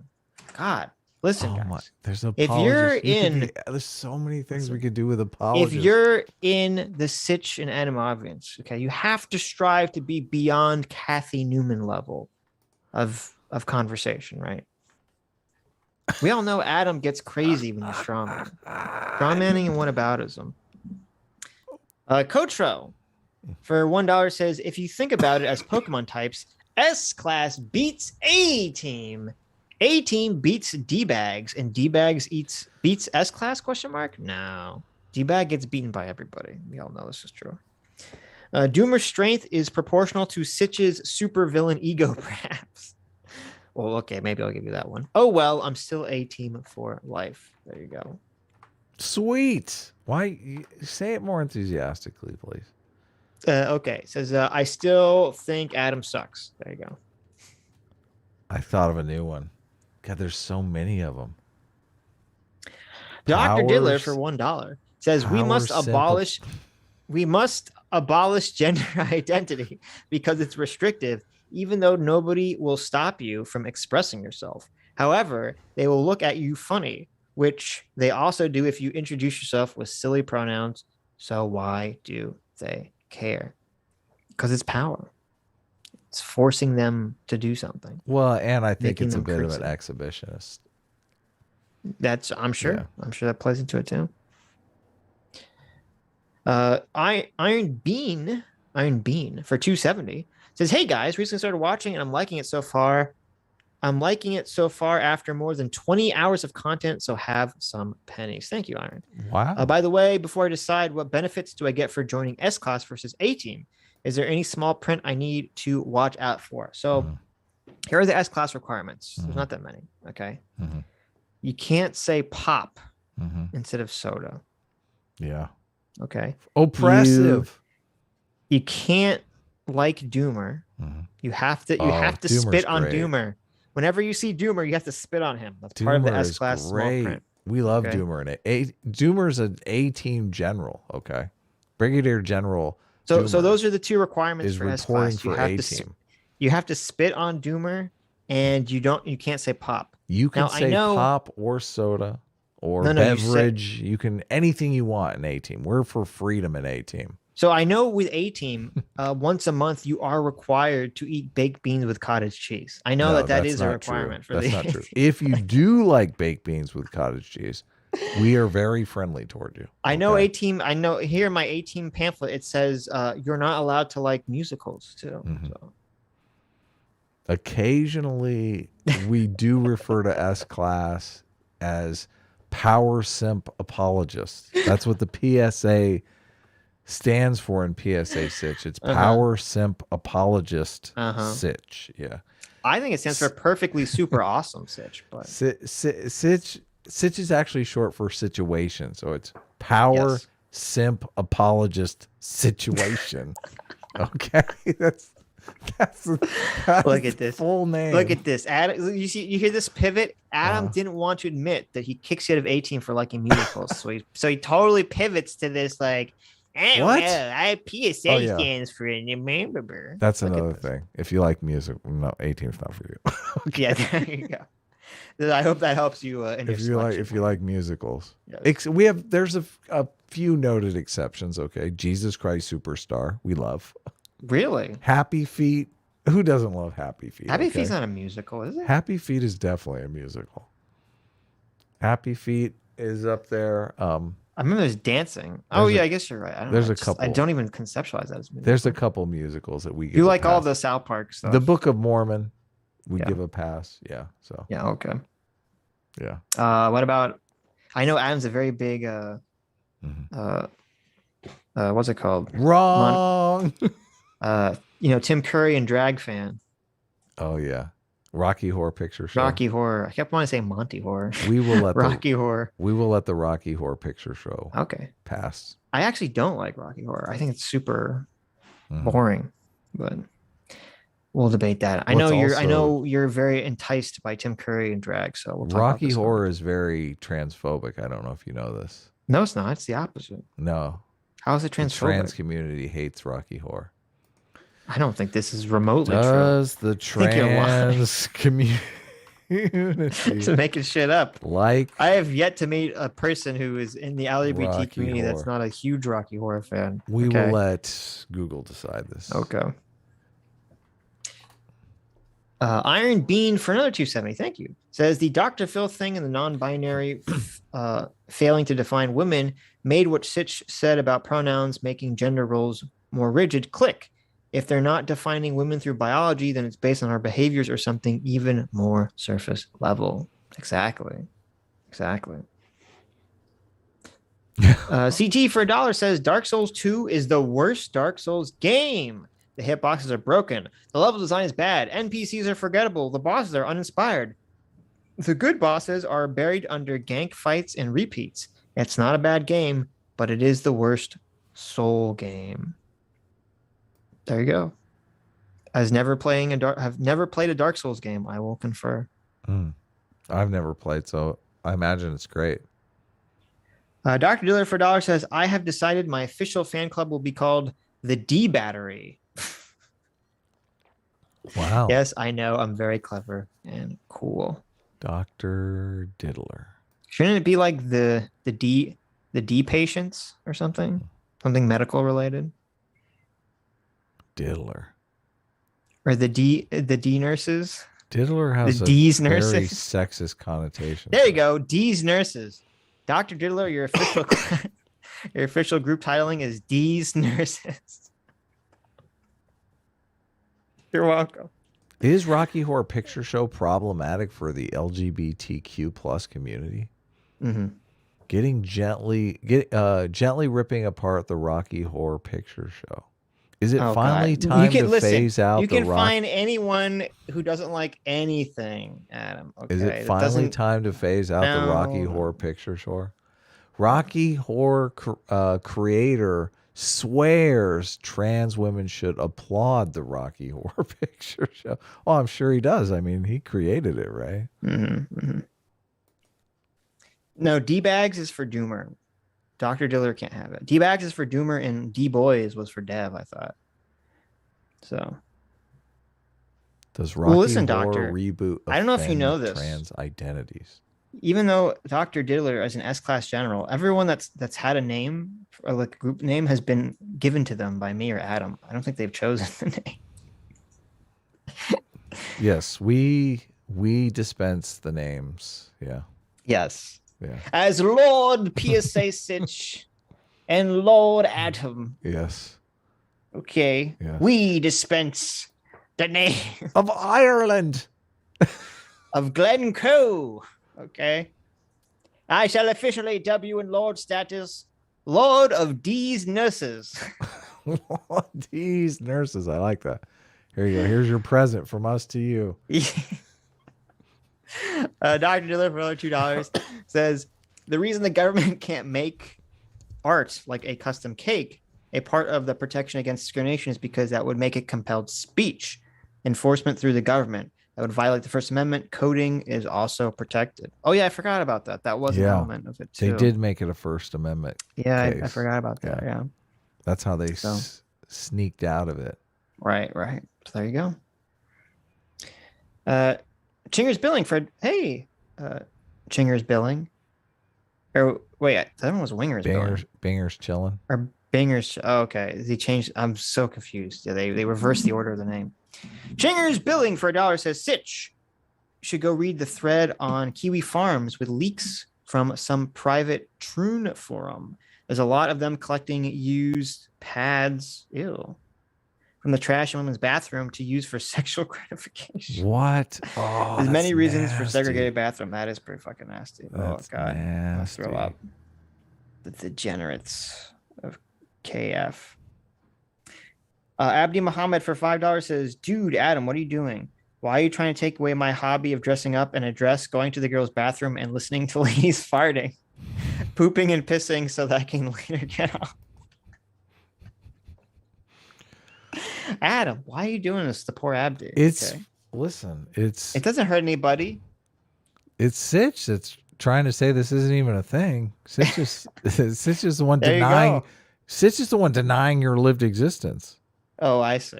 Are you Sitch? We have evidence right here. You're trying to say this doesn't happen. I'm a pooping and farting phobe. There you go. Do you want the guy to have some fun or what? I know, right? Abdi Muhammad for another $1 says the best place I pick up chicks is the female bathroom in the mall. In my dress, showing them my female penis. Their first reaction is always shock and horror, but they always get around. Yes, sooner or later they give in, right? Oh, Jesus. These are exactly the kinds of things in the book that she is terrified. You're at the Sitch and Adam show. This is a comedy show, and we give no advice for anyone on how to behave in the real world. Abdi Muhammad for another $1 says, Adam, I use the retarded people's bathroom because handicapped handicapped chicks can't fight like normal chicks, and since a lot of them are repressed. Oh my god, I can't even read the end of that. This is too spicy, Abdi. I can't even read the end of that. Why? Jesus. Why are you trying to get us canceled? Abdi. We reserve the right here at the Sitch and Adam show. We reserve the right not to read your spicy super chat. Don't try to get us canceled. Yeah. I appreciate it, but don't try to get us canceled. Hail Satan for $6.66 says, I will open a restaurant that only serves non-Christians, and people who denounce Jesus at the door will get 50% off. That's hilarious. You know someone will do that. Well, you can't. You can't actually do that. Well, if we repealed the laws, like I said. If you repealed the laws, that would totally be a thing. Of course. They would be. Well, I guess they can discriminate against Republicans or Democrats. You can. Yeah, you can. Well, you can discriminate against Republicans and Democrats. You can't discriminate against religion. That's what. Remember, wasn't there that case recently? Someone was like, they were giving free food, or they're charging double to non-Trump voters or something, right? Yeah. So I'm pretty sure they're allowed to do that. And then they just classified MAGA as a religion, and they totally got around it. There you go. Well, no, because there's nothing that protects discrimination for political identity or political party affiliation. That's so wrong. It might be. We might have to in the future, but currently there is not. Political party should be a protected class. There you go. Don't you think? How's it any different than religion? It might have to become. How's it any different than religion? I guess you're right when you say that. I can't argue that. Yeah. Devastating. They're both faith-based organizations. Yeah. They both peddle fake news. CT for $1 says, Jeff Holiday, enemy of the show, huh? You do realize I wasn't friends with Jeff. I never would have met you, right? Not sure if that's a blessing or a curse. That's up to your interpretation. You would have met me. What do you... come on. That's impossible. I can't imagine. Just because you stumbled upon his channel first doesn't mean. Of course. Yeah. CT for $1 says the Chad Doomer has his Steam games visible so we can compare and recommend games to each other. The Virgin Sitch has his profile set to private. I don't care about all your porn games or your 900 hours on Honey Pops ever in my entire life. Ever bought a porn game. Okay. Why? I'm not going to pay for porn that's free on the internet. Really? Yeah, of course. What am I, a simp? I mean, it feels better when you pay for it, right? I don't know. You'll have to tell me. I don't own any porn. Well, actually, I own one game that maybe, Dave the Distributist would probably call it porn, but What game is everyone's this? clothed. What game is this? It is Rumble Rose is the name of the game. Oh, okay. Do you know the game? It's like a the wrestling game, yeah. But it's all super sexy, scantily clad. Gotcha. Yeah, Rumble Rose. Yeah. Which is a real fun game to play. There you go. We should stream. We should play Adam Rumble likes Rose the female wrestling game Rumble Rose. Yeah, we There you should. go. We should stream Rumble Rose. We should play some Rumble Rose. I Google image search it, and what comes up is a screenshot of a clown suplexing a girl in a bikini. I saw her that. legs are spread. So I saw that. I don't. I don't. I think that might you don't be remember that part? a mod. I think that might be. I don't know. I don't know that you can really do that in the game. I bet wait, you can. I see another. I see multiple of that going on. Yes. There you go. I don't think I can share this on YouTube without getting in trouble. Anyway, yes, I have that game, Rumble Rose. Okay. Oh, but what I was gonna say is, in Steam, always like in the top recommended, it's always like littered with fucking porn games, and I'm just like, was this recommended for everyone? Why am I being targeted for this shit?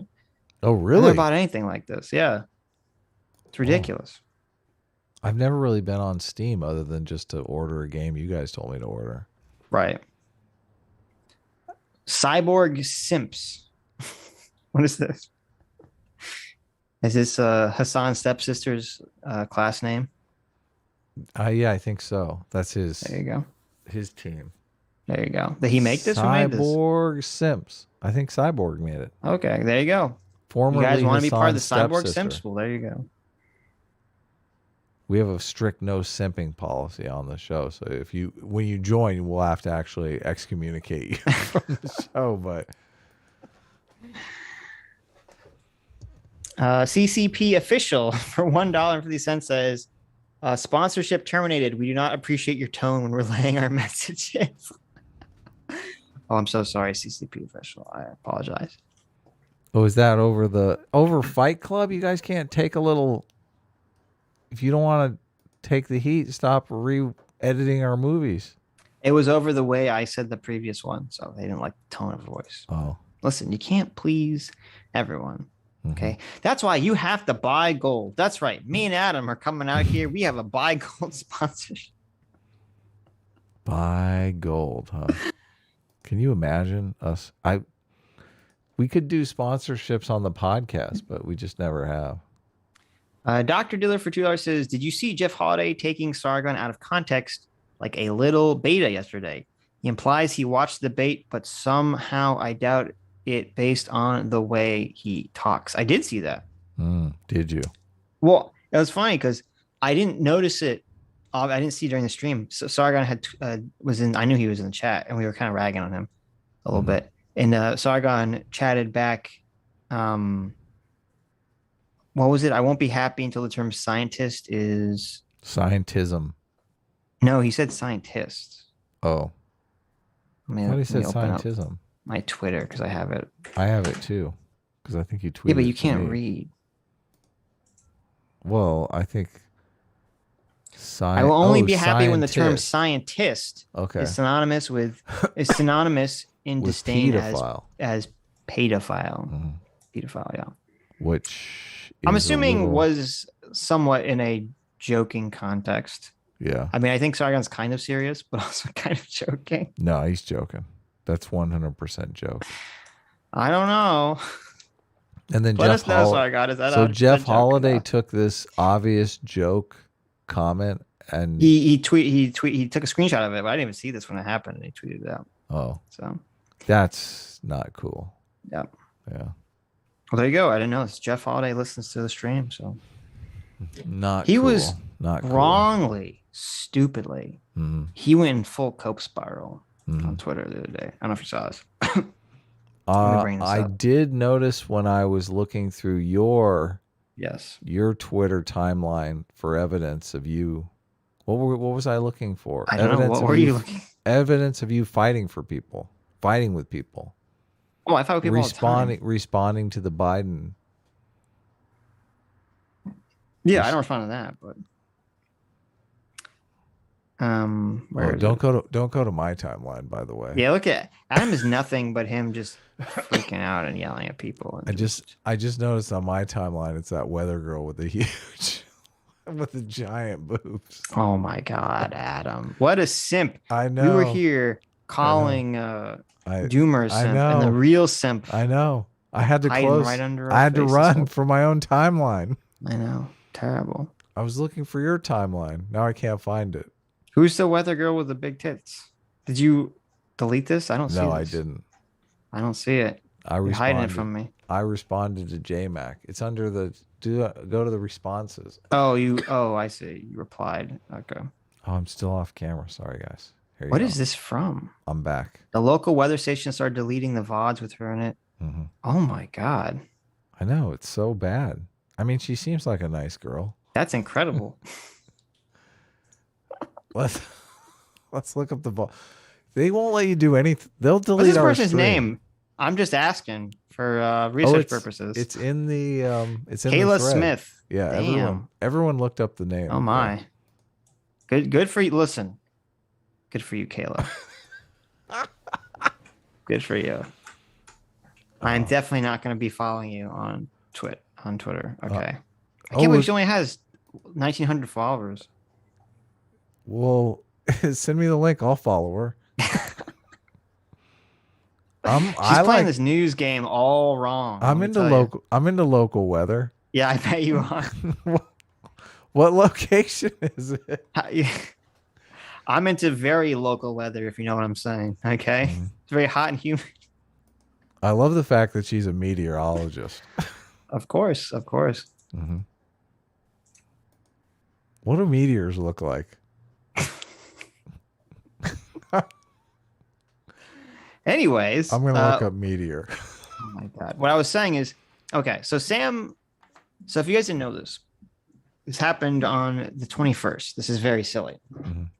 It says Black members of Mississippi Senate walk out of the chamber before the final vote on a bill to ban the teaching of critical race theory in schools and universities. The bill passed. Mm-hmm.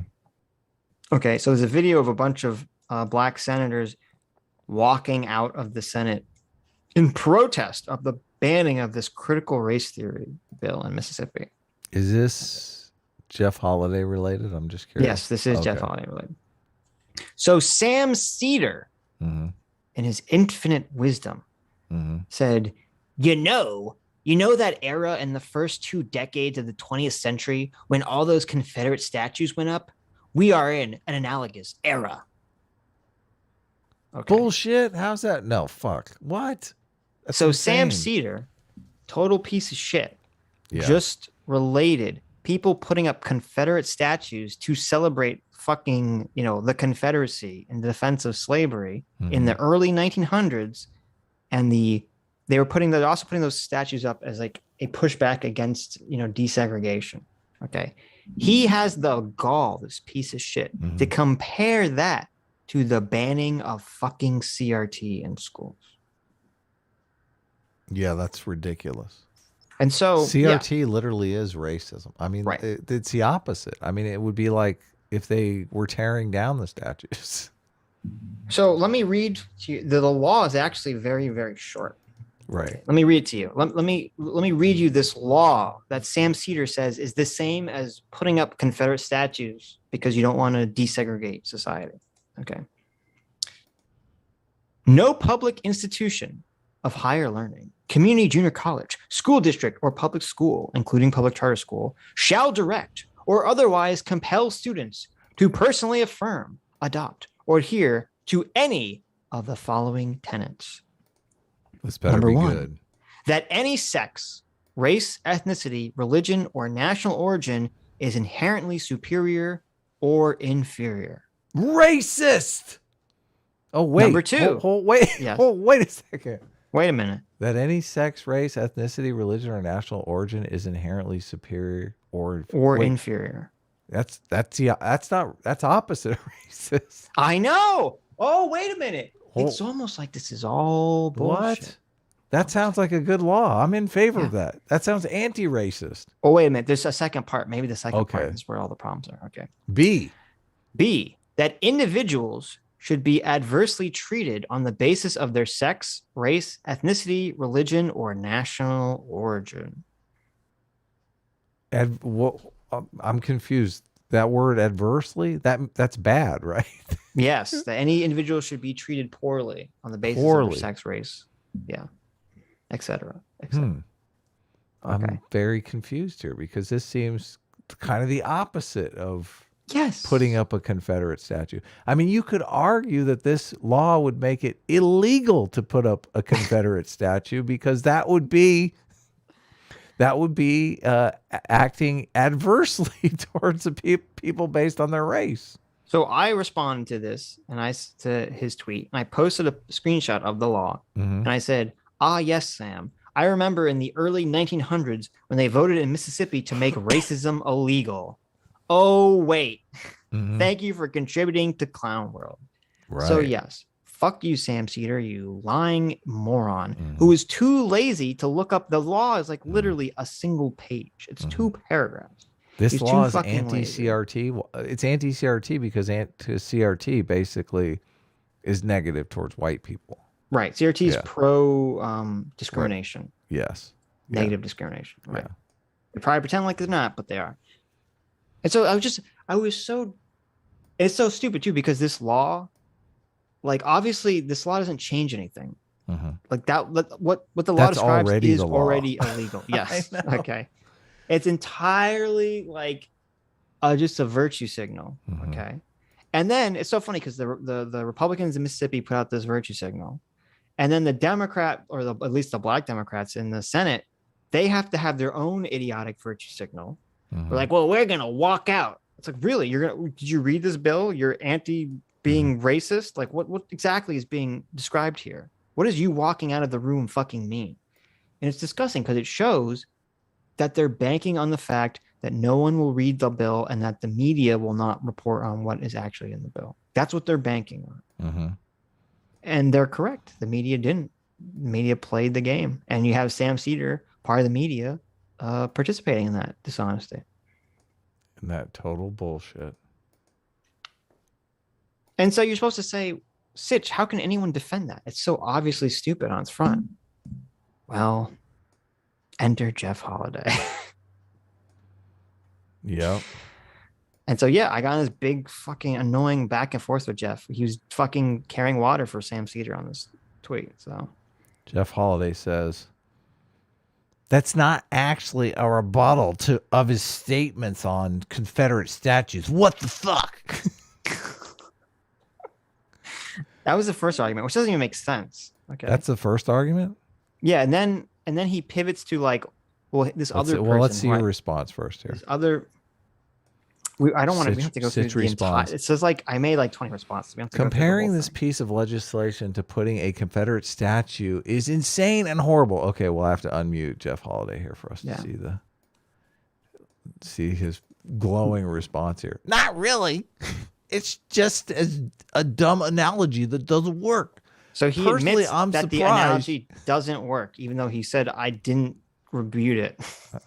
Personally, I'm surprised you aren't condemning this bill. I thought you liked freedom of speech. Holy shit. So Jeff Holiday basically comes out and says, yeah, being able to call someone the N-word in class is freedom of speech. Right. What? Right. Really, Jeff? Really? Yeah, it's a very bad argument. Freedom to be racist, Jeff Holiday? Astolfo actually had the best response to this. Astolfo's response was, where the fuck is it? Oh, the person I responded to deleted their tweet in shame. Astolfo said, you're in favor of free speech, yet you don't want teachers calling students racial slurs? Curious. Yeah, so he basically got there just as quick as I did. Yeah. No, but so Jeff went down this like cognitive dissonance cope spiral of I thought you liked free speech. Dumbest fucking argument. The government controlling what can be taught is a good idea, though. Jeff, wasn't half your channel conceived of on the being against teaching creationism in public schools, isn't that the government controlling what can be taught in fucking school? What's what I said? I didn't understand the argument, because first of all, there's very few people that are free speech absolutists. Okay, because being a free speech absolutist means teachers can yell the N-word at students, and that there's no such thing as copyright laws, and anyone can steal anything. Yeah, because you're just violating my free speech. You know what else is free speech? Child pornography. Okay. No one's a free speech absolutist. That's not a position that any person holds. Okay. It's ridiculous. And then the second part of that is, and it was super weird because him and this other person was arguing with me about this.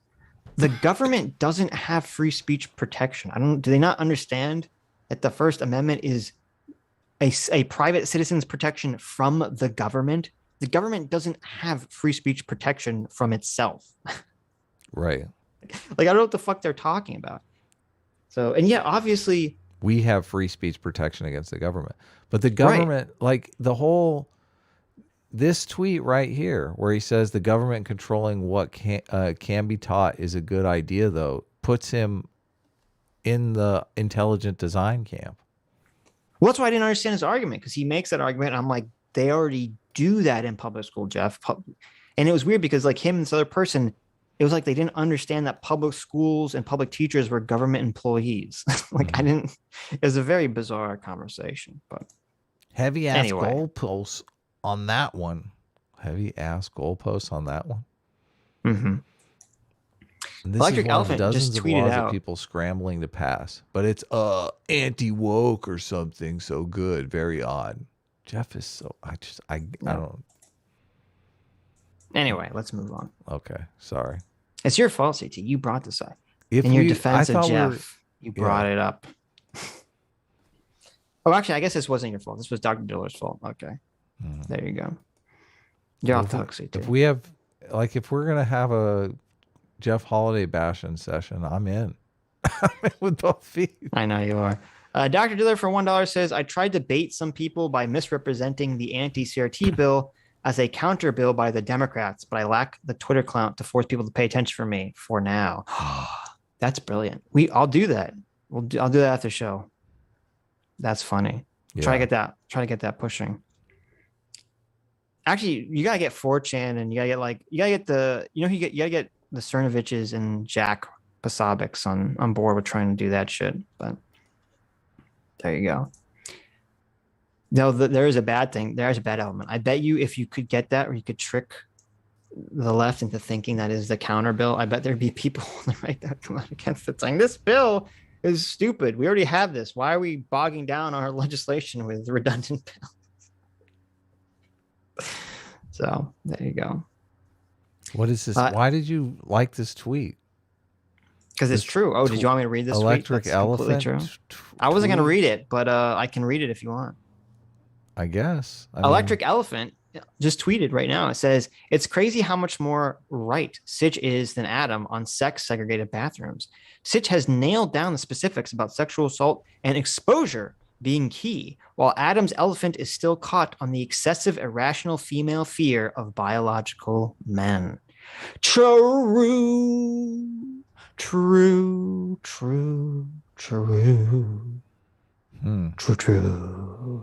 So your position is basically just get over it, ladies. Look at this, Kathy Newmaning me. Well, wow. I mean, I'm very much trying to understand. Okay.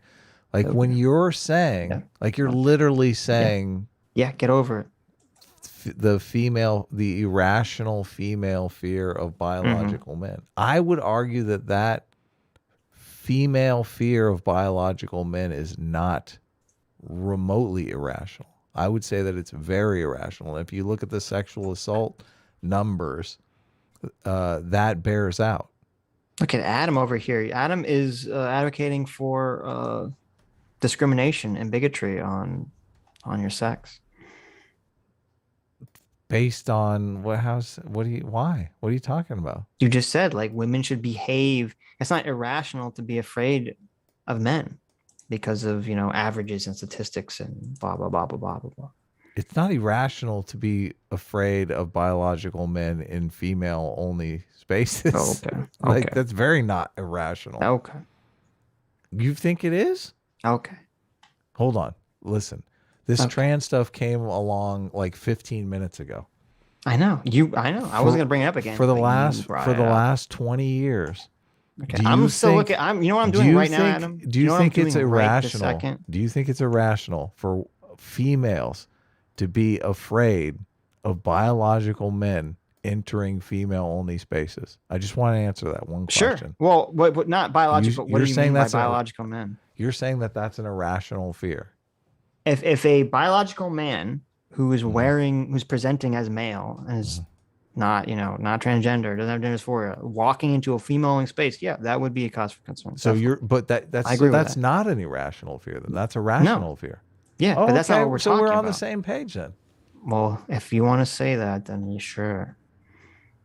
Oh well, I mean the fear is the fear. So I'm on the subreddit r/hot reporters. There's some hot reporters out there. I don't know if you noticed that. I'll have to check it out. That's what I'm doing instead of listening to this conversation. Anyways, that's it. We're done. No. Oh, nice. Abdi Muhammad for 55 sexy sex. Here it comes. Says Joe Biden smelled my hair and I kind of liked it. I feel like you wouldn't like that, Sitch. So vote for someone who isn't smelling your hair sensually. You know, that's true. If Joe Biden smelled my hair sensually, I'd be put off. I'd be put off. Okay. Are you disappointed in Joe Biden? That's really what people want to know. I am, because I voted for Joe Biden so he'd smell your hair, Adam. I thought that'd be hilarious for the stream, but it hasn't happened yet. So, whatever. Indeed, for $5 says sure, impeach for A team, but if he came out as S class, that's an easy case for the 25th. There you go. There you go. Roy for $5 says, Sitch, have you seen the video of the cops helping Patriot Front load their U-Hauls or something? I might be misremembering. So I heard that claim on Twitter. I'd asked for the video clip and no one sent it to me. I saw videos of Patriot Front people getting into U-Hauls and the cops are like protecting them because there's a mob of people around who I assume want to murder them or get in the fights with them. And so I saw that. I didn't see them actually like helping them get into the U-Haul. I just saw them like, preventing a riot from breaking out. That's what I saw. So you might be misremembering, or there could be a video that I haven't seen. This happens. Bartosz Koratsky for 50 PLNs says, Sitch, Memology 101 has in his videos both Patriot Front guys going into the back of U-Hauls to drive away and then them entering cars with covered license plates, both in front of the police. Feds as frick. Wait, I don't understand what that means. His videos of both Patriot Front guys going into the back of the U-Hauls to drive away and them entering cars with covered license plates. These are the feds? I don't understand. I'd have to look at what I don't understand what you're trying to say. Are you saying that they like pretended to go into the U-Haul and then like went out the door and went into a car that looks like a police car or something and they drove that away? Is that what the claim is?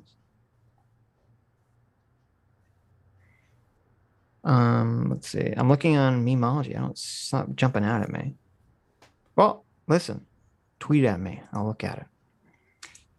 Diogenes for $5 says thoughts on the Ukraine situation. Also, get your work wife to host a call-in stream, Adam. We both know S-Class is afraid to face his Biden shilling. There you go. That's not true. That's not true. Thoughts on the Ukraine situation?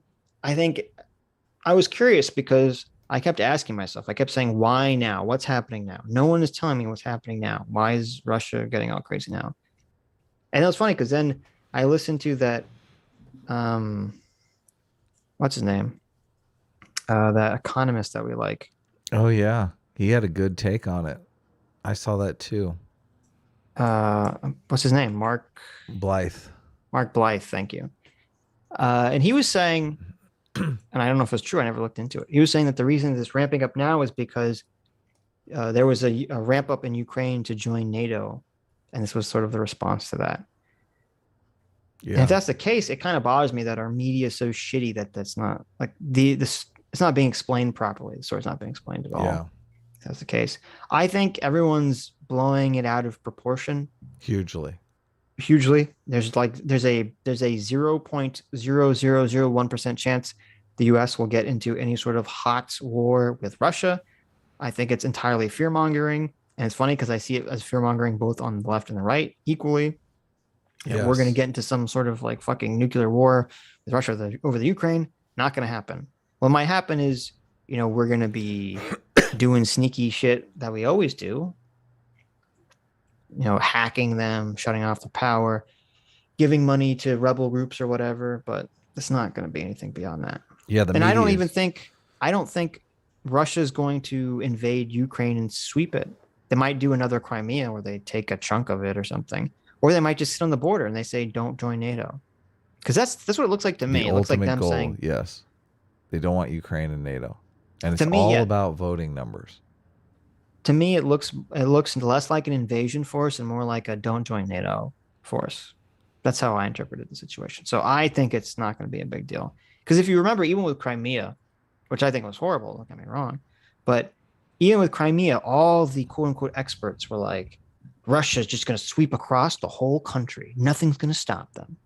Like I heard this repeatedly from the news. Yeah. And it's unfortunate because the news is very biased towards sensationalism. So biased towards making it so you can't sleep at night. So you're worried about, so you're basically hiding under your desk because of the nuclear war with Russia that's impending, which is terrible. True. Yeah. And it's so very, very difficult to find the truth. And the world is so much more stable than the news will ever lead you to believe. AJ Morris 2012 IRC says S-Class is the best class. Thank you, AJ. Yes. Also, have you ever played Final Fantasy 14? I like playing as the Lolfells. I have never played Final Fantasy 14 now. I had friends recently talking about wanting to play it, but I don't know. It seems like too much of a time commitment. Yeah. I heard that the game is so popular, they've contemplated stopping selling it. I don't know if that's true. I heard that though. So very popular. I know it's destroying WoW. Everyone hates WoW now. World of Warcraft? Really? World of Warcraft. Why do people hate it? A lot of bad business decisions by Blizzard and Activision. By the world creators? By the dev team, yes. Mm-hmm.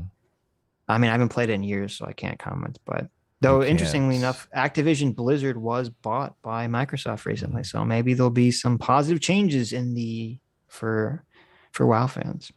What is the sex segregated situation for the bathrooms in the World of Warcraft? I'm just curious. Well, fortunately, you can't actually go to the bathroom. At least when I was playing, you could not go to the bathroom in World of Warcraft. So, okay. Well, they dodged a bullet there. It actually is incredibly transphobic because when you create your character, you only have two choices, male or female. So. Oh, that is terrible. Yeah. That is terrible. The game developers are obvious bigots. Very bigoted. Very transphobic. Kano for $2 says, Lord Centris Adam, please fence it on my face. Not going to happen, but okay. You don't want to sit on his face? No. Sit on his face, Adam. What's the problem? We have a strict no simping rule around here. So there'll be Come on. What's going on here? Face sitting. Don't be a bigot. Sit on the face. Unless you're a Wisconsin meteorologist, which sometimes I make exceptions for. Wow. Depending upon the meteorologist. I mean, I don't disagree, but Semper Pi Eat or Die for $5 says, what if the positions they were hired for requires you to be a certain sex, like having a female custodian on staff? Would that be against the law? Yeah, so apparently it's not, as we learned from the Hooters case. Yes, it's not. Apparently it is not, so yeah. Which I agree. There are certain, And this was weird because it wouldn't fall under that restriction. But I did have a problem with the case that this was from, the funeral home case, because I saw the trans individual, okay, and it was like a big fat guy who was transitioning into be like a big fat trans woman. Didn't look great, okay. I don't want to be mean. Didn't pass very well, and I think that is relevant because it's a funeral home, and they were the person at the front. Yes. And I think that was part of the contention, was that they were hired to be someone who deals with guests. And listen, yeah, I don't think people who are coming to, mourn the loss of a family member or friend, like, right, one has to think about like that. yeah, it's like it's distracting. Mixed messages. Well, no, it's just like at a funeral home, the funeral staff's job there is to basically be as cordial, nice, and as invisible You're as supposed possible. to be wallflowers. Yeah. Yes, right. And that guy, well, first of all, I think it even goes beyond that. I would not hire an obese man to have that job anyway, because I think being obese is distracting. So I think that guy should have been fired, or that woman should have been fired before they transitioned anyway. Right. But so I do have a problem. Invite him into the office and be like, "You're too fat to work here anymore." I mean, that's what I would like say. Yeah. No, I don't think you can do. What do you mean? You can 100% do that. There's you nothing. You can discriminate based on. Yeah, of course. On weight. Sure. Oh, okay. Why would you not? There's no law that made a state laws. There's no federal law that protects you from your weight, and it shouldn't be. It depends what the job is, obviously, but I think some jobs merit it. Elon should be like, "Oh, it's weighing day. Everyone over 180, you're out of here." There you go. They say in order to cut costs on company health insurance. Yeah. Everyone's got to weigh this much. Yeah, I don't know. The weigh in. So yeah, I mean, I do have a problem with it being applied in a strictly universal. There has to be exceptions. So. Evan Samus for $20 says, "All aboard the A train. Sitch flirts with Doomer, but he's still the smart one." I have to read tons of Marx, feminism, and postmodernism as an English major, but we didn't get into all this gender stuff when I was there, luckily. Well, there you go. There you go. I'm glad. Yeah, you're happy. Listen, Adam, if they have weighing day at the Elon Musk factory, that's just one step away from penis inspection day. I thought they already had penis inspection day. Oh, yeah. They're not at Elon's factory. They have it at school. Oh, yeah. Yeah. If you guys didn't know this, Adam missed out. Never had penis inspection day when he went to school, unfortunately. Yeah, I was never sexually assulted by my teachers like Sitch was. So, well, it was okay because they were hot. So that's all I really cared about. PLO2PL for $5 says, "Check out the trigonometry show from Sun with Zubin Damania. It discusses COVID from a tribal perspective, including height and moral foundations theory." Cool. Oh, really? Cool. Check that out. There's actually, what's the guy's name? Dr. Z-Dog. You know what I'm talking about? Yeah, I know Z-Dog MD. Z-Dog MD, yeah. He actually was talking to, he has a very interesting, like, nuanced take on the COVID and the vaccines and stuff, which I appreciate. Yeah. And he was totally quoting Jonathan Haidt today. So. I told you he was a huge Haidt fan. Yeah, I didn't know that. Yeah. That's funny. I was like, yeah, Z-Dog. One of the reasons why I listen to him. He knows. Oh, Z-Dog is Zubin Damania. Oh, well, I didn't know that. That's hilarious. That's funny. So there you go. We were talking about the same. I guess that we were talking about the same person. Why I thought about it. Yeah. I'll check him out on trigonometry. I've seen him on his own thing. I didn't see him on trigonometry. You know, those guys are Haidt fans, definitely. The trigonometry guys. Yeah, I like them. Sam C for $10 says, "Sitch is correct in thinking men who actually believe their women will just go into the women's bathroom to assault someone.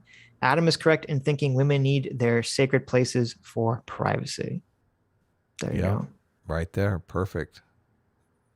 Someone actually didn't straw man either side. Well, I think they misspoke when they wrote. They said, "Sitch is correct in thinking men who actually believe their women will just go into the women's bathroom to assault someone." Yeah. I'm not saying that's not going to happen. Right. It doesn't, and No. Okay. overlooking Anyway. like the fear aspect of it is just weird. I mean, come on. Come on now. Superstitious Nonsense for 10 euros says, currently when a man goes into a female toilet, that raises a lot of flags. If it did not, how would that not present more opportunities? Yeah, that's true. Yeah, well, we're talking about, again, presentation. You wouldn't want a trans man to walk into, women would feel very uncomfortable if a very passing trans man walked into the woman's bathroom. They'd be like, why is there a dude in here? It make them feel very uncomfortable. Correct. Yes, I agree. Gemini for $2 says Sitch wants gendered bathrooms banned. There you go. That's true. I didn't say that, but it's true. Gemini knows I mean, this doesn't apply to Gemini because Gemini wants to be in the men's room with Adam. He's already got it all worked out. Mm-hmm. Okay. Yeah, I go into the men's room and I'm just scared of all men. Stay away. Adam's afraid that every man is over there. Gemini. You stay over there. There you go.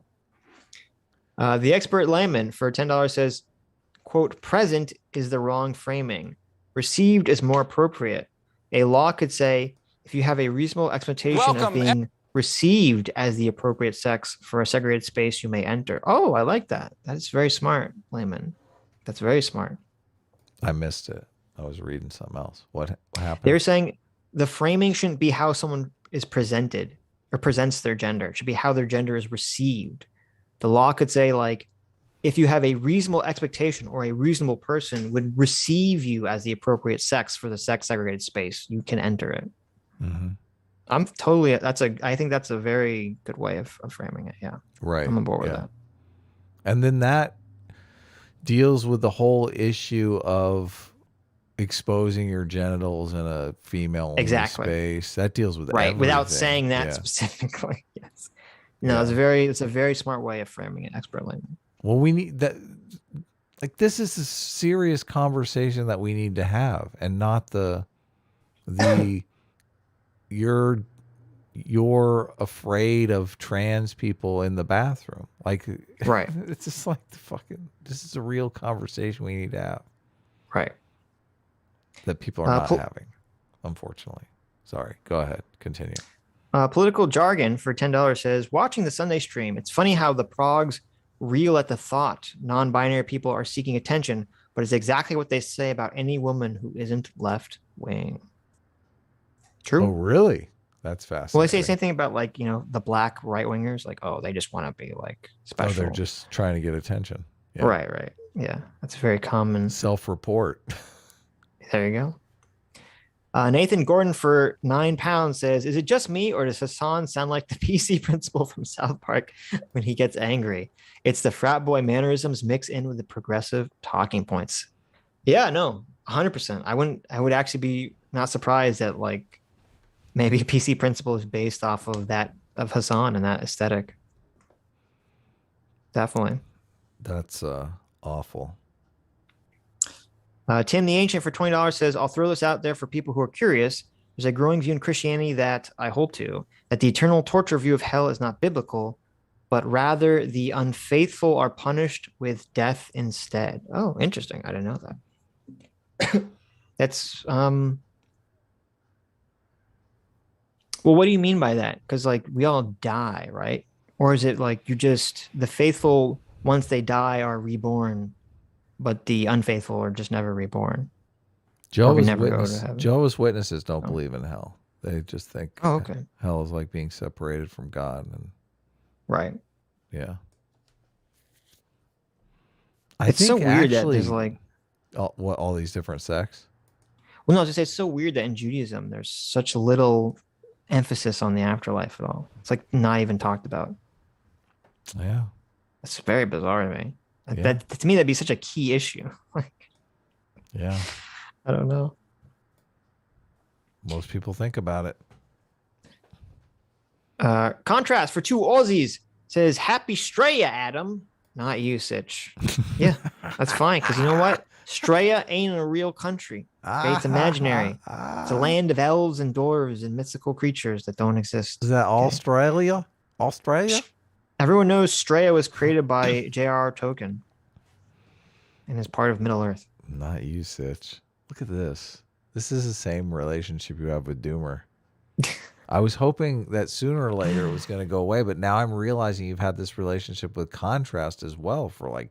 First of all, Contrast has this relationship with me. Okay. Right. So it's not like I think it's twisted. But it's like we're going into years here. It's true. It's like it's true. It's his brand. It's his brand.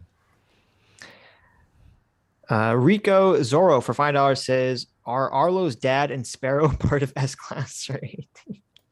S Class. I'm pretty sure they're part of the D bags. S Class. Oh yeah, yeah. Because both S Class and A Team thought Chappelle was funny, and it was the D bags. Oh, you're right. You're totally correct. Yeah. Yeah. So, Sparrows are Arlo's dad. Was it Arlo? Arlo, yes. Oh, okay. Arlo definitely shared Doomer's video on her Facebook page. That certainly happened. J-Mac. Daddy, J-Mac. For $50. Thank you so much, Jay. Says, "Hello, my two favorite enlightened centrists. Hello. My favorite second father. My wife has been having a rough month. Can you guys make her day by telling her she rocks? Trust me, she does. She does, so you wouldn't even be lying. Thanks, homies." Of course. Listen. Yes. Listen. Wife of Mac.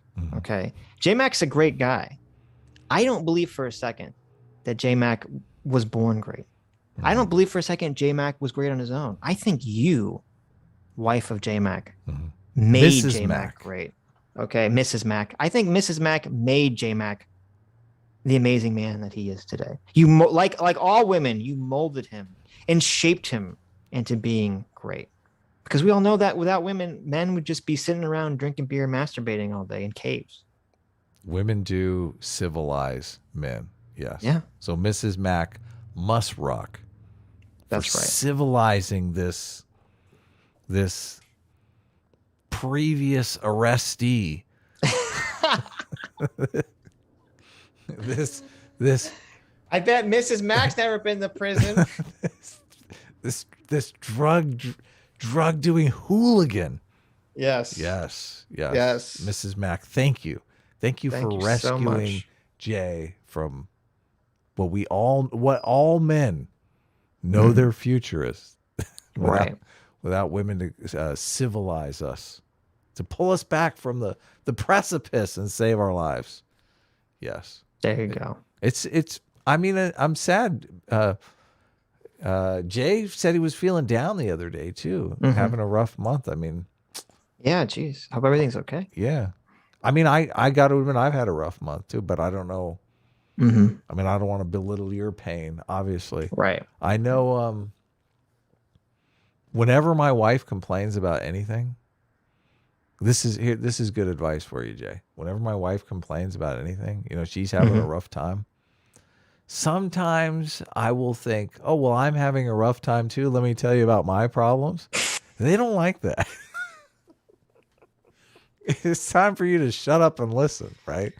It's time for your problems to be invisible, non-existent. I don't agree with Adam. Yeah. Listen, fellas, when your significant other, when your lady comes up to you and she's telling you about some problem you have, they love it. They love it when you start saying, "Oh, well, I have a problem that's even worse than that," and you just go off about your problem. They love it. This is not true, Sitch. I'm telling you. They love it. They despise it. Okay. Listen, who are you going to trust? The married guy or the single guy? Okay. For obviously, I have my lived experience here telling one of us is chained down and one of us is free. But I found a workaround for you guys. Okay. When your wife comes to you and she says, "Listen, I've had a terrible day, I had a rough day at work. Let me tell you about this coworker that said this terrible thing in front of me." You say, "Well, I had a great day." You just tell them. You tell them, "Well, I'm on top of the world right now." No, that's bad advice too. Okay, what they want you to do is they want you just to listen. Okay, right. If it is about a coworker, you jump in and you say, that stupid fucking bitch did it again. That dumb whore. I can't believe her. You don't need to remember any of the situation or anything. Don't do that, okay? That's time consuming, energy consuming. just stupid bitch or stupid fucker will work.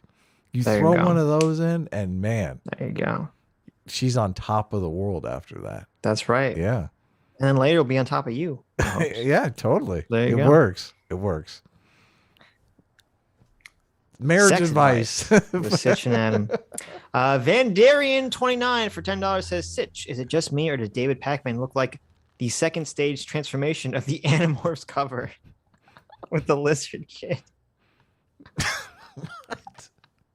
I don't know. Don't want to be racist to lizard folk ruled by their elephants. Let me look this up. The Animorphs lizard book cover. I could believe it. Huh? I could believe it.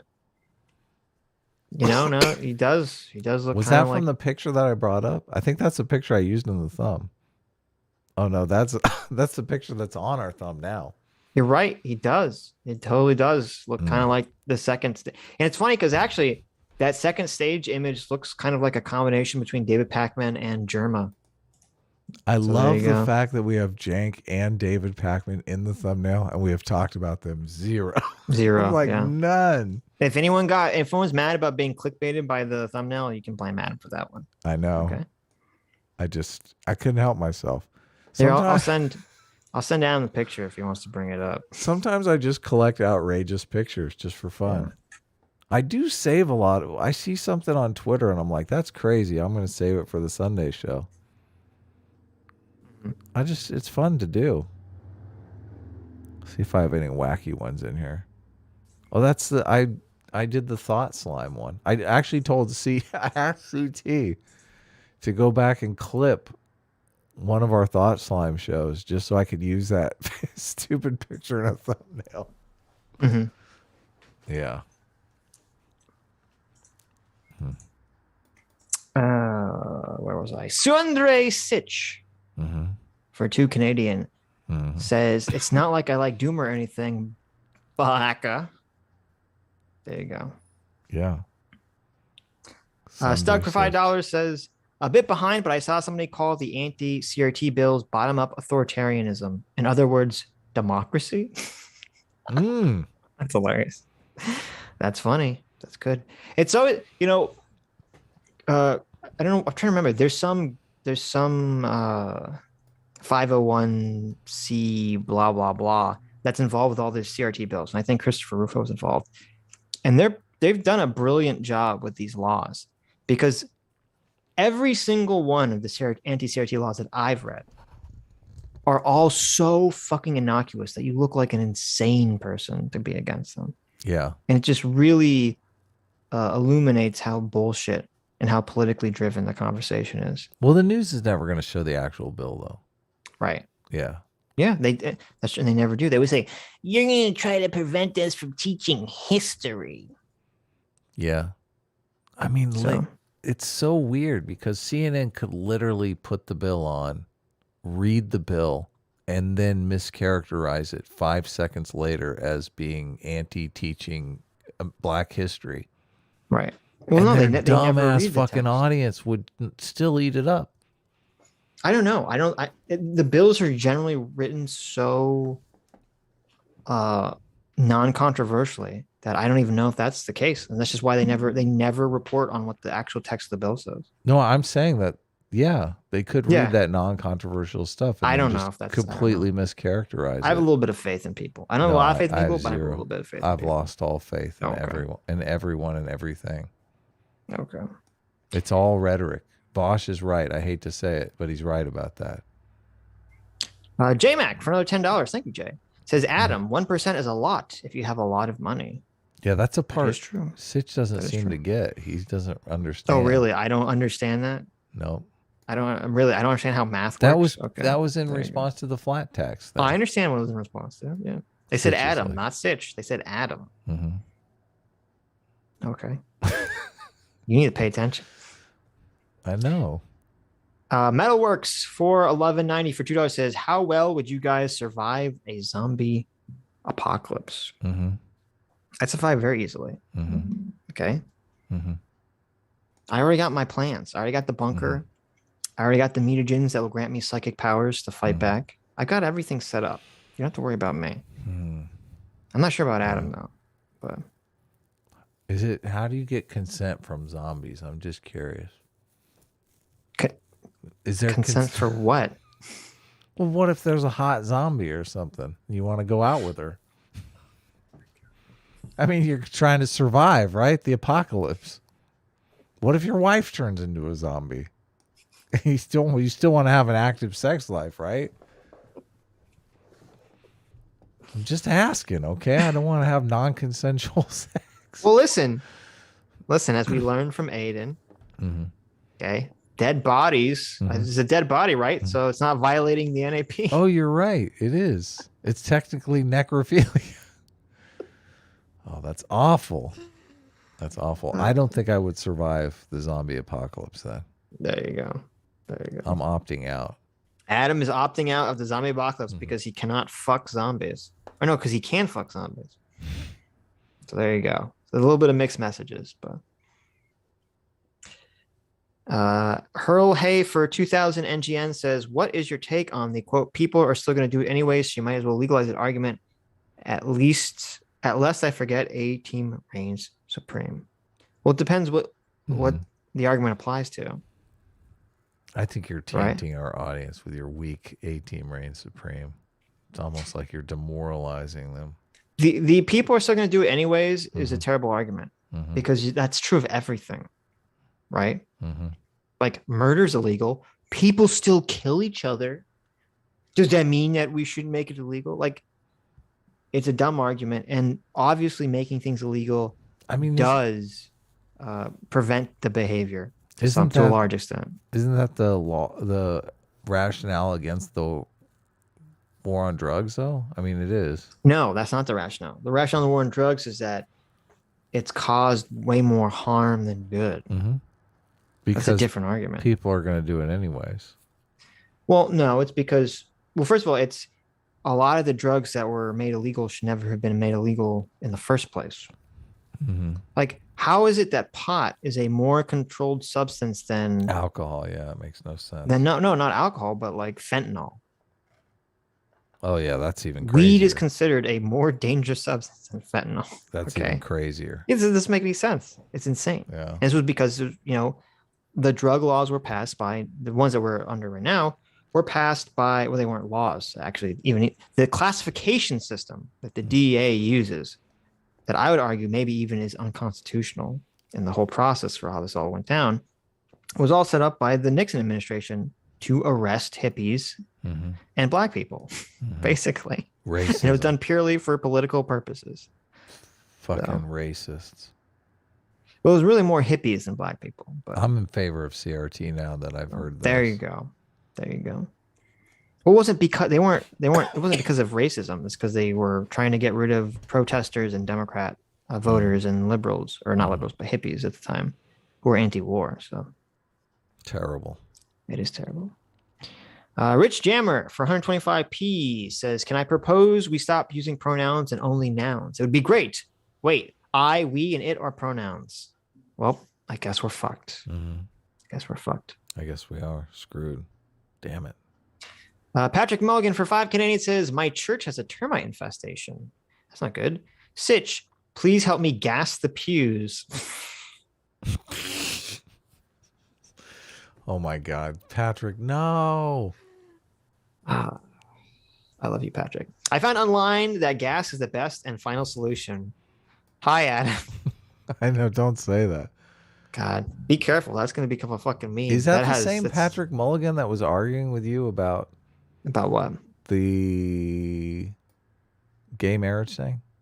Weren't you arguing on Twitter with Patrick Mulligan? Or is that a different Patrick Mulligan? When I was arguing about gay marriage on Twitter. Yeah, you said you misrepresented his argument on gay marriage. I don't fucking know. I don't know if you don't remember. You have a better I don't remember shit, so I don't even know what the fuck you're talking about. Jab Slant for $2 says, Be a min. So reminder that I got Doomer on EFAP. Oh, There you go. That's good. Thank you, Jab. Thank you, Jab. You fucking lying. Yonkers OF for $7.99 Australian says, does this mean white chicks and Big Mom as House are not hate movies? No, Big Mama's I've House. never seen White Chicks or Big Mama's House. I dodged those bullets. I was like, yeah, I've never seen either one of those either. Yeah. Gabbles for 14 knock 14 knocks knocks. Thank you, Gabbles. shows a peach. Peach. Which I don't know what that means, but okay. I was supposed to give Gabbles a wrench, but I don't see him. So, Well, he's not sorry, back yet. Gabbles. Sorry, Gabbles. Satoshi was a reptilioid for 20 knock knock says, I identify as an unserious. There My you go. pronouns are yes, no. I like it. Yeah. I like it. I'm unserious too, by the way. Lunamio music for $2 says Jack Sparrow. That's right. This is the tale. He is Captain Jack Sparrow. Yeah. Very masculine. So Very masculine. you can tell by the way he puts his hand on his hip and kind of swings And the way he walks. swings his finger around effeminately. Yes. He's very masculine. That's right. Isn't Jack Sparrow so effeminate? Like he's played by Johnny Depp, right? I mean, It's weird because Jack Sparrow's like one of those weird he is. David Bowie characters that's like Right. he's like on some ends he's like super like masculine. On some ends he's very feminine. Yeah. It's confusing. Yeah. Strange. Drives women wild. That's right. Makes them shit the bed.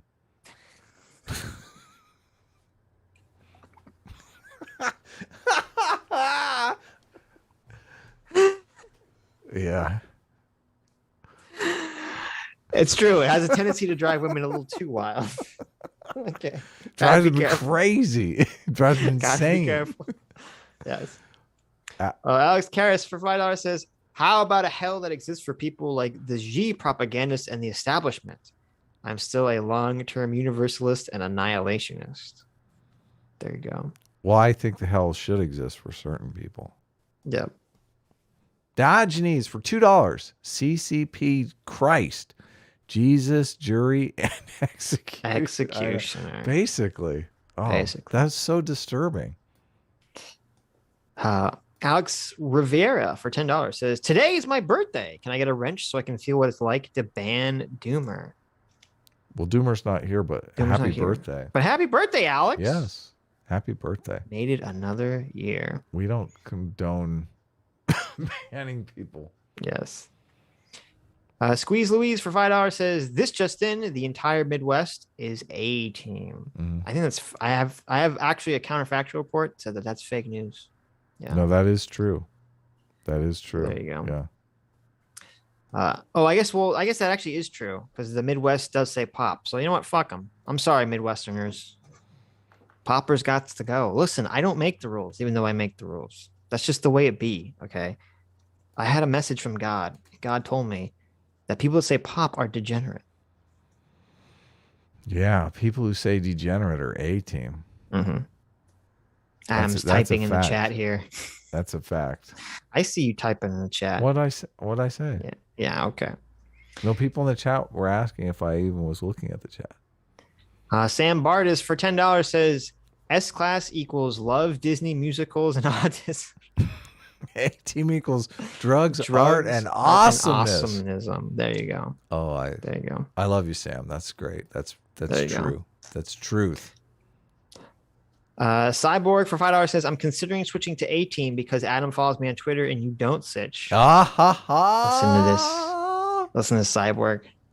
We talked about this, Cyborg. Didn't you bring this up before? And I said, I can't follow you now because then it'll look like I'm just following you to keep you on my team, which would make me a simp. Make me want it too bad. He's never you have to let it happen naturally, Cyborg. Cyborg, listen. It happened naturally with me. I was like, this guy's a fan of the show. Adam follows like everyone and their bullshit. Mother. That's bullshit. How many people are you That's following? Total bullshit. 1,177. Yeah, I follow fans of the show. How many people am I following? I follow 281. I follow friends of the show. This is like the wrenches. Okay. We have a lot of friends of the show, and Sitch likes to denigrate our audience, our fans, our friends.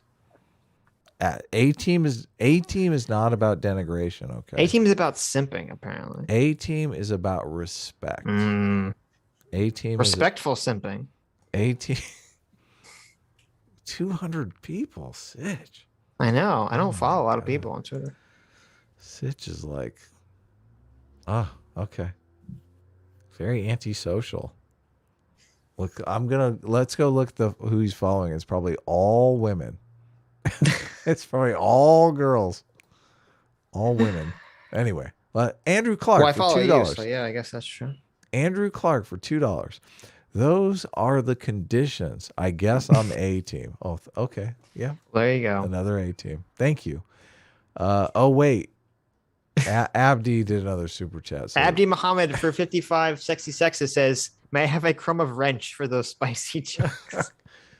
I didn't want to read it because I didn't know if it was another spicy joke. So yeah, I don't know. I feel like it's the opposite. Yeah.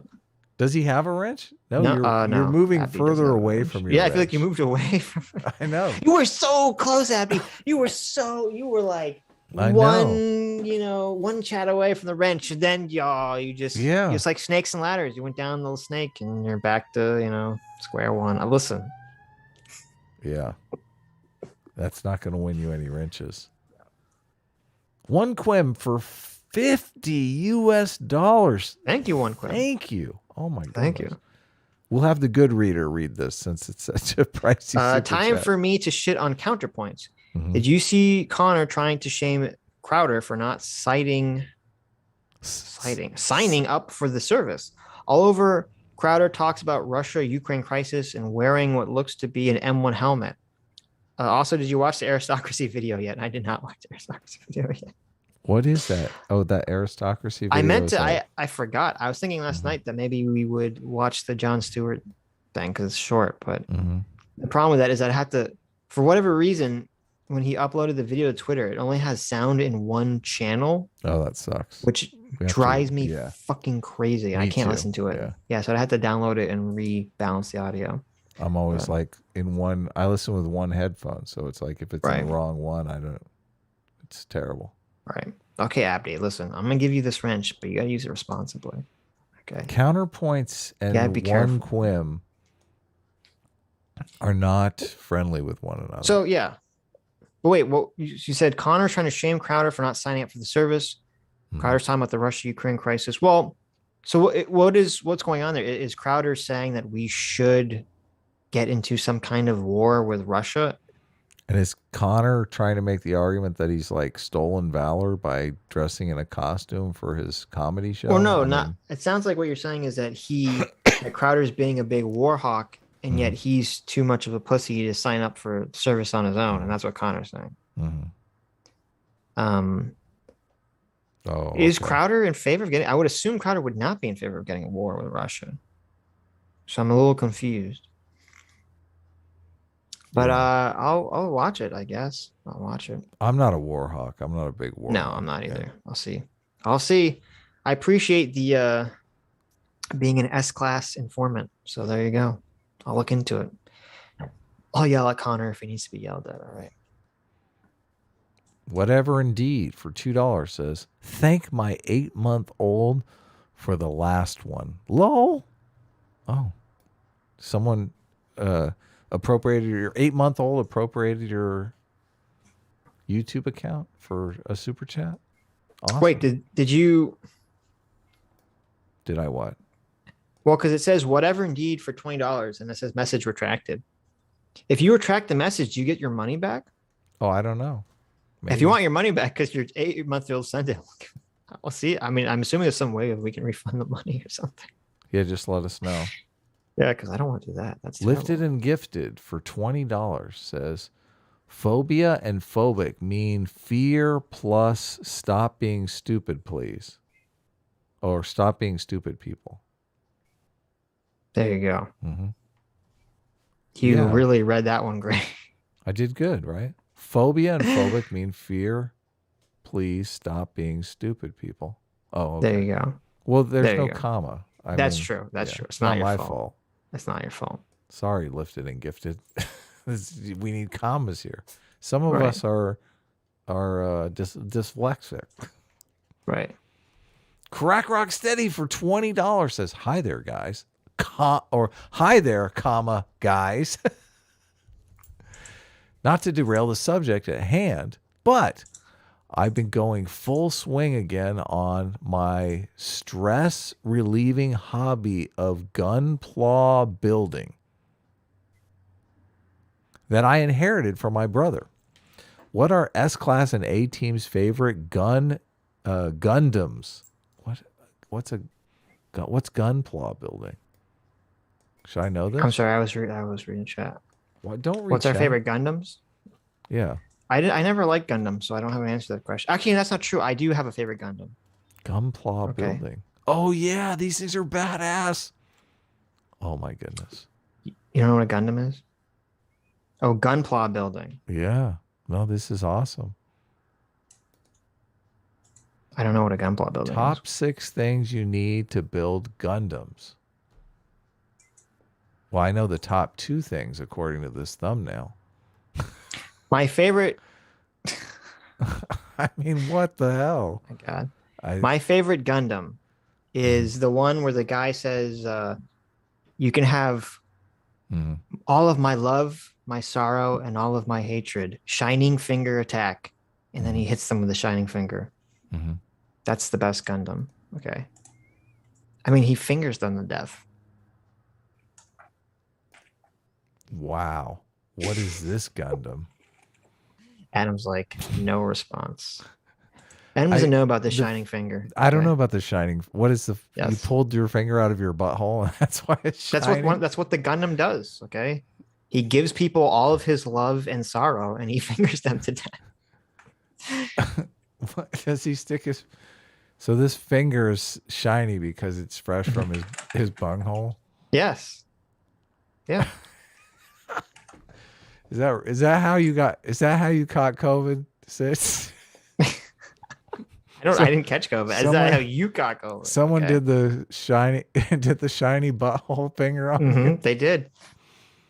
They said, "The hand of mine glows with awesome power. Its burning grip tells me to defeat you.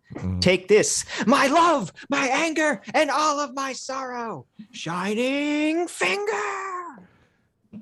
That's a Gundam says that? That's a Gundam. I love it.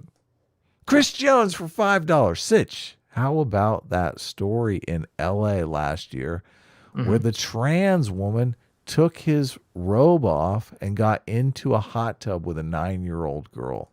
That's terrible. That's the Wii Spa story that I tried to tell Sitch about, that he was just totally hand waving away. But that fucking asshole. That trans woman that you have in quotes there isn't a trans woman. That trans woman turns out to be a sex offender. Right. That was yeah. We talked about that on Sunday. I said what I was confusing that one with the Jessica Yavnavin case. Yes. Yeah. Right. But there was actually a transgender woman who stepped up and took credit for it, that had a band and was online, but that person was not actually the person that was in the Wii Spa. Right. Yeah. Yeah, I'm against it. But you'd say it's irrational for the 9-year-old girl to be upset about a wee in her face? No, I would never say that. Okay, so that's rational. What a Adam. I thought you were anti I want to make I thought you were anti strawman here. Okay. I am. Okay. That was a total strawman. Ridiculous strawman. Let me go back to this tweet here though about the irrational stuff that you liked. What a strawman. Well, why would you like that tweet? It's not irrational. It is true. No, because what I said was there's an irrational fear in that the way that you're framing it is that someone can do that anyways. Any person could walk up to a 9-year-old in a hot tub and flash their dick at them. Okay. That has nothing to do with the way the laws are set up. That's not that's a rational fear though. No, but I'm saying that's why I'm saying the way that you were framing the law was irrational, and the way that the TERFs are framing the law is irrational, and that's why what I was saying was the issue should be about no one wants a penis flash in their face. And as expert layman put out in a much smarter way, saying it shouldn't be about how a person presents. It should be about how a reasonable person would receive their gender. Okay? I agree. Yeah. And so that removes that whole element of the irrationality from We the should call it layman's law. We'll call it layman's law. Layman's law completely deals with the penis in the face issue. Because if you're going in to Wii Spa and you have a penis, you can't get in the hot tub and flash your penis in people's faces. Right. Chris Jones for $2 says, state law says you have to allow that in California. Yeah, they got in big trouble for it at Wii Spa. They did, but they didn't because you said the person was a sex offender. Yeah, but they had a I don't want to get into the Wii Spa thing. It was a huge controversy. They had basically street riots over it. It was not pretty. I see. Yeah. Listen, if there's any confusion here, it's very simple. Okay. I'm not in favor of men or trans women flashing their dicks in anyone's face at a spa or bathhouse or locker room or anything like that. Okay. Right. And I said that from the get-go, that the focus should be on the flashing of, I think it's reasonable to say a woman does not expect to see a penis in a sex segregated, even a gender segregated situation. Okay. If that is the law in California, that's fucking crazy. And California sucks. Well, California switched over to gender identity being replacing sex. Well, and that's stupid. I'm not in favor of that. You can't discriminate against people entering sex segregated places if they identify, because those sex segregated places are they're gender identity segregated, not sex segregated. Yeah. Crack Rock Steady for $5. I still feel like you don't understand my argument at all, but that's fine. We can move on. I just give the 5 words, one sentence. Well, what I was saying, but what I was saying was irrational. Was that you can't couch a fear in something that can already happen. That's not a good persuasive argument. It's the same thing with even if it's true, it's the same thing with the CRT race Marxism thing. That's true, but it's not persuasive. And the whole thing is here's what we want to. I'm assuming that we want to couch our arguments in persuasive formats so that legislation will get passed here. The fear comes though from you, you're saying, yes, it can already happen, right? And I agree, yes, it can already happen, but it's illegal. When the law changes, it can happen, and it is legal for it to happen. Yeah, but so you that's were a taking completely different situation. Right. But in the example that we started with, you were taking a step further and saying it doesn't matter if the person actually does something like that. It's just the fear of it potentially taking place should be enough to warrant the law being strictly based on sex. People generally don't like to live in fear, no. Right, but see, that's what I'm saying is irrational. You can't say, oh, I can't simply have a trans woman who's presenting as a woman in the bathroom with me as a cis woman just because I have a fear that this person is going to flash their dick at me. But now you're adding a completely different level to it that I'm not even going to. That's what we were talking. No, but that's what we were talking about from the beginning. Listen, I'm not, take just all the trans stuff completely out of it, because that's, I think, a bad argument, because that's what the trans people. Well, we can't. That's what we're talking about. But the straw man argument is that, trans people are not going to abuse you in the bathroom. You're afraid of trans men coming in, or trans women coming into the bathroom and abusing women. That's not the argument. The argument is that pedo sex offender men will pretend to be trans women so that they can go into the bathroom, and you're removing any friction from this, because them actually doing that is no longer illegal, because all they have to do is say, "Oh, I'm a woman." Sure. And there's no okay, this is exactly what happened at Wii Spa. I'm certain of it.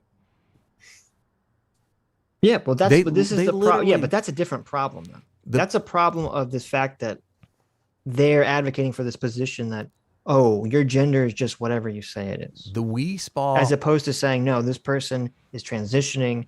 They have a medical diagnosis, and they're actually in the act of transitioning. I don't even want to like I think all of the trans stuff clouds the issue here. Okay. In the Wii Spa situation. Okay, wait a minute. Adding pedophilia clouds the issue here. Okay.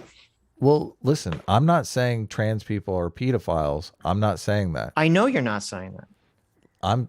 I'm saying pedophiles are pedophiles, and pedophiles will take advantage of loopholes in the law to be fucking pedophiles. That's what I'm saying. Why are you, do you disagree with that? I mean, I got a heavy sigh. No, but that's like saying, listen, it's possible that a pedophile will become the coach of a children's sports team. Mm-hmm. Yeah. Okay. I was like, okay, that's true. And so what do we do about it? So therefore, human beings should not be allowed to be coaches of sports teams because they could be secret pedophiles. Like, how do you build a law around this? I don't understand. Think about this the proposed law is a step in the right direction. Wait. I just even realized why this completely doesn't make any sense. Okay. You have a male pedophile who likes little boys, and they go into the locker room with the boys or the bathroom with the boys. Okay. Mm-hmm. This argument doesn't work. This is why this argument doesn't work.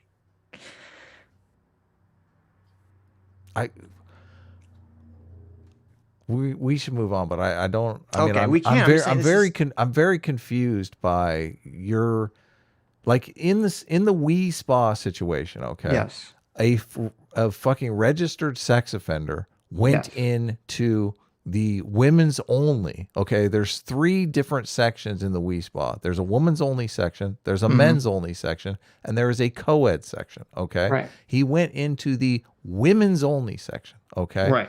And flashed his dingling, got into a hot tub with like a 9-year-old girl was in there. A bunch of other women were in there. One of the women freaked out, went to the front counter and started filming and said, listen, there's a man in the women's only area. People in line were saying he's transgender. This is like, that's the way it is. I understand. Okay. I don't. So why we're running down this again? So what he was doing is no longer illegal. No I understand. Again, okay. You don't want the pedophile to go into the men's side, look for little boys, and try to flash their dick in the little boys facing in the hot tub with them either, right? We don't want that behavior, period. Okay. But my point, again, for the millionth time, is that if you want to frame a law around this, it has to be based on some kind of logical construction. And I agree with you. The way the California construction is sex segregated areas. It's not. How is it not? Because then Blair White has to go into the men's room. Okay. And how does that work? I don't want to argue the fucking bathroom bill, okay? I don't want to argue the bathroom bill. I didn't come here to, I'm not prepared to argue the bathroom bill, okay? Okay, we can move on. Do you understand, though, that you're removing any sort of barrier for anyone to go into any bathroom that they choose? There's that's no longer, you're basically erasing the ability to even have sex segregated spaces. This is my only point. Okay, and I'm assuming you agree with. I'm assuming you agree with this. Okay. What you're saying, you're basically saying we can't have sex segregated. I'm not spaces. saying that at all. You don't know what I'm saying. Okay, I'm not. Again, I don't. I am saying the California situation is wrong and fucked up, and gender identity should not replace sex in the law. I'm 100% against. Why are we even arguing about this? Because I don't agree with you that it's so simple to just say, well, then everything has to be sex segregated. I agree. Because that's not the answer. And we talked about the change to the law where you're talking about certain behaviors and whatnot, which I'm in agreement of. I'm not trying to end up in a urinal next to fucking Blair White. Okay. I get it. Mm-hmm. But the answer isn't like, Instead of having sex segregated spaces, we have gender identity segregated spaces. I mean, you might as well just have everything co-ed. Okay, I agree. I'm not in favor of having things be based on gender identity strictly. It doesn't make Right. sense. There has to be some other criteria. Well, the trans activists want everything based on gender identity. Right. That's what trans they're activists after. That's what they're gunning for. Right. Trans activists are full of shit. Yeah. Yeah, sure. Anyway. Where's the atom trigger? Jesus. I know. Crack Rock Steady for $5 says, I can post pics of them once I complete them. Ask the guests to whenever you get a chance. S-Class is the best class. And A-Team reigns supreme. It's so... There you go. It's terrible. I want to talk to my attorney about this A-Team I will try to remember Crack Rock Steady. You'll have to remind me because I'm not going to remember. To ask guests who their favorite Gundam is. So,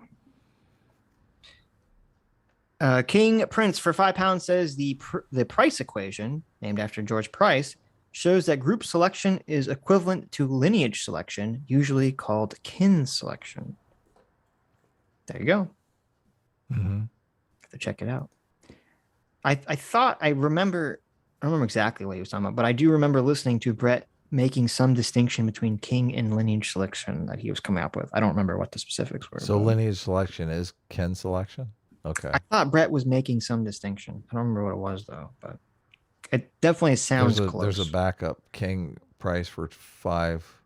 If kin selection happens, then so does group selection. David Sloan Wilson, who Jonathan Haidt has collaborated with, has discussed this in his research. Yeah, there you go. I know. I've read that research. Right. Yeah.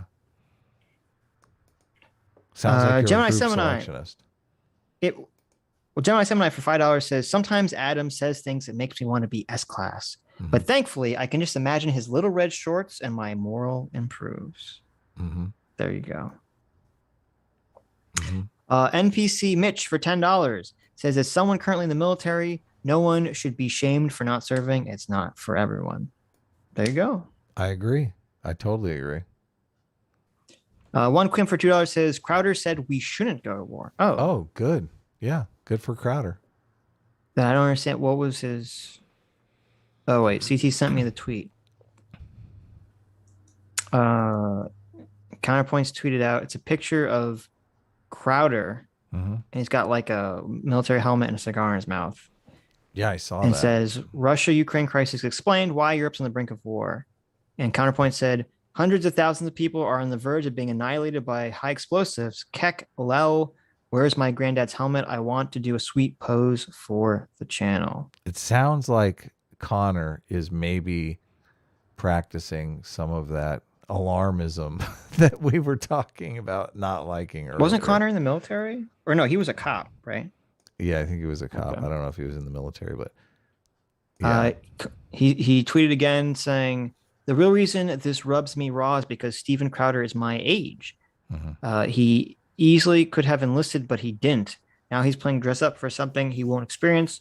He'll be cheering on the war that he won't have to fight after skipping the war of his generation. Well, that's why I'm confused, because we're not going to war with Russia. It's ridiculous. Well, but the comment would only make sense if Crowder was advocating for war, which I'm assuming he was not. And as OneQuim said, he wasn't. So I'm confused by what Counter is getting at. But so there you go. We'll make sure to yell at Counter again when we have him on. Thank you. Thank you, OneQuim, S-Class. Yes. S-Class. I believe Connor was also in the military. Oh, that's right. He did say he was enlisted in that tweet. So I guess that makes sense. Right. I feel like informant has kind of a bad sting to it. It's more like that was his investigator. Okay, you're right. Yeah. You're right. OneQuim, you can be the S-Class instigator. Oh, I'm sorry, investigator. Yeah. I'm so sorry. There's a little instigator in there. A little too. Both. Okay. Yeah.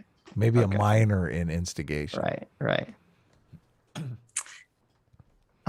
Gemini Samurai for $2 says, Sitch's lack of Gundam makes me A-Team. There you go. Adam doesn't even know Gundam. Okay. I at least know Shining Finger. Adam doesn't even know Shining Finger. Yeah. I know where Who's you your get favorite Gundam, Adam? You I know never where answered the question. I know where you get your shiny finger from. So Who's your favorite Gundam, Adam? my favorite Gundam? Yeah. Let me think for a second here. Favorite Gundam. Favorite Gundam. Let me see. Let me see. What favorite? Let me look here. Let me see. Top 5 Gundams. I'm getting warmer here. 5 Gundams. Okay. Fly Gundam Fly. Oh, these are series. These aren't actual individual Gundams. Damn it. Uh-oh. What are we doing here? Okay. All right. Jim and I are officially S class. Sorry. All right. Look, we're gonna finish in time now. We're finally done. We are. That We're was almost it. done. What do you mean? done. We're no. That's There's it. some more Streamlabs. Oh. Okay. Good. Go ahead. Laws are dumb. For $1 says spicy take. Trans people should use the handicap bathroom. How is that such a spicy take? Well, it's implying that they're handicapped. I know they lose their mind over that, but Right. I mean, Dr. Diddler for another $1 says, "Oh, this is fake Dr. Diddler." Fake Dr. Diddler. Says, "I am now officially A team, and I love Adam friended Strange unconditionally and supremely." There you go. Sweet, Dr. Diddler, welcome aboard. There you go. Fake Dr. Diddler. CT for Dollar says, "As a group, the usual suspects, we have decided that Cars is the best MCU movie. Cars is the best Justice League movie. Cars is the best Studio Ghibli film.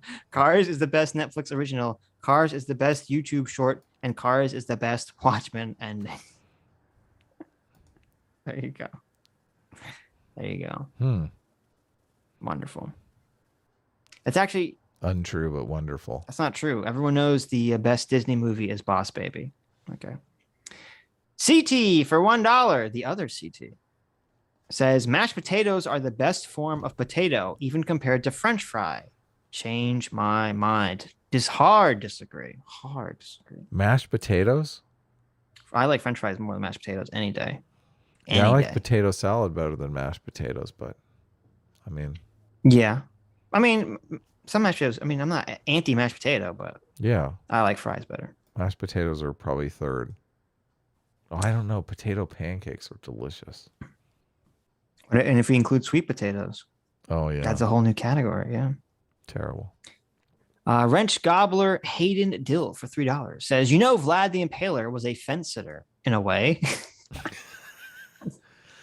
Uh-oh.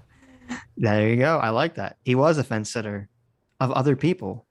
He forced other people to be enlightened centrists in a very physical manner. Anyways, giving Streamlabs a try seems like an interesting alternative getting into the art of memes. How do I share the memes with the two incredible lords of something in Europe? Either on Twitter, just add us would probably be the easiest thing, or join one of the Discords and put it. I think there's a meme section in the Laser Discord, and then usually CT forwards them to us. So those are your options. CT for $1 says, that reads one. Why CT? She shouldn't be. What?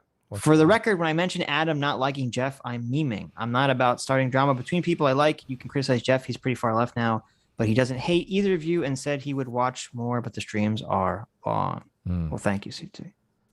Got in for some clout chasing. He's trying to get on the show.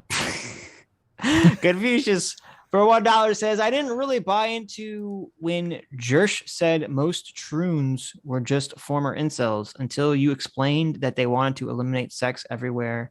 Thinking face. There you go. What does that mean? I'm not sure. Okay, me neither. Lemon dropped for $5 says, to make up for my last dono, a joke that didn't land. Let me help Adam with the bathrooms. The position is that passing trans should use the bathroom they look like. The goal is to reduce predatory men plus discomfort for all. No solution, just compromises. Yeah. There you go. Why? It's just so it's so fucked up because for something that's I mean, if Blair White uses the ladies' room, like there's not going to be a big stink about it. Right. But we're supposed to change, like, we're supposed to basically completely change the law for something that's like going to be a complete non-issue. Mm-hmm. It's fucking bullshit. Lucifer the Doorman for 5 Canadian says, Adam, have you watched Hellsing Ultimate yet? Do you need a bigger bribe? I would be interested in watching Hellsing Ultimate, but it's on Hulu, and my wife asked us. I don't know how to use Hulu.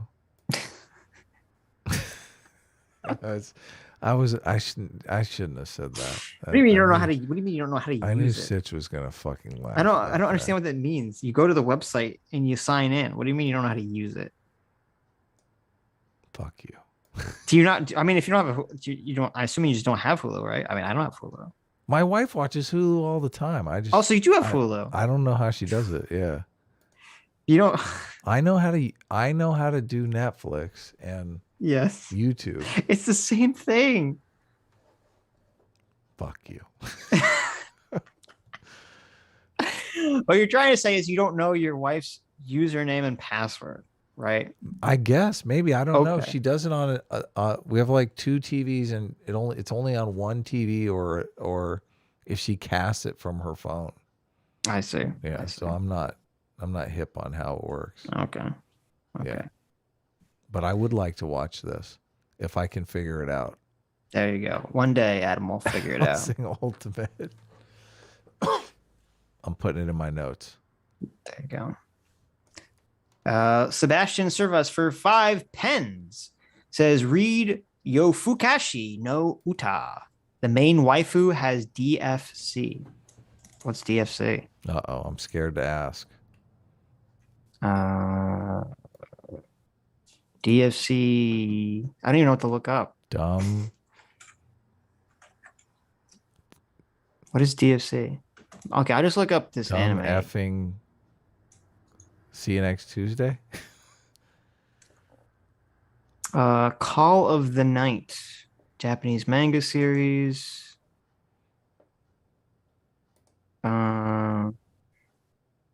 Unable to sleep or find true satisfaction, Ko Yamori stops going to school, begins wandering the street at nights, encounters a girl who's a vampire, and shows him the joys of being a night walker.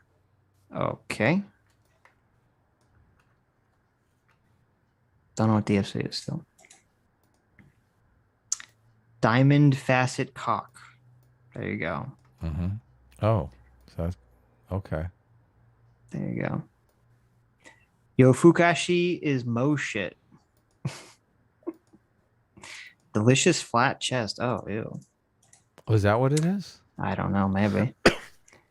King Prince for £5 says Blair White should use the bathroom of his sex backwards. X's backwards.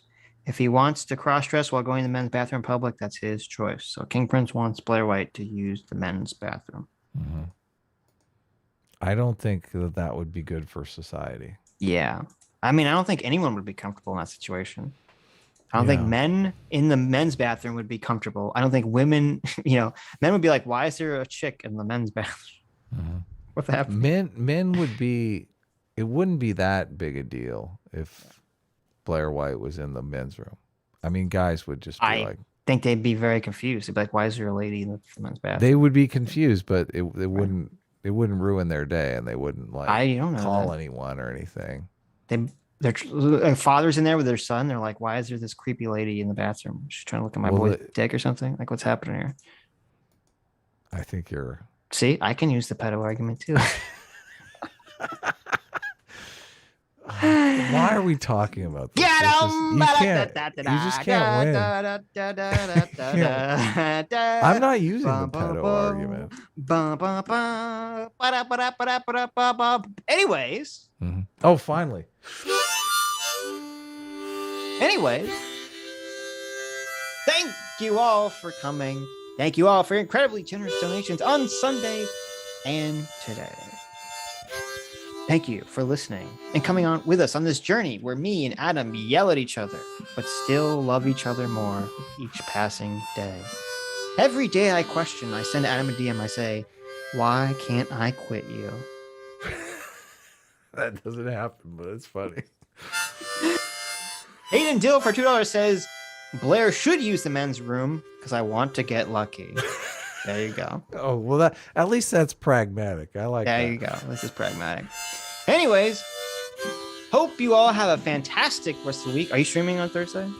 I don't know yet. Okay. Maybe Well, so. we'll see you maybe Thursday, but definitely Sunday. Bye-bye! Take that, Doomer. Nice.